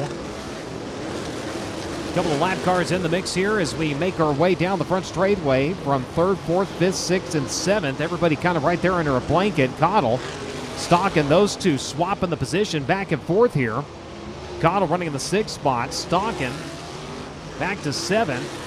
Coming up on the 33 of Kyle Cummins, who runs in the 5th spot. Got up close to his back bumper, but the 33 able to get a good drive at the exit to number 4. Going to pull away. Cottle once again going to pull up on him as you see Cummins moving his line around. He entered to the top, was able to kind of turn it down in the middle of turn number 2, caught that moisture, and got a really good launch onto the back straightaway. He's going to close back up on the 91 of Justin Graham. Both of those drivers about halfway up in the racing groove over in turns 3 and 4. As Grant will continue to try to hold off Cummins. Kyle, that time the car got just a tick tight on entry. Able to get it underneath him, resets it. That's going to allow Grant to carry some better speed onto the back straightaway. The 91 and the 33, that's the fight for the 4th and the 5th positions right now. You've got Cottle watching this go on. Just waiting for a driver to misstep here as they work around to the front straightaway. 33 laps completed. Cummins, again, going to turn it down in the middle of turns 1 and 2. Going to close right up. Can he get the run this time to clear the 91 into turns 3 and 4? The answer, yes. It's going to be Kyle Cummins getting by Justin Grant. That'll be the pass for the 4th spot. Grant going to try to turn to his inside. Nothing happening there. Now here comes Shane Cottle. He's got to run onto the front straightaway at the line. The 77's going to get the 5th spot. So Grant in a lap losing 2 spots here. And he talked earlier, Drake reporting he was having a little bit of trouble with the car on the setup at turns 1 and 2, and that's really where he's starting to suffer a little bit as Robert Ballou's going to close in the 7th spot. He's going to look to the inside through turns 3 and 4. Grant going to take it down the racetrack, takes the line away, going to come after Shane Cottle here onto the front stretch. Grant now going to adjust his line a little bit, goes more to the middle groove in the entry of turn number 1 as Cottle gets her up, throws the rooster tail, but he gets a good dig and a bite to the back straightaway. Holds on to that 5th spot here. Grant still right there on his back bumper. Ballou with Danner taking over the 8th spot. Stockin's back to 9th and Hayden Reinbold rounding out your top 10. Now Danner not done, coming after Robert Ballou. He'll still away the 7th spot of the front straightaway. So the driver in 10, bringing the Advanced Material Technologies Fisher Chevrolet DRC entry up into the 7th spot, started 12. As we check Mitchell Moles, the 19 leads by 1.6 seconds.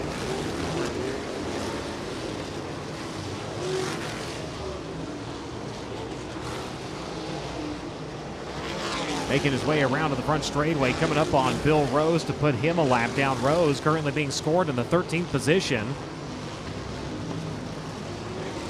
Half a straightaway to give you perspective of the time between your leader and second place. 1.748 seconds last time at the start-finish line. As we start to approach the midpoint here of the Sumar Classic. Moles trying to vindicate running out of fuel a year ago.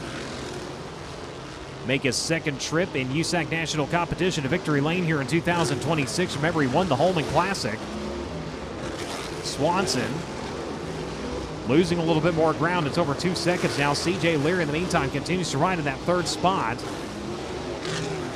He is quite a ways back right now from Jake Swanson, a little over 6 seconds, in fact, as he makes his way onto the front straightaway. Swanson exiting turn number 2, so right as Leary hit the flag stand, Swanson was starting to make his way to the back straightaway.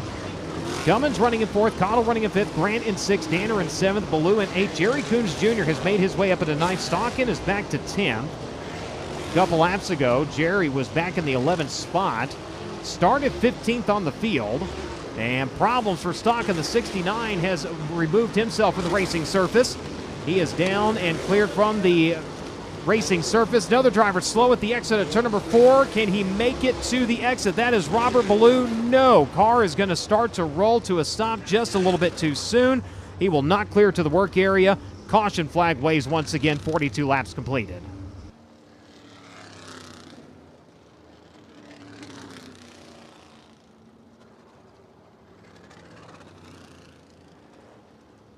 So Robert Ballou going to roll down to the Indy Metal finishing work area. Flea going to run out and get a word with his driver. Stockin has also made his way to the Indy Metal finishing work area. And both of those drivers have been contending up inside of the top 10. So Drake, we got a couple of cars down in the work area as we are starting to approach the midpoint of the Sumar Classic.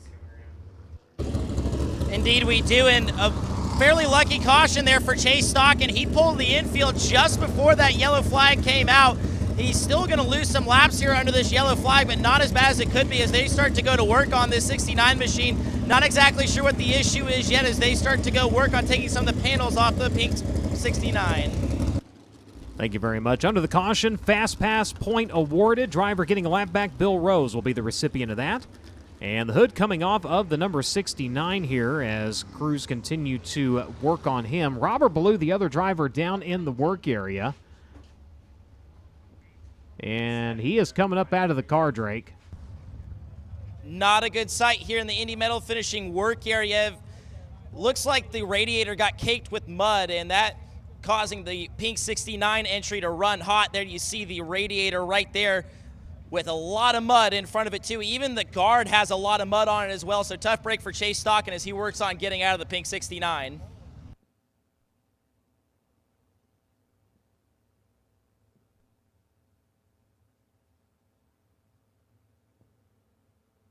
So a tough break for the 69, and as he was getting ready to set it for that, again, we saw Robert getting out of his car. Drake's down there and finding out what's going on with the Madman.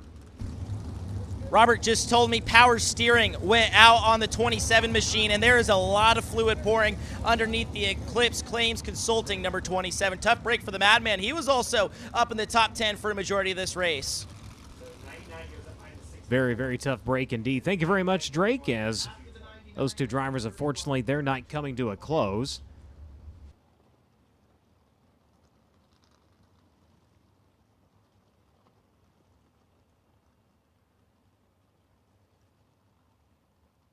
"44 laps completed. When they come around this time, they'll click off lap number 45. Mitchell Moles, Jake Swanson, C.J. Leary, Cal Cummins, Shane Cottle, your top 5, Justin Grant, Briggs Danner, Jerry Coons Jr., Hayden Reinbold, Kyle Steffens, your top 10. Bill Rose receiving the fast pass point. He'll line up in 11th. Jennington in 12th. Wyant, Burkheimer, and Corey, your top 15. Back down to Drake. Just talked to Bob East, of course, the legendary mechanic on the Klatt Enterprises Beast number 6.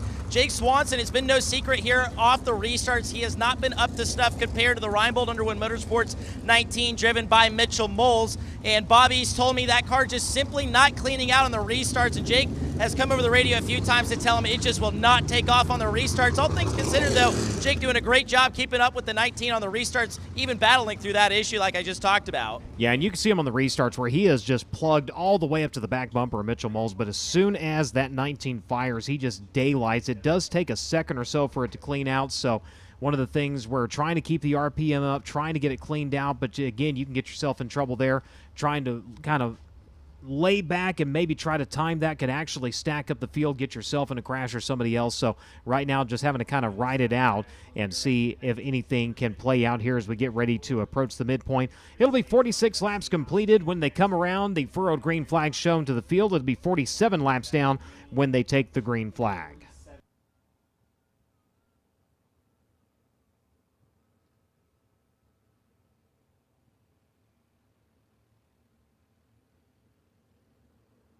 So Toyota Racing Development pace truck will begin to pull away from the field. He'll make his way down into the infield. So Mitchell Moles has been out front since the word go. Swanson in second, Leary in third. CJ Leary has been really, really good on restarts. We'll see if maybe this will give him an opportunity, as Moles and Swanson had both really been able to open up a gap on that third place position. Cummins behind him, Cottle your top 5. Single file through the NOS Energy start can. We'll see what kind of tactics Swanson takes this time. Again, trying to get that thing cleaned out for the restart. Everybody right there into the tire tracks of the driver in front of you. And again, that's going to stack him up a little bit more than we've seen so far tonight. But that's going to open up an opportunity for the 77. Cottle going to try down to the inside. Up to the high side goes the 33. Battle for the third spot here as they work onto the back straightaway. Team cars battling for the final step of the podium. Cummins in the 33, the 21 of Leary. Advantage will be to Cummins here on the restart. He'll come around. He'll take over the third spot. Now go after Jake Swanson for second. Swanson up top, the 33 down low. Cottle behind them, trying to get some momentum built up. See if he can get a 2-for-1 deal. Not going to happen. The Team Arizona Petty, Rossi, Kurabakajanian entries able to pull away here, but neither one able to get around the 6 of Swanson. Nobody even in the same zip code right now as your leader, Mitchell Moles. He is hammered down and going side by side for the second spot. Taking a look, still cannot get there. The 33 of Cummins able to pull up, but not able to get by. Moles over 2 seconds to the good already, as he has got it matted onto the front straightaway. Swanson a little bit more comfortable in that second spot right now. Cummins, Leary, and Cottle at your top 5. Challenge for the 6th spot. Justin Grant with Hayden Reinbold taking a look at him. Reinbold tried the inside, couldn't make anything happen though. Grant holds that position down the back straightaway, but Reinbold's going to take it as they come around through turns 3 and 4. So Reinbold in the 119. Your winner of the Salt City 100, trying to march his way forward here. Started 11th. He'll take over the 6th spot. Grant back to 7th. Handling issues continue to plague the Himmelgar number 91. Started outside of the front row. Jerry Coons Jr. running in 8th. Briggs Danner in 9th. Kyle Steffens in 10th.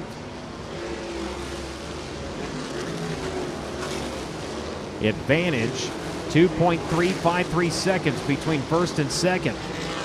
Here comes Reinbold in the 119, starting to close up on Shane Cottle. Cottle still going to work on CJ Leary. That'll be 4th, 5th, and 6th here as they work through turns 3 and 4 and onto the front straightaway just past the midpoint. 53 laps completed of this 100-lap affair. Cottle going to drive in deep across turns 1 and 2, and he will have the position as he works onto the back straightaway. Leary going to try and turn down to his inside. Fight for the 4th spot underway. It will be to the advantage of Shane Cottle. So Cottle takes over 4th, Leary back to 5th. Working the bottom side of turns 3 and 4 as they'll make their positions official here on the front straightaway. Reinbold have been closing up on those two quite a bit just a couple laps ago. Now his run kind of stagnant here. He trails Leary by a little over a second. Graham running in 7th, Coons running in 8th, Danner, Steffens your top 10, Rose, Jennington, Wyatt, Berkheimer, Greg Ford your top 15, Mario Klauser rounding out your field in 16th. Drivers done today. Ballou with a power steering issue, Stockett overheating. Nida involved in a crash. Triplett involved in a crash. Bruns getting upside down. Gentry mechanical problems stopping him, along with Dave Peperak. So Reinbold just a couple laps ago, that run had kind of stalled on him. Now starting to make hay on the number 21 machine. Behind them, Jerry Coons Jr. has cleared Justin Grant, the AMA Electrical 119, down to the inside. Does he have the run to the back straightaway? Yes, he does. They'll go into turns 3 and 4 on that inside line. Leary had gotten as high as 3rd. Now something in the setup going a little south on him here as he's going to fall to 6th. Reinbold going to take over the 5th spot. Jake Swanson in the meantime has got company. Kyle Cummins pulling up on him as they tiptoe around a slower car. Swanson slides it up through the slick, finds the cushion, the exit to number 4, Cummins. Good run to the front straightaway within a car length as they make their way into turns 1 and 2. Leader in the meantime has a near 5-second advantage as Cummins tries the inside. Swanson's got the RPMs up on the cushion, holds them off for the time being as they work into turns 3 and 4. Cummins still there in the hunt though. High side for the 6, low side for the 33, and Shane Connell again watching this all go on in front of him. It will be Swanson holding on to the second spot. Caution. Pair of drivers tangling over in turn number 4. That is the 10 of Danner and the 8 of Steffens. They have been running in the 9th and 10th positions.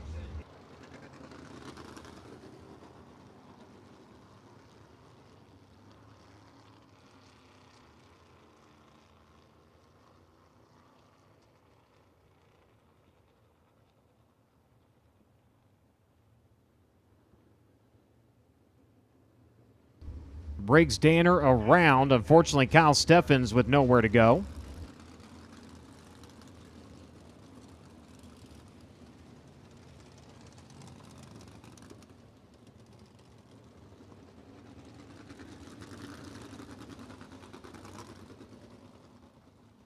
So Mitchell Moles continues to lead. Jake Swanson with some company there as we went under caution. Kyle Cummins sniffing around for the second spot, not able to get there, was able to pull up close, but not quite. Hill right in 3rd, Cottle in 4th, Reinbold up to 5th. Remember back to Hutchinson, Kansas, it was late in the runnings. Of course, remember he had gotten one of those fast pass points. He had actually gone a lap down, caution, got him back on the lead lap. He was able to drive through the field and then made the run and made the pass in the closing lap. Started 11th, he's up to 5th. Jeniton this time will be the fast pass recipient. He'll get a lap back. They've got Danner cleared from the scene in the 10. They're going to bring him down to the Indy Medal finishing work area. And Drake, going back to our conversation earlier, again, they had some issues on the left front. He had stopped, reclocked the steering wheel, was trying to get the car rolling, but again, around in turn number 4, and now having to come down to the work area. Yeah, the tough night just gets tougher for Briggs Danner as this crew takes a look at the front end. It looks like there may be a slight bend on the left-hand side of this race car in the front axle, but you were just talking about a second ago, Brian, that corner of the race car has been compromised almost since the word go here in the Sumar Classic. A little bit of body damage, but everything's been checked on the rear end. Now the crew going to work on the left front, trying to see if there's any real damage on the 10 machine as they look at the left front corner just a little bit closer as Kyle Steffens' car starting to make its way down towards the Indy Medal finishing work area. See if we can get a report on Steffens. They're going to work and they are adjusting that radius rod, so I have to wonder if maybe it's not trailing a little too much on the right front. It's causing the car to really want to try to get around as they are making an adjustment on that. Looks like maybe trying to get the left front to trail a little bit further forward and balance the front end again. Basically, it's like it's always trying to turn to the left, even worse now than just having stagger on the car. So they're going to work on the jam nut. They're trying to get that adjusted out to where it is a little bit better, more comfortable for Briggs to drive. And Steffens is down to the work area. We'll see if Drake has anything.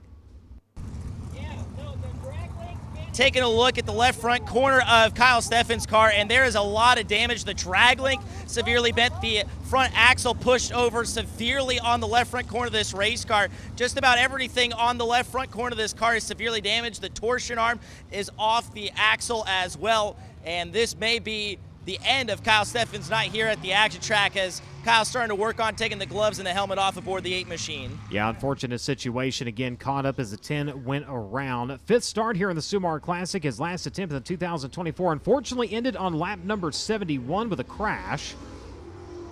So Jeniton again gets the fast pass. He is told to go ahead and make his way by the Toyota Racing Development pace truck. The 10 of Danner able to refire. He will roll out of the Indy Medal finishing work area. As Moles leads, Swanson in 2nd, Cummins in 3rd, Connell in 4th, Reinbold in 5th, C.J. Leary in 6th, Jerry Coons Jr. in 7th, Justin Grant in 8th, Bill Rose in 9th, Steve Jeniton now going to round out your top 10.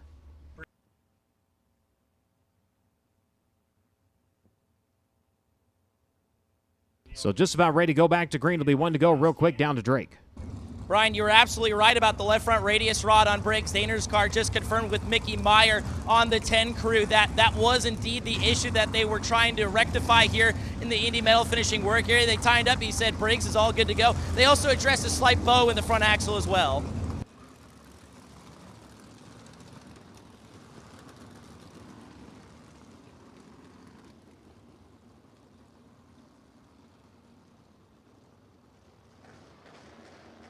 So Toyota Racing Development pace truck down into the infield, set to go back to green.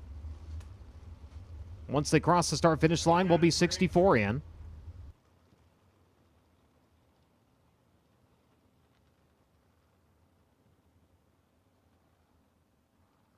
Single file through the NOS Energy start cam. Round to the front straightaway, and here we go again. They fan out to the front straightaway, trying to take advantage of the stumble for the number 6. Nobody able to do so. Caudle, something just went wrong on the 77 of the restart. He fanned out, had great speed, but something going terribly wrong in the entrance of turn number 1. Now he slows to the back straightaway.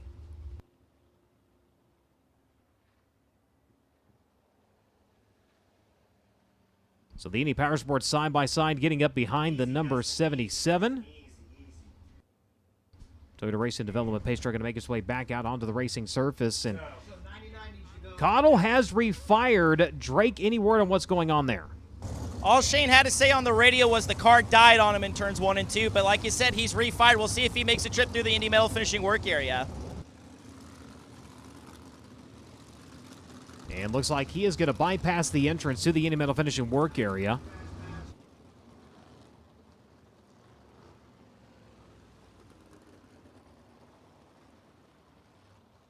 Corey Wyant, the fast pass point recipient here. He'll get one of his laps back. He was 2, now he'll be 1 lap down.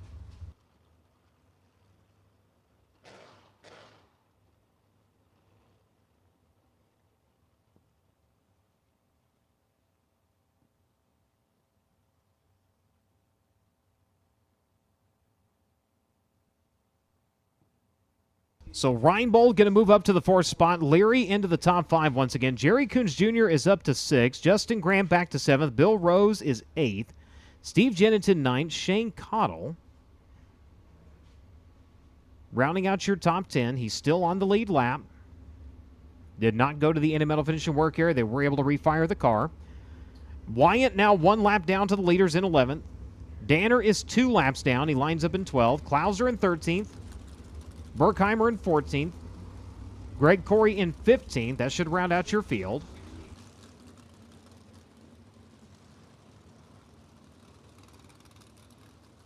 So the 77 and the 99, or 77 brings out the caution. He does restart at the tail here on the next restart. The 99 getting the fast pass point. He will go behind the 77.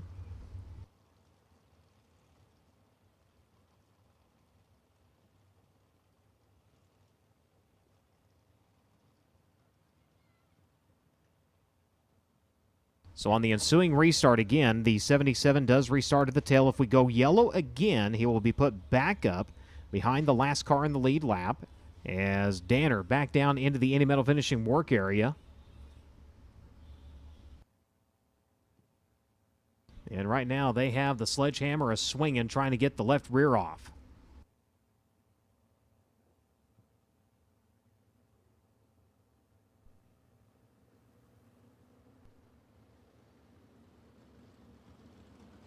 So Robert Ballou getting a little frustration out. He was swinging the sledge. Light's about to go down, Drake. Flat left rear tire on the 10 machine. Like you said, Brian, lights are out, so they are up against the clock right now to get Briggs back on the racetrack.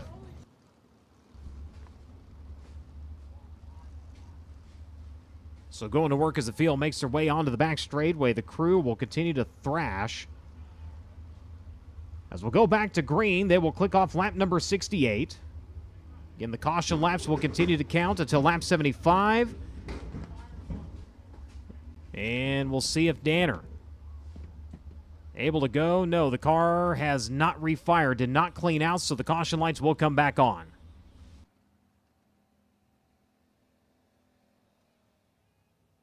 She was trying to fire, unfortunately, hadn't quite cleaned out enough to do so.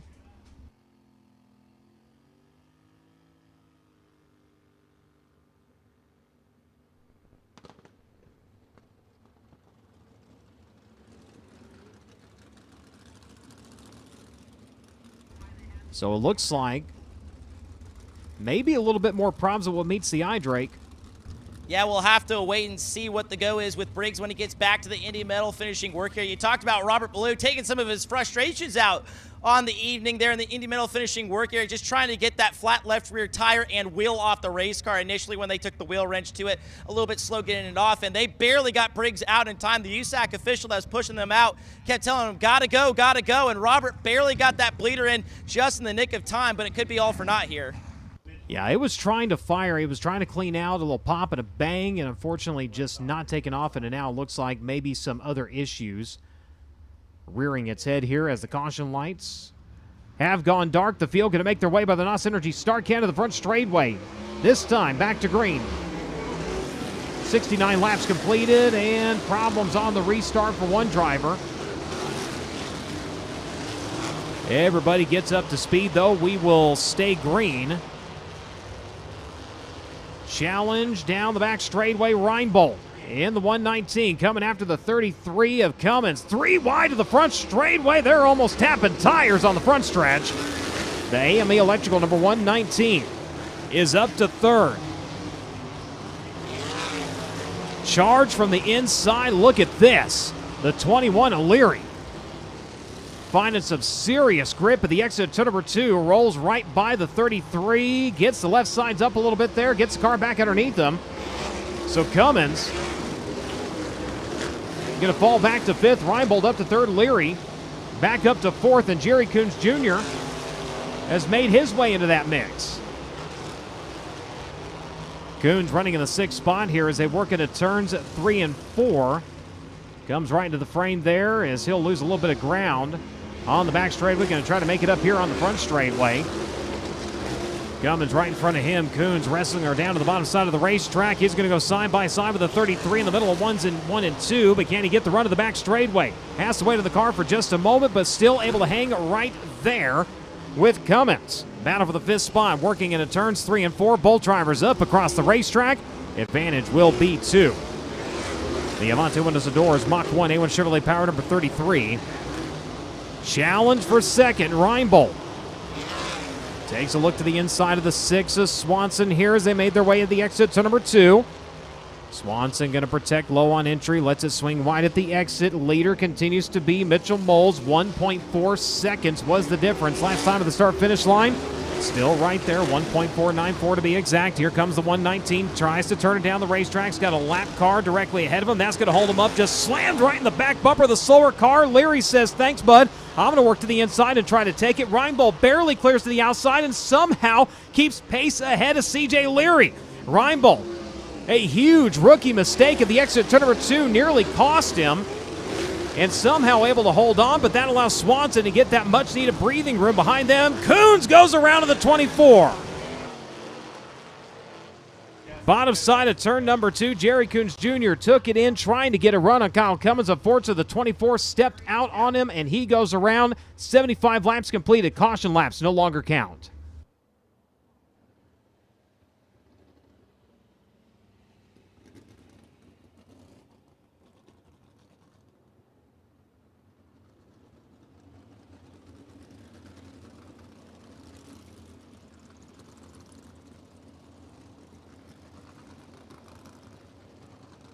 So Cruz going to work on getting the 24 out of gear. We'll see if he is able to refire. What an absolute heartbreak for Jerry Coons Jr. Goes in on the bottom. Had a run trying to get by Kyle Cummins. Unfortunately, the car goes around. Mario Klauser going to be the most recent recipient of a Fast Pass point. He will get a lap back. Was 3, now 2 laps down to the field. So again, as we have reached lap number 75, caution laps will no longer count.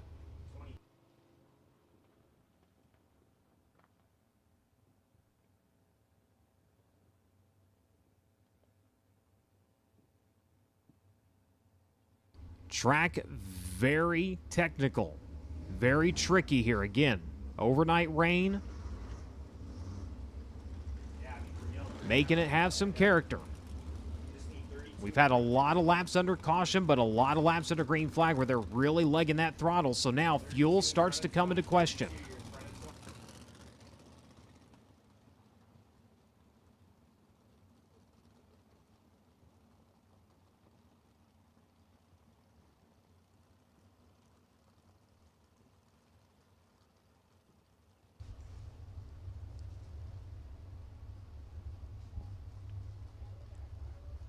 Caution lap periods.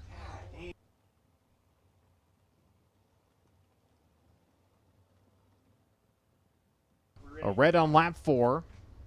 Back to caution. Then restarting on lap 7.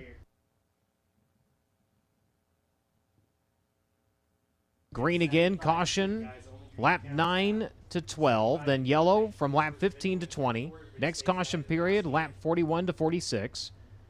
Caution again, lap 59 to 63, and lap 64 to 69, and now this caution session coming on lap number 75.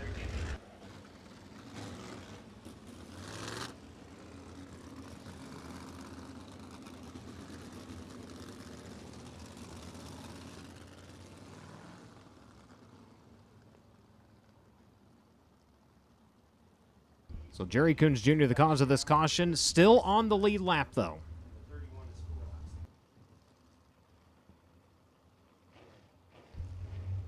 Single file 25 lap dash to the finish. Toyota Racing Development pace truck clears the racing surface.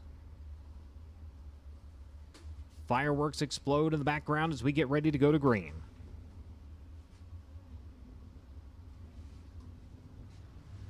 Through the NOS Energy start cam.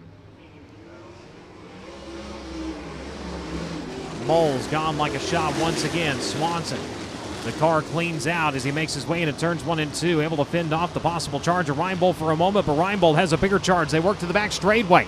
The AME Electrical number 119 going to take Reinbold Underwood Motorsports up to the top 2 steps of the podium here as they come around to click off lap number 76. Now, can he get up and reel in his teammate? 1.109 seconds is the difference between first and second. Moles has got her wound up on the cushion. Reinbold patrolling down around the bottom. In the meantime, CJ Leary looking for third. He'll take that from Swanson onto the back straightaway. So the stumble on the restart, doing damage to the 6 here late in the running. 1.1 seconds the difference between first and second. Last time around, it's a half a second. Hayden Reinbold has got his teammates in his sights, and he is rolling. Getting there is one thing, getting by is another. Moles slides himself through turns 3 and 4. Reinbold all the way down around the bottom side of the racetrack. Half a second. Last time, it is just shy of 0.3 of a second. Now side by side for the race lead. Moles up top, Reinbold down to the bottom. Moles with a better drive onto the back straightaway, but Reinbold finds something at exit. He's going to make up a couple of car links here as they work into turns 3 and 4. Moles going to stick her down to the bottom. Reinbold right in his tire tracks. He'll try to turn down just a little bit lower, not able to get the run. Still right there in the hunt, though, as they come around to click off lap number 79. Reinbold trying to hit his marks here on the bottom as they work onto the back straightaway. Mitchell pedaling hard. Reinbold, Underwood Motorsports 1 and 2, and duking it out here in the closing laps of the Sumar. Moles a little bit better drive this time through turns 3 and 4. 0.249 last time at the start-finish line. Takes it out to a little over 0.4 of a second. He's got her up on the cushion and absolutely eaten as he works onto the back straightaway. Hayden has got a good drive at the exit turn number 2, but 3 and 4 is where he's going to have to change things up if he has any hope of getting by Mitchell Moles. That's where Moles right now has the better drive here, 0.4 of a second. Still right there about the same as CJ Leary, in the meantime, is starting to reel these two in. Reinbold missed his mark at the exit turn number 2. Leary going to try to capitalize. Here comes the 21. Closed up several car links, wasn't able to get there fast enough as they worked into turns 3 and 4. Now Moles has switched his line around in 3 and 4. Had it all the way down to the bottom side of the racetrack that time. Hayden Opening his entry, bringing it down to the bottom, right to the middle of turns 1 and 2 this time. Hits his mark onto the back straightaway. Good drive. Hanging right there with your leader as they work into turns 3 and 4. Moles has been on the top side at both ends through pretty much this entire event, but now got shown a nose by his teammate, and he has adjusted things around over in turns 3 and 4. Caution, we've got one with a expired left rear Hoosier. It's Jake Swanson.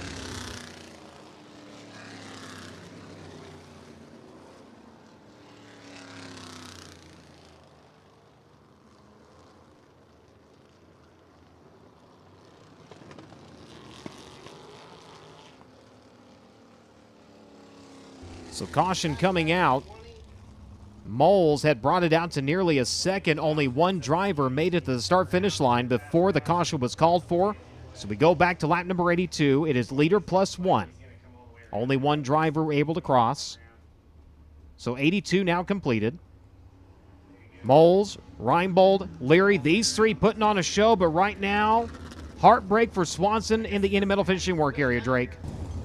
The shredded left rear tire goes off. The new Hoosier left rear is on for Jake Swanson aboard the 6 machine. Everything suspension-wise, the shock, the radius rods, the torsion arms, all look good. And it's so interesting to see the drivers that are out of this race coming in to help Jake Swanson. Robert Ballou is working on changing his second left rear tire of the evening. Briggs Daner in here as well, along with Chase Stockton, rather.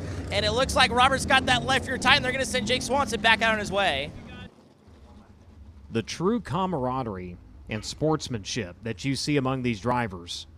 When they're out, they want you to succeed. When you're on track, that's where they want to beat you. That's where they want to succeed. They never want to win in the pits. If they can do it at all costs, they want to be able to drive by you and say, I beat you at your own game. And you see it play out week in and week out in USAC competition and dirt track competition across the country. And it really is a mark of honor to the drivers who compete in this series.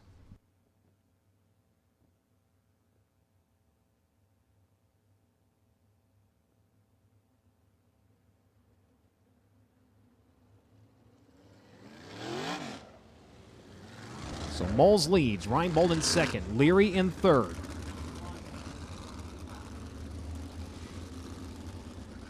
Cummins in fourth, Grant in fifth,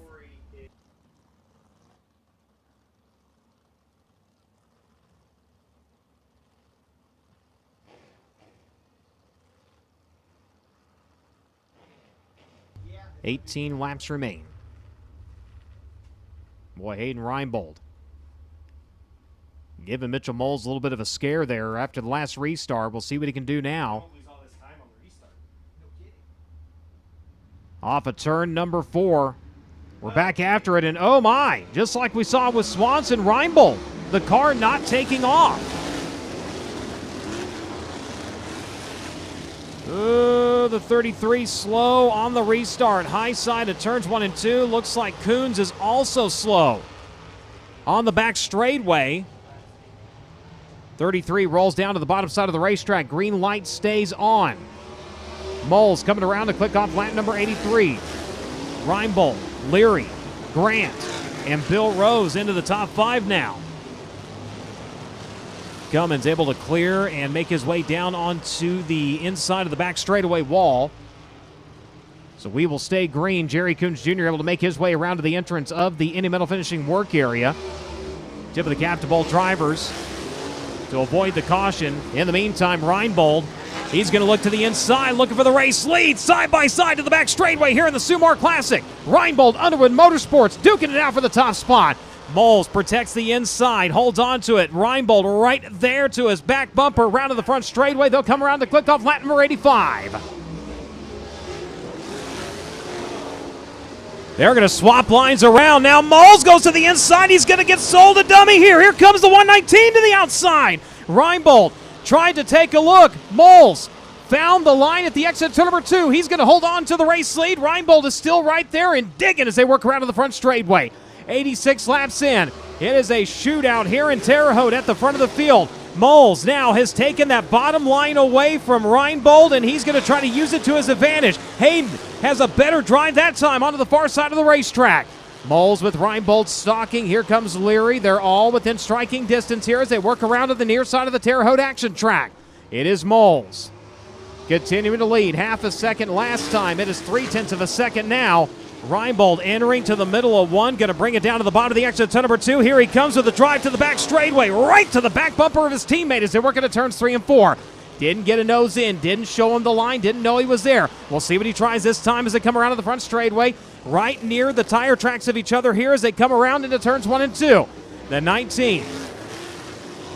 Entering just a little bit lower, the 119. He's going to turn it right in the middle of turns 1 and 2. Goes down. He grabs that moisture. This time, Moles has a better drive onto the back straightaway. CJ Leary, though, hanging with him there. He's staying within at least shouting distance of him as they work through turns 3 and 4. Mitchell Moles will have 10 to go when he comes around next time.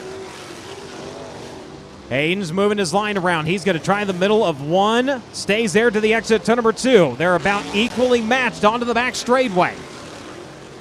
Up on a slower car here. They will work by, looks like the 32 of Greg Corey. So moving Moles up out of his line there for a moment, but Reinbold not able to capitalize on it. 0.571 seconds the difference. Reinbold this time, great drive to the middle of turn number 2, but that at the exit, that is where Moles is able to find the grip he needs to keep him at bay. 9 laps this time. And Hayden is not done. Slipping and sliding his way through turn number 4 and onto the front straightaway. Losing 100th of a second that time around. He's going to turn it down and pull up onto the back bumper of your leader one more time within a couple of car lengths, this time into 3 and 4. A heat race worth of laps to go. Hayden has moved his line around as Moles has taken his away. He's going to go to the high side of turns 1 and 2. Does he have the drive to the back straightaway? Not quite. Moles fighting back to his inside into turns 3 and 4. Hayden up to the top. Mitchell Moles down to the bottom for the race lead here in the Sumar Classic. He'll come around. Does he have it this time to the front straightaway? Side by side at the line. Officially, it will be Hayden Reinbold leading by 0.013 seconds. Misses the line into turn number 1. Moles up across the racetrack. He'll miss his mark at the exit of turn number 2. And Hayden is right there back into it. So Hayden Reinbold back into the mix here. Led 1 lap officially. Missed his line a little bit there into 3. Moles, now he knows his teammates there. He knows he can get by. He's going to have to get them elbows out. 6 laps remain. Reinbold, Underwood Motorsports, running 1 and 2. Hayden that time really missed the line at the exit to number 2. The car kind of fishtailed a little bit on him there as they work into turns 3 and 4. He's going to have some ground to make up as Moles got the scare, but now trying to run away. Hayden diamonding it down across the turn through turns 1 and 2. 0.784 seconds of difference. As Moles leads. 4 to go this time. Reinbold running in second. Leary a distant third. He had been up there a few laps ago, now losing ground. Grant running at 4. Jake Swanson back into 5th. Bill Rose running at 6th. Jennington, Klauser, Corey, and Cummins, your top 10. Boy, he got the scare. And he has done nothing but mash the throttle ever since then. Mitchell Moles, 1.161 seconds to the good. A few laps ago, they worked by Greg Corey, and that's when things really started to heat up. Kind of threw the 19 out of a rhythm there. As he'll come around to 2 to go. Quickly by the 32, Reinbold trying everything he can to reel in your leader. White flag coming next time. 1 year ago, he was pulling down to the Indy Metal Finishing work area. Absent fuel. Tonight, he's going to come around to the wave of the white flag. One more trip. Mitchell Moles into turns 1 and 2 for the final time. Makes his way onto the back straightaway. One driver rolling slow. That is the 20 of Klauser as your leader. Going to make his way by in turns 3 and 4. Last year, utter defeat. This year, It's celebration. Mitchell Moles wins the Sumar Classic. Hayden Reinbold, an absolutely stellar run to challenge for the lead, will come home second. CJ Leary in third. Justin Grant and Jake Swanson rebounds to a top 5 finish after a trip to the Indy Medal finishing work area.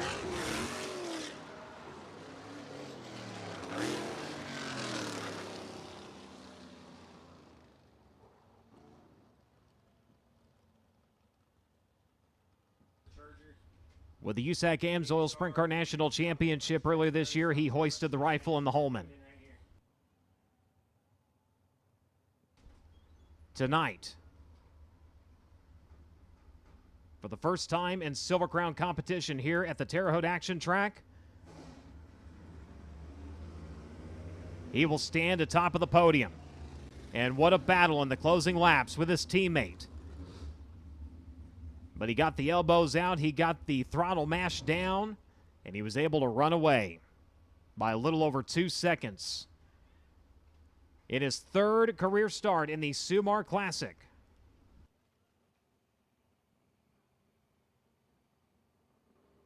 He will score his second career Silver Crown victory. It comes in his 18th career start. He will climb up top, ladies and gentlemen. At a Raisin City, California, your winner here tonight at the action track is Mitchell Moles.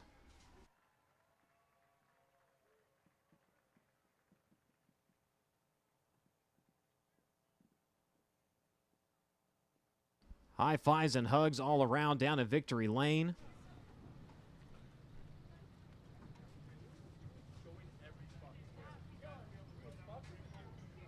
And it didn't seem to matter where you put Mitchell there for about 10 laps. He was under constant fire for the top spot from his teammate as he will work on getting the safety equipment off. He'll get the hardware. But what a show here tonight. And what an accomplishment for Reinbold Underwood Motorsports. It is hard enough to bring one Silver Crown car to bear at an event, but to bring two and place them first and second. What a run here tonight, Christy. The AME Empire has begun with the USAC Silver Crown Series. They've swept so far on dirt this year in Silver Crown races. Mitchell Moles picking up the 22nd running of the Sumar Classic at the Terre Haute Action Track. Mitchell, you led nearly every lap besides one, and your teammate gave you an absolute run for your money. How creative did Hayden Reinbold force you to get there in those closing laps? Yeah, no, man, we always talked about it. We said, man, if he could get in a Silver Crown car, I think he'd be good at it just because he's so patient. Does such a good job at when it's like that around the bottom and stuff. And man, he made me work for it. I didn't want to work that hard the whole time. Dylan's telling me I'm good. And then all of a sudden he's like, 10th back, and I'm like, who is it? And he's like, Hayden. I'm like, oh my goodness. So luckily I kind of just kept doing what I was doing and then took a line away a couple times. Just kind of, I think, get him moving around more than anything. But hats off to him. I think he started like 11th, so that's awesome for him. And Andy obviously as well. I mean, Andy and Tammy have been huge supporters of my career and huge portion of my career. So happy for them, happy for Hayden. He already won one this year, so I feel like I deserved one. You spent a lot of most of the time of the race on the top side of the racetrack, just absolutely, no matter how big of a lead you had, just hammering it really on the top. Was it a good day to make sure that that's what you were set up for? Yeah, I think we talked about that earlier. It's not putting ourselves in a spot where we're so bad that we can't get going, and it never really changed a whole lot there, just moved up a little bit. So $8,000 is good. I love money, like I say every time, and I want to say hi to my mom, my dad, my brother, grandma, my Uncle Ray's in some other country watching. It's like 4 in the morning, so hi to him. Can't thank Andy and Tammy enough, obviously. Bo, Jacob, Paul, Porterhouse, Mitchell, everybody that helps me out, and obviously AME Electrical, FK Shocks, Spike, or DRC chassis on this one, high performance lubricants, Flying A, Strange Torsion Bars, Kaiser Wheels, Hoosier Tire. Just anybody that helps us out and gets us to the racetrack, it doesn't go without being looked at. Once you got that pressure out of Hayden and you got out of that rhythm that you had been in for so many laps, how did you resort back to knowing that this was the same Terre Haute Action Track that you knew and loved just a few weeks ago? Yeah, I mean, I kind of seen all the water piled up there early in the day, so Hayden kept asking me, you think it's going to come in? You think it's going to come in? I'm like, man, but I don't think so, but apparently I was wrong. So Terre Haute loves the top. I love the top. So obviously to get another one here at Terre Haute's huge. Me and Andy, I love this place, and it didn't love me for the longest time. So happy to have some success here, and thankful for all the great fans for coming out and watching tonight. 2 races so far on the dirt for AME and 2 wins so far on the dirt with the Silver Crown Series for AME Electrical and their team as Mitchell Moles picks up the 22nd running of the Sumar Classic at the Terre Haute Action Track. Drake. Thank you so much, Christy. A really cool moment here for Reinbold Underwood Motorsports, as for the first time since 2010, we've had a 1-2 finish taken by a single team in USAC Silver Crown competition. Tony Stewart Racing did it right here at the action track back in 2010 with Levi Jones and Brian Clausen driving. Andy, can you even begin to describe the emotions that you're feeling right now? I imagine pride has got to be at the top of that list for Mitchell and Hayden to run 1-2 here tonight at Terre Haute. Yeah, absolutely. I was woke up in a bad mood because of the rain out yesterday, and I texted both these boys and I said, get ready to, I can't say the words, but we're going to destroy them tonight. Our Crown program's just badass, man. Paul, Jacob, they do a wonderful job. I would see both these guys drive their, good job, CJ, drive the hell out of them. We kind of screwed Hayden there a little bit with a throttle linkage issue. Who knows what would have happened there, but honestly, all I've ever wanted in this whole deal was for these two, my boys, I call them my boys, whoever wins, whoever runs second, is both of them be on the podium together, and we accomplished that. And also Tammy right there, she hasn't been here for a win yet, and we started giving her a lot of crap about her. She's the bad luck and this and that, so that's gone. So there's a lot of stuff accomplished today, but very, very, it's like sinking in right now. This is a big deal, right? It's badass. It is. Agree with all those things. And Andy, I got to ask, that was such a terrific battle between Hayden and Mitchell. What was it like for you, not only as car owner, but of dad in that battle as well? Because they got close a few times and things got a bit hairy between Hayden and Mitchell. Yeah, absolutely. I mean, again, I say it, I don't play favorites. And yeah, of course, he's my son.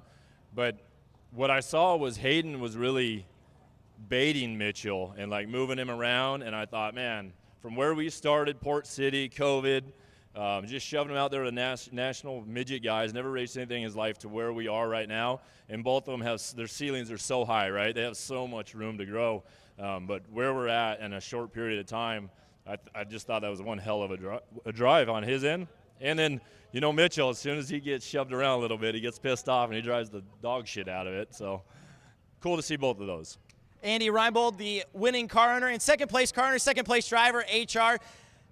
I mean, I know you got to be a little disappointed about finishing second, but it's your worst finish in your USAC Silver Crown career.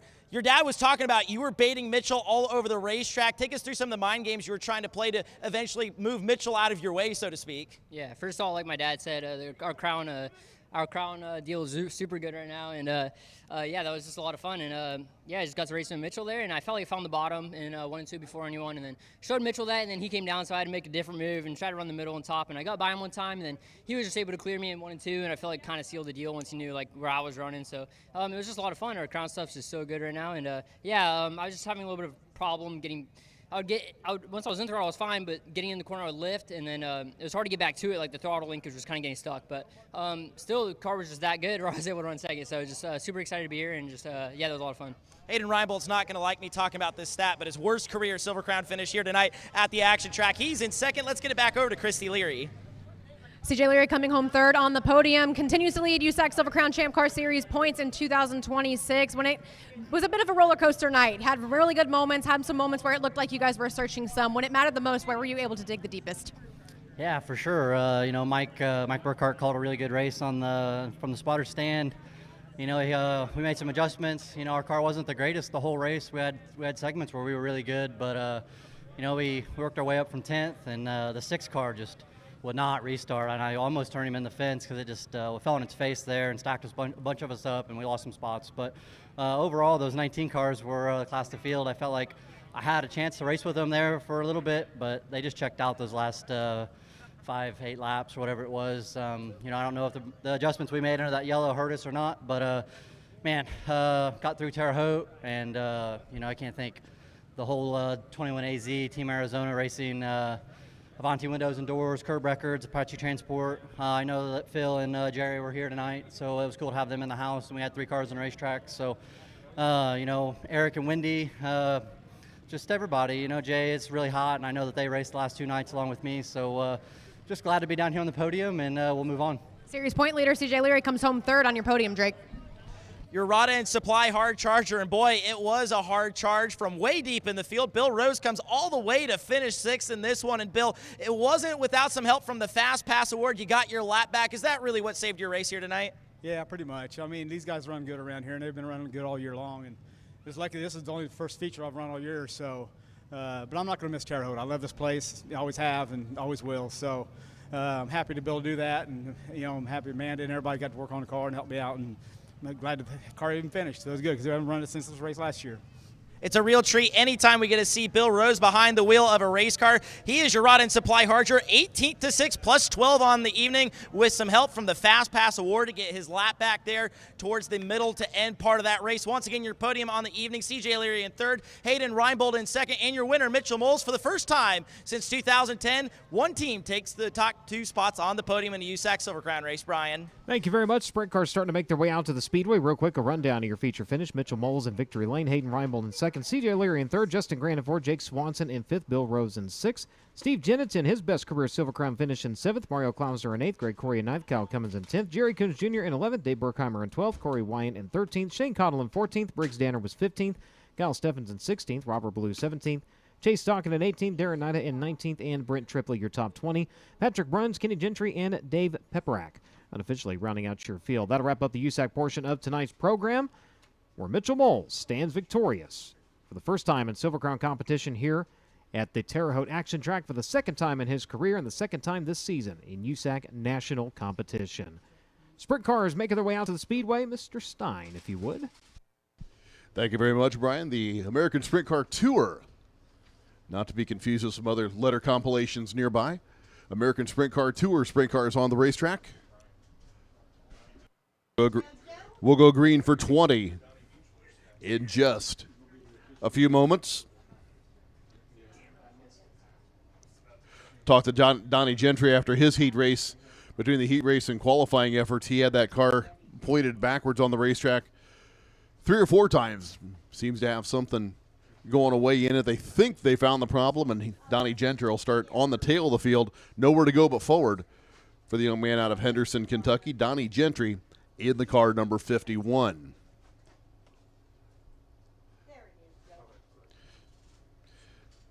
A couple other guys battling motor gremlins tonight.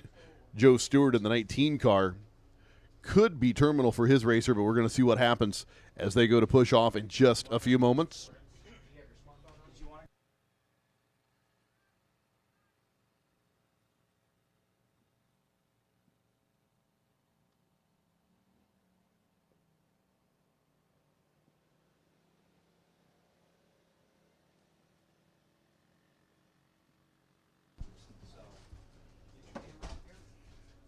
As you see the 19 car of Mitchell Moles roll back onto the racetrack, one final trip to the pits as the winner here tonight of the Sumar Classic. Getting the ASCT sprint cars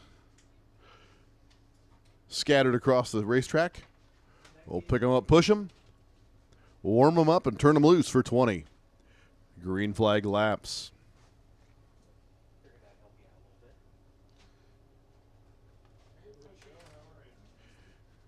Just a couple of seconds of the 77 car of Dave Peperak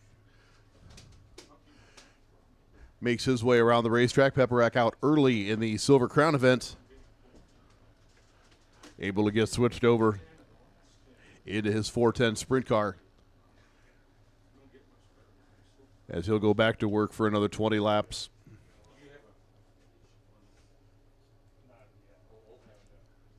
Good number of race fans sticking around. Glad to see each and every one of you holding on a Sunday night.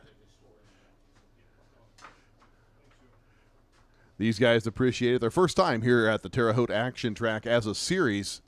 Many of these guys have had laps here before, but not under the ASCT banner.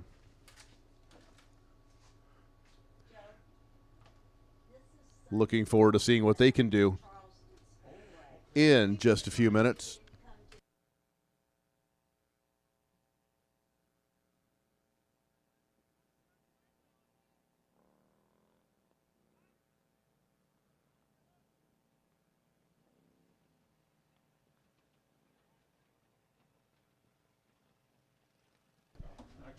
The starting lineup is a straight up transfer from the preliminary events, so the 2 heat race winners will be on the front row of the American Sprint Car Tour field. That puts Trey Mailer on the pole and Ricky Lewis out of Camarillo, California, alongside in the car number 41. Here's your starting lineup. The car number 55, Trey Mailer out of Oblong, Illinois, and Ricky Lewis out of Camarillo, California, alongside in the 41. Row 2, car number 34, Parker Fredrickson, alongside the 11 of Noah Whitehouse. Row 3 is Mike Landis in the car 3L, alongside Tom Eller in the 29 OG, the only driver from Wisconsin in this field tonight. Landon Butler in the car number 18, third-generation racer, alongside Dominic Sparks in the 408 car. Car number 20, Chad Freeman out of Tampa, Florida, in the 20, next to Jarrett Thomas in the 16. Row 6, car number 77, Dave Pepperack. Silver Crown race just completed, Pepperack, and that one now in the sprint car race, alongside Briar Schroeder in the 21S. Schroeder out of Kokomo, Indiana.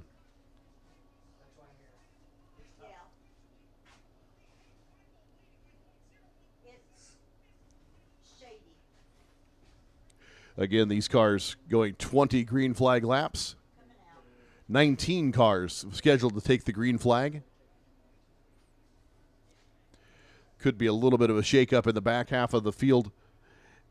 Cars electing to go to the tail. John Gurley inside of row number 7 in the car number 3G, alongside Stephen Polly in the B52 car.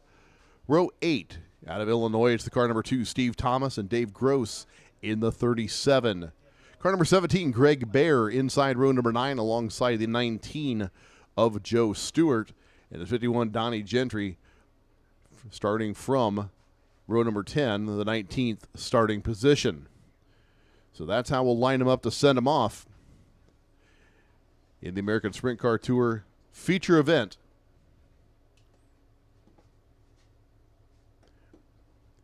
Getting ready to go in just a few moments.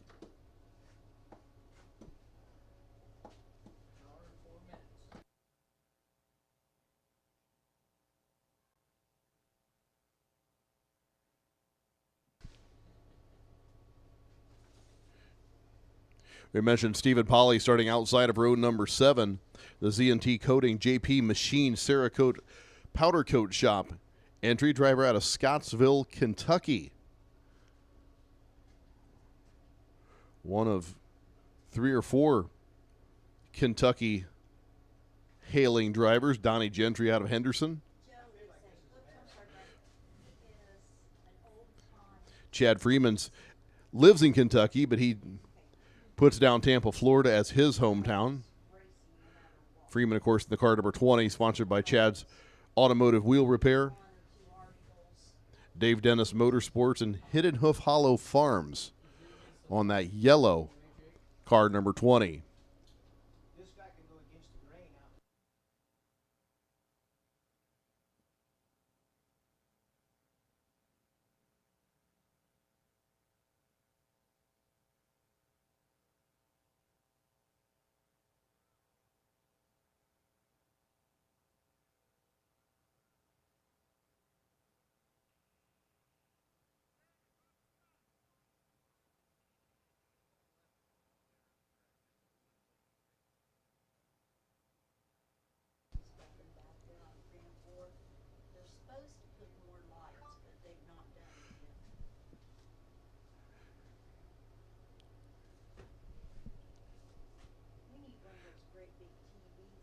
Looking across the field, there's a pretty good enclave of racers out of Clinton, Indiana, and the Clinton, Indiana area racing in this group tonight. Dave Pepperack,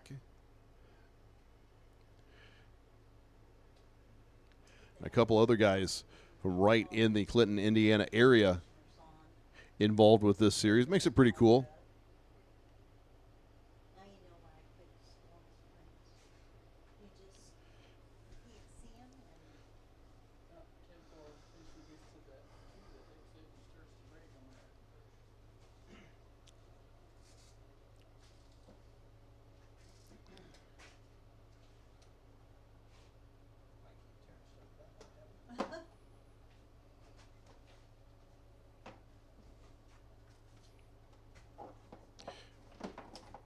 After tonight, the American Sprint Car Series scheduled to go to Coles County Speedway on July 10th, and then Charleston Speedway on the 11th. Right back here to Terre Haute on the 12th of July.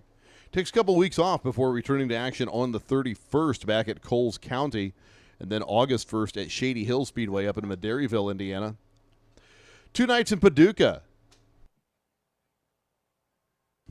2 nights in Paducah, Kentucky, Paducah International Raceway. Back to Terre Haute on the 23rd of August. Shady Hill, back at Shady Hill on the 29th, a Friday night going into the Labor Day weekend. And then 2 nights at Windy Hollow, September 4th and 5th. The 6th, they go to Thunder Valley Raceway down in Salem, Indiana.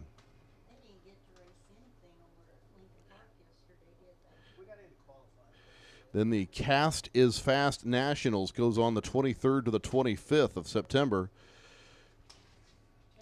2 nights at Windy Hollow on the 23rd and 24th, and then the 25th at Salem.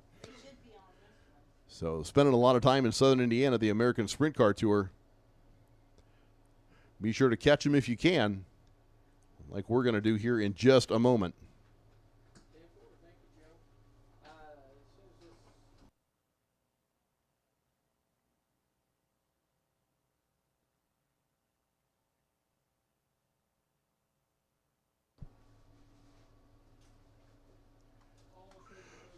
All right, safety crews have returned Silver Crown cars to the pit lane, with the exception of one. They'll be off the track in just a couple of seconds. Get ready to go with our 20-lap feature. There we go. There's the signal to push. Track is yellow. At the first 4 or 5. Make it 6 cars come to life in the Sunday night air here at Terre Haute.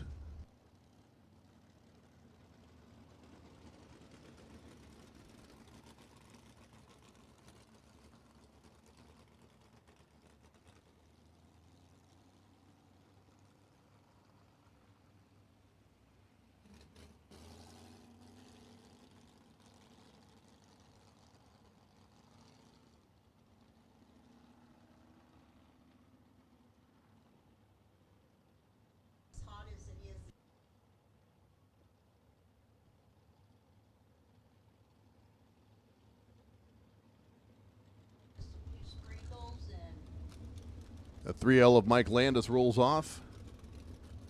The 20 of Freeman Brow Schroeder in the 21.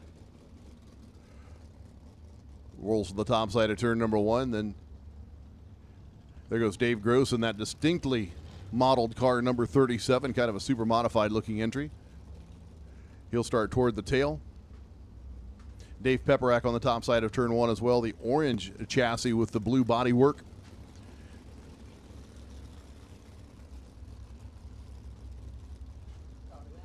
Looks like Tom Eller sits here at the end of the front stretch, one of the last cars to fire.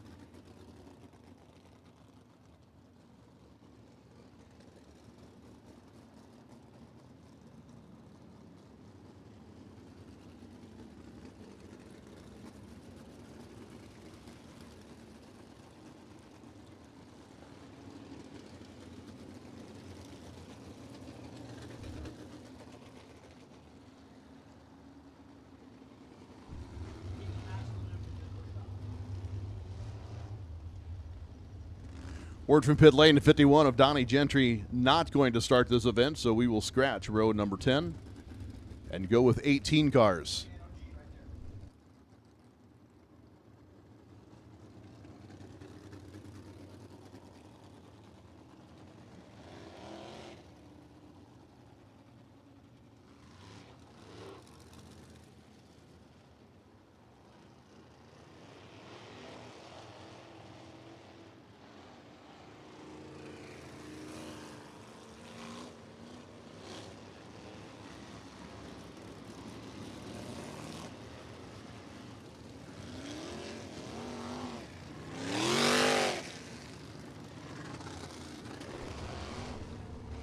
Front row comes to order off of turn number 2. Trey Mailer and Ricky Lewis.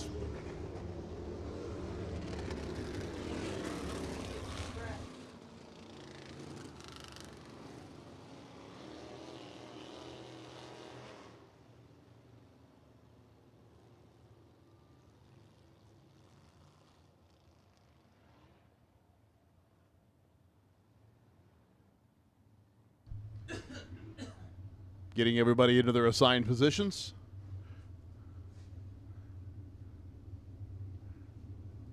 A little bit of a shake-up further back through the field, but nothing that's really going to shake things up too awful bad. There goes the 18 of Landon Butler, the 20 of Chad Freeman making their way to the inside column. Tail of the field forms up.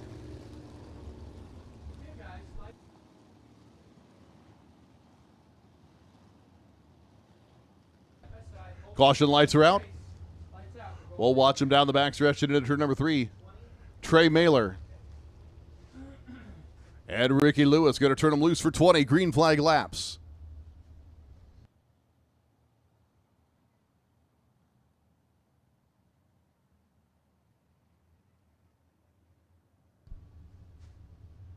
Mailer lights the candles and away we go. Ricky Lewis goes to the top side of the racetrack at turn number 1. Mailer across the bottom. Lewis falls back in line, now looks to the inside off of turn number 2. Can he make it happen? Into turn number 3 goes Trey Mailer in the 55. Lewis to the inside rail, leans on that big right rear tire off of 4. Mailer's going to hold the lead on lap number 1.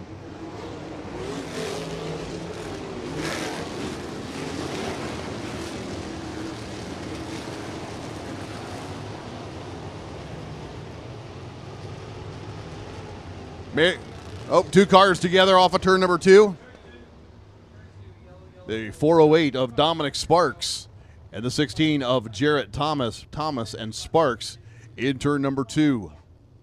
1 lap complete. Parker Fredrickson in 3rd across the line. Noah Whitehouse 4th. Mike Landis 5th ahead of Landon Butler.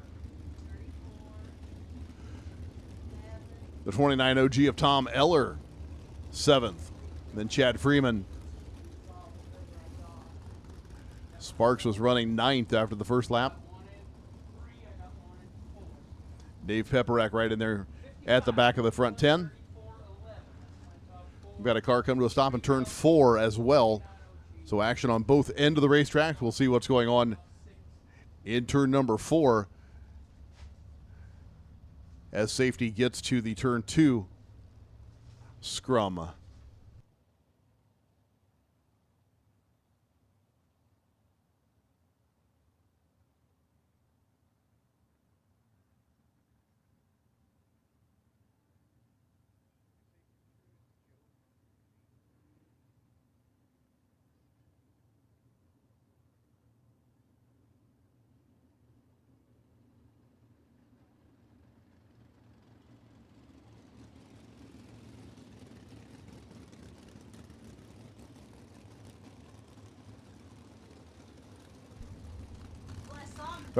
Well, that first lap, we thought Trey Mailer might be eaten alive by Ricky Lewis, but Mailer indeed holding serve all the way around and even down the backstretch on the second lap. Mailer looking very racy as he won his heat race pretty convincingly.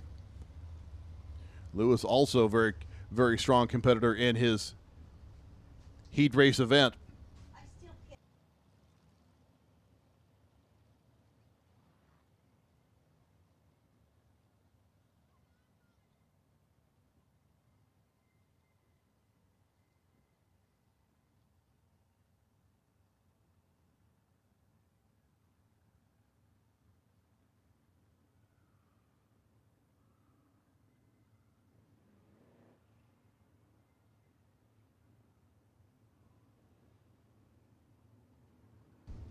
.3L of Mike Landis pulls off the backstretch.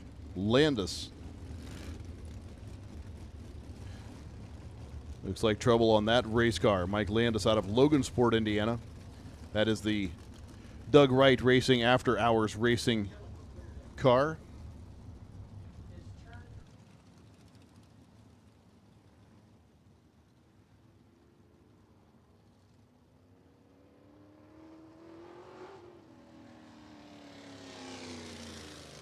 The 408 of Dominic Sparks back in action. Still looking at the 16 of Jarrett Thomas. Nerf bar. Looks like they're going to go with the Bluetooth model for the remainder of the event.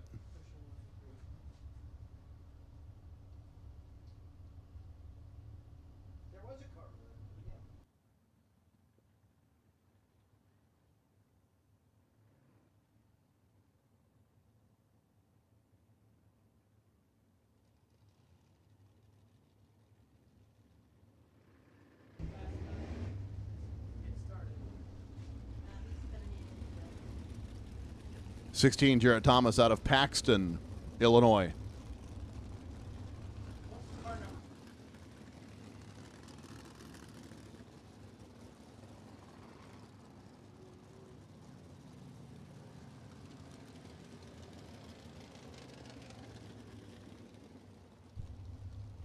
Looks like the car number 19 of Joe Stewart out of Clinton, Indiana. Has parked it on pit lane, so lost a couple cars quickly. 19 laps to go. We go 1 to go at the flag stand. Bring them around, send them back to green with 1 lap complete.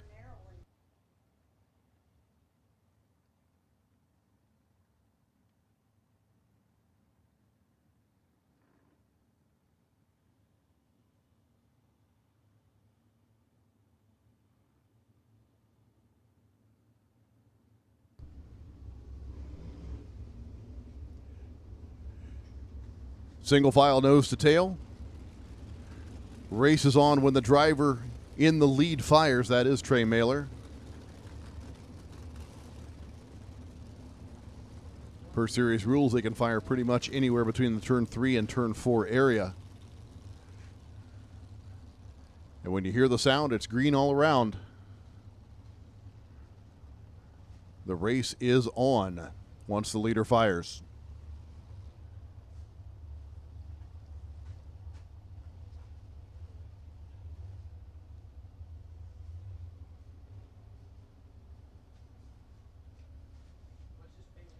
Mailer holding it down.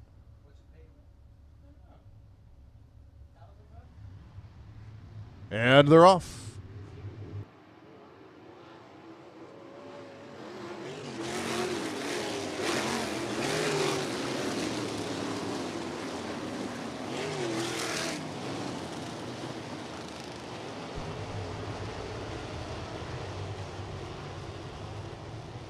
Mailer opens it up just a little bit over Ricky Lewis off of turn number 4.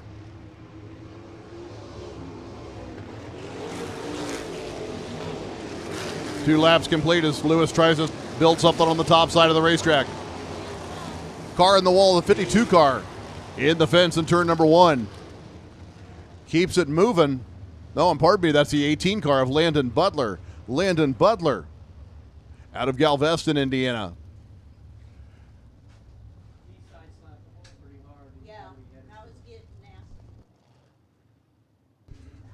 Pretty solid contact for the young man out of Galveston, Indiana. Going to roll to a stop. Car not wanting to turn. Looks like he tore up the right front side of that race car. Not able to make the right turn. You saw the left front tire point toward pit lane. The right front tire did not play along. So Olsen safety over there to retrieve the 18 car of Landon Butler.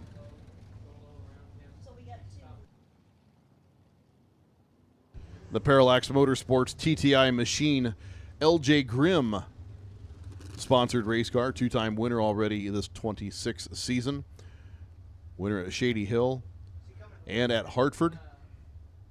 The 2024 Series champion. Out of power over on the backstretch.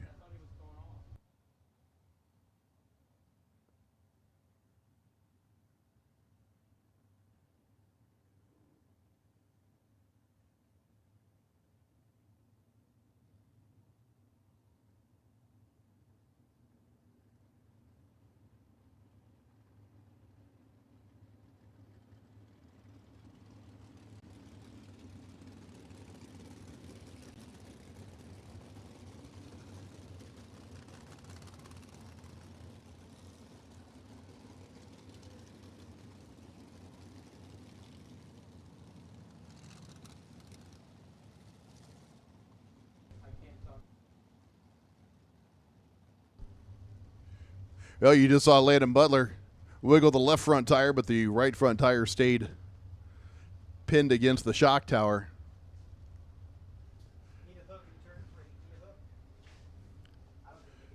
That is going to cost him a hook for the evening, probably, in the car number 18.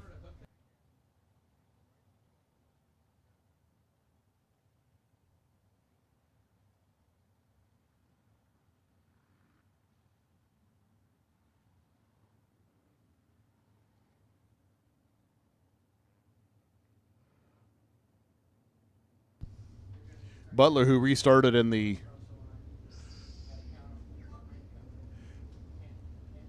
seventh position on the last completed lap, was up to 5th.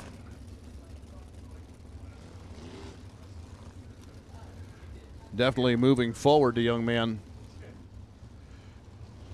Found the outside wall, and that capped his evening.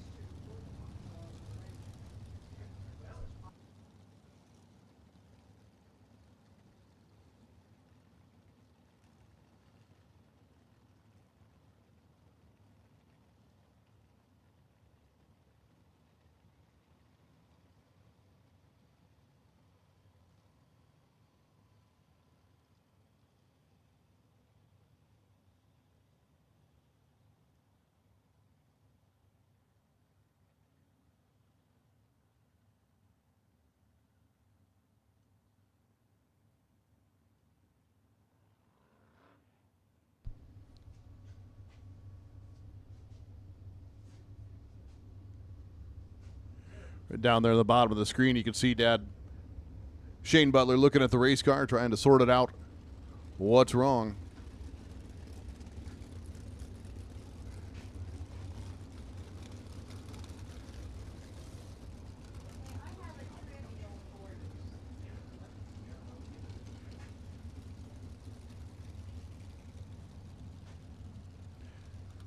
Figuring out a strategy to get the race car off the track. We'll do that and go back to green.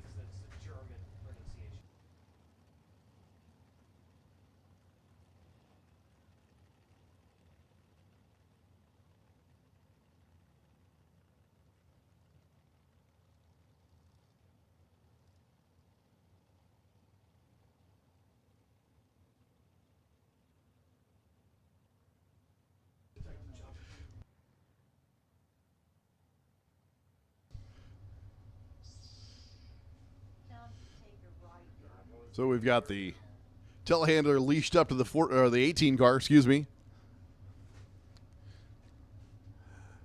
And away goes. The lineup is correct. We shouldn't have any more delay getting these cars back underway once the 18 of Landon Butler is off the speedway.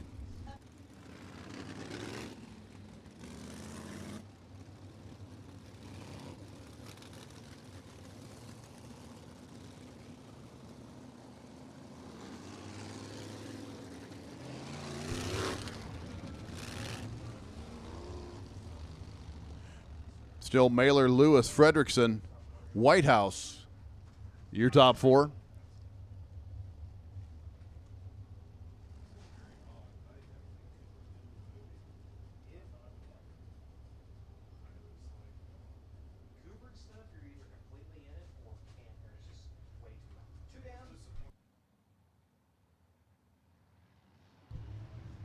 Mailer lights and back to green we come.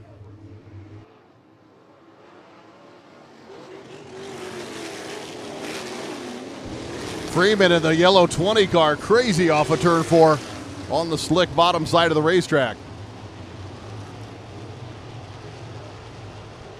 Mailer and Lewis resume their two-step at the front of the field.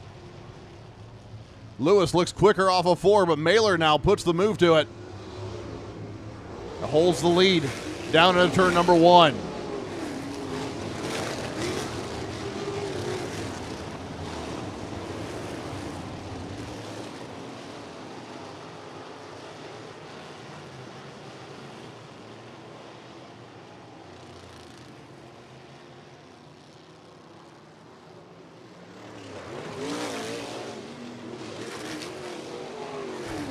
Mailer now has Lewis directly on his tail off of turn number 2. Uh-oh, up in smoke goes the race car, turn number 1 and 2. We'll see what happens if he can get it to the bottom side of the racetrack. We could stay green.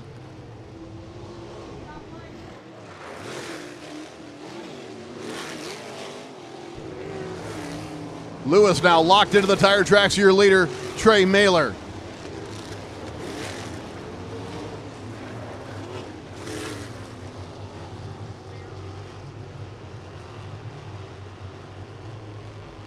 Mailer has led every corner so far. And looking good doing it. Lewis falls back. Now a short half second from first to second.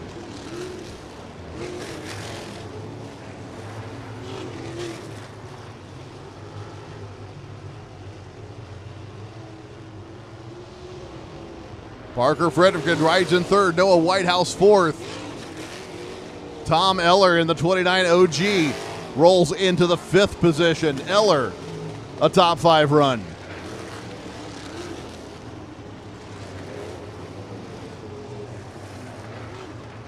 "12 laps to go at the line. Here comes Mailer. Lewis looks to the inside, cannot get it done, going into turn number 1.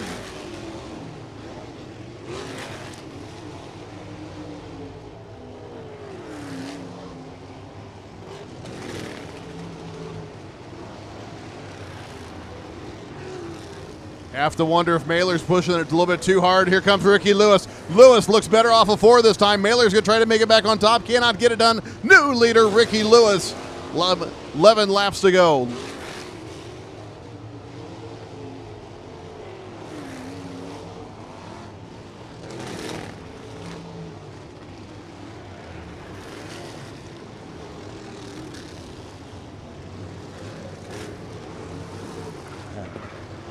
Halfway home for Ricky Lewis. 10 in, 10 laps to go. Lewis wildly to the top side of the racetrack.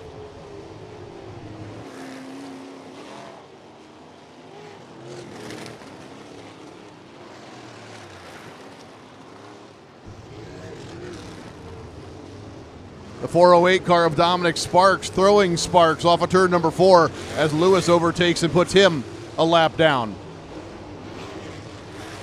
Dominic Sparks, a ton of rear brake in that pink and black machine you saw just a moment ago.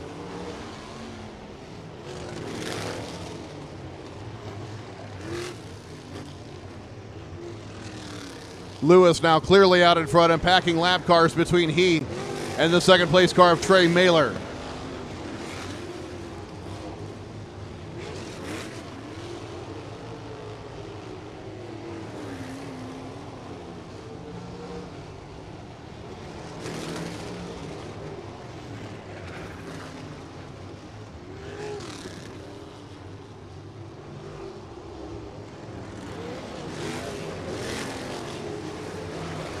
Briar Schroeder, the car number 21S, runs in 10th. The driver out of Kokomo, Indiana. Ahead of him, the 3G of John Gurley. Steve Thomas out of Illinois in the yellow number 2 car goes in the 8th position as we got 7 laps to go. Dave Peperak in the 77 runs in 7th. And Chad Freeman in the yellow number 20 car runs in 6th. Freeman now off of turn number 4.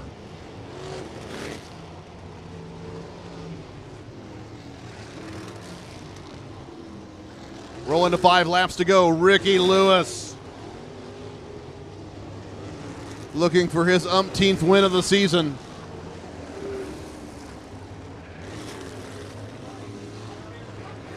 Got a car slow at the bottom of turn number 1. That could bring out the yellow flag. Indeed, it's going to.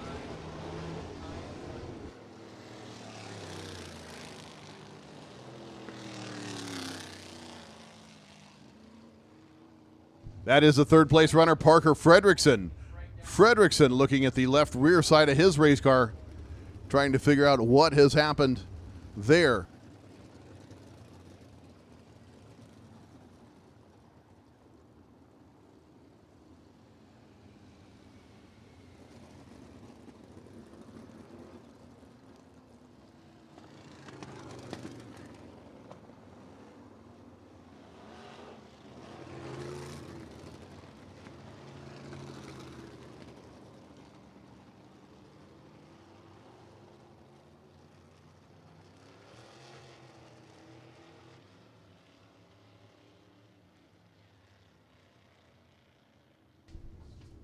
Ricky picked up the win a couple nights ago at Kokomo for his 15th win of the season.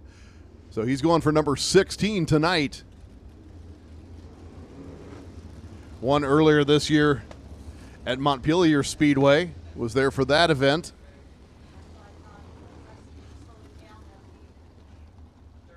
Won at Paris, Central Arizona, Springfield, Ventura, I-96, Lincoln Park Speedway. He was at Lima, Paragon. Ricky Lewis picking up the wins. Coast to coast and border to border. Looks like he's well on his way here. Again tonight, Ricky Lewis. The wild-eyed Californian.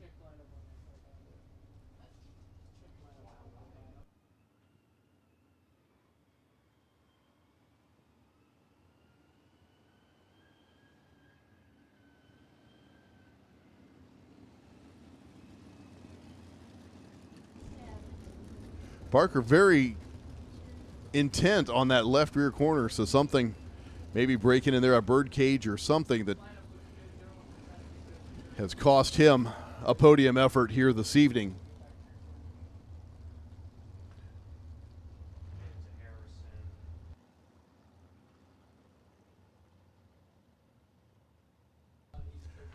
Five laps to go on the scoreboard.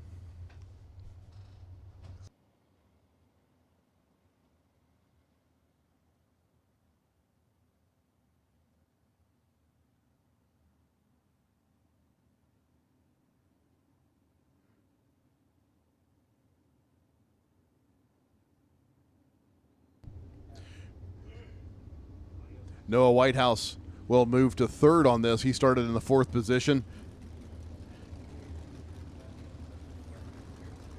Tom Eller started in the sixth position, and he will then assume fourth as your third place runner. Fredrickson bows out of the event.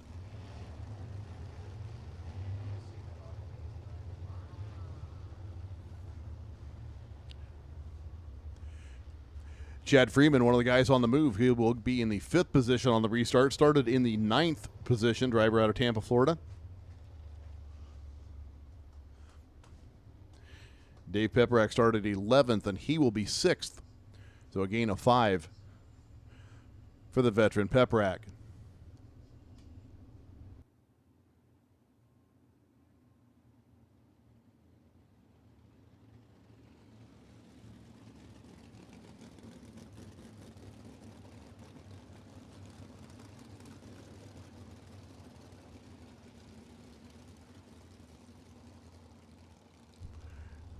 We go back to green. John Gurley will be in the 8th position. He started in 13th.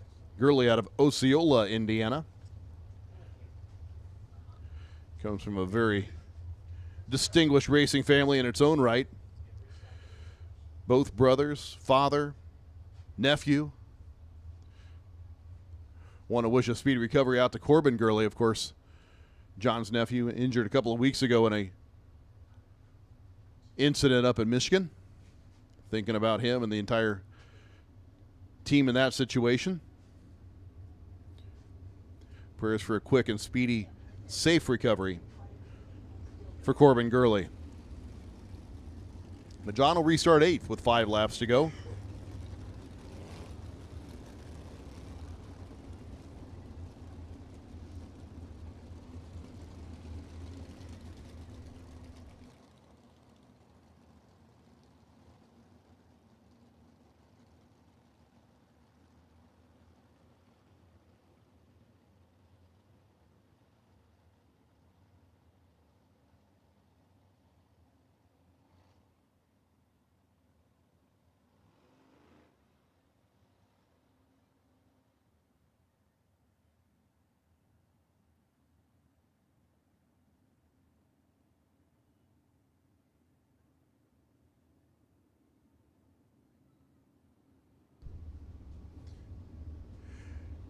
As you can see, the 34 of Fredrickson's car secured, but it's a bouncing.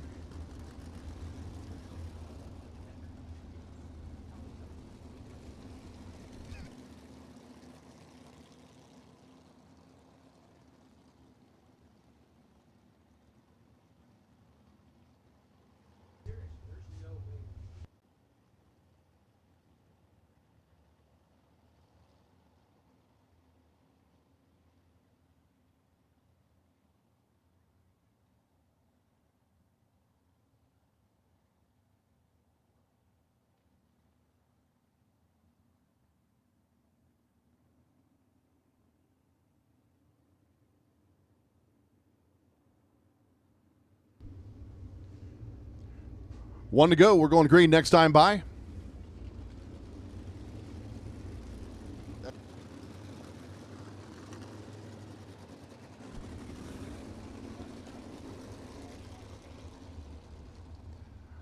Five laps to go. Let's see if Trey Mailer can mount a retaliatory strike.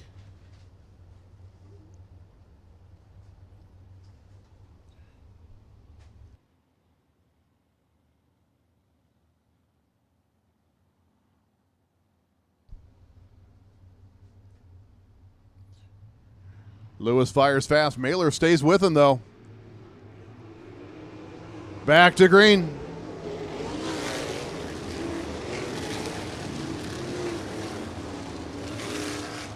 Mailer tries to cut across the bottom of turn 2. Lewis quick on the top. Here comes Mailer. Lewis chops the nose off of turn number 4. That backs Mailer up. Loses his head of steam. Ricky Lewis now out in front with 4 laps to go.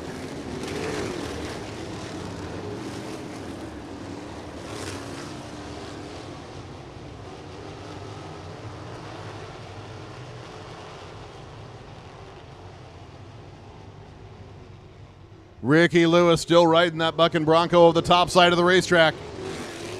Selling t-shirts. Here he comes again. 3 laps now. Opens up distance over Mailer. The battle looks to be for 3rd and 4th now down the backstretch and into turn number 3.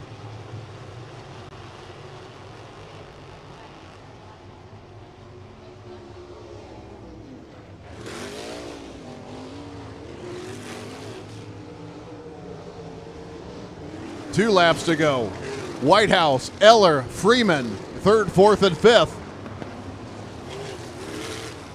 As they make their way down the backstretch, white flag out for your leader, Ricky Lewis. Freeman falls off the pace a little bit. The battle for 3rd and 4th. Off of turn number 4, coming down to the white flag. Mailer makes his way through turn number 2. Not going to catch Lewis. Ricky Lewis already at turn number 3.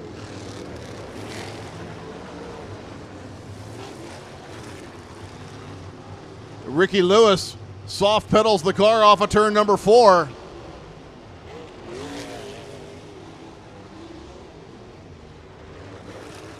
Picks up the win.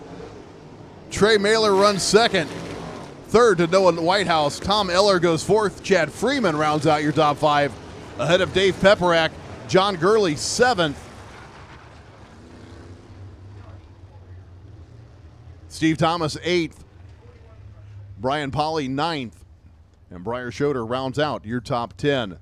American Sprint Car Tour feature here at Terre Haute, the final event of the Sumar Classic for 2026.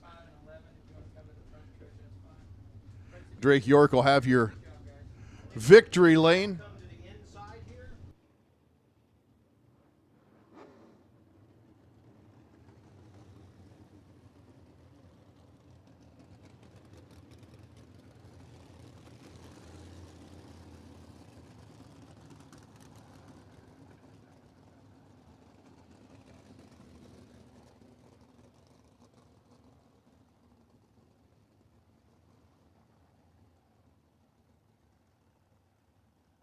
Ricky Lewis makes his way around the infield lap traffic. Follows the side-by-side into victory lane. And that'll do it as Drake York is down there to catch your winner of tonight's American Sprint Car Tour 20-lap feature event. Drake. Thank you, Scott. Ricky Lewis working on getting the belts off, and he'll work on hopping his way out of the Physical Medical Consultants number 41 machine here after getting a win at the action track with the American Sprint Car Tour.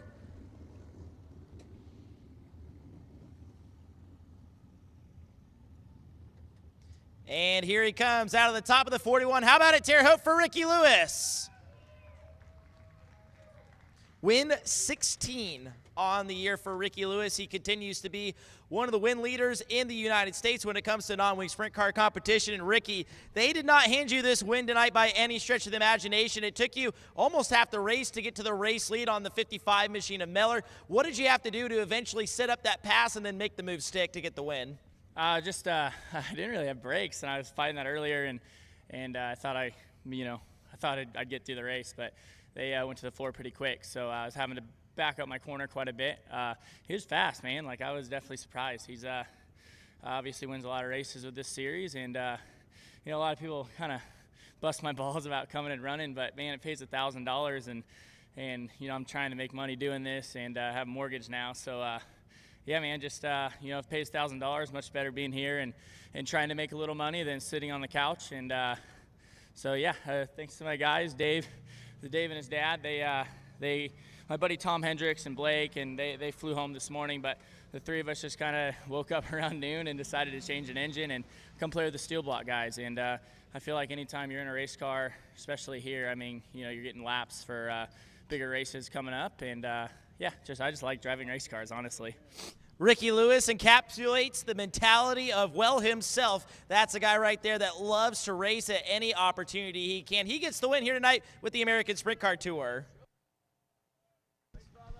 As that'll wrap up action here tonight at the Terre Haute Action Track. We thank you all for your attendance. Of course, we'll be back here during Indiana Sprint Week. Drake, that is one we're definitely looking forward to. And again, the Smith family putting up that extra money, $1,000 to start now. Yeah, that's going to be super cool. Can't wait to be back here for that. Anytime you're at the action track's always a good time, Brian.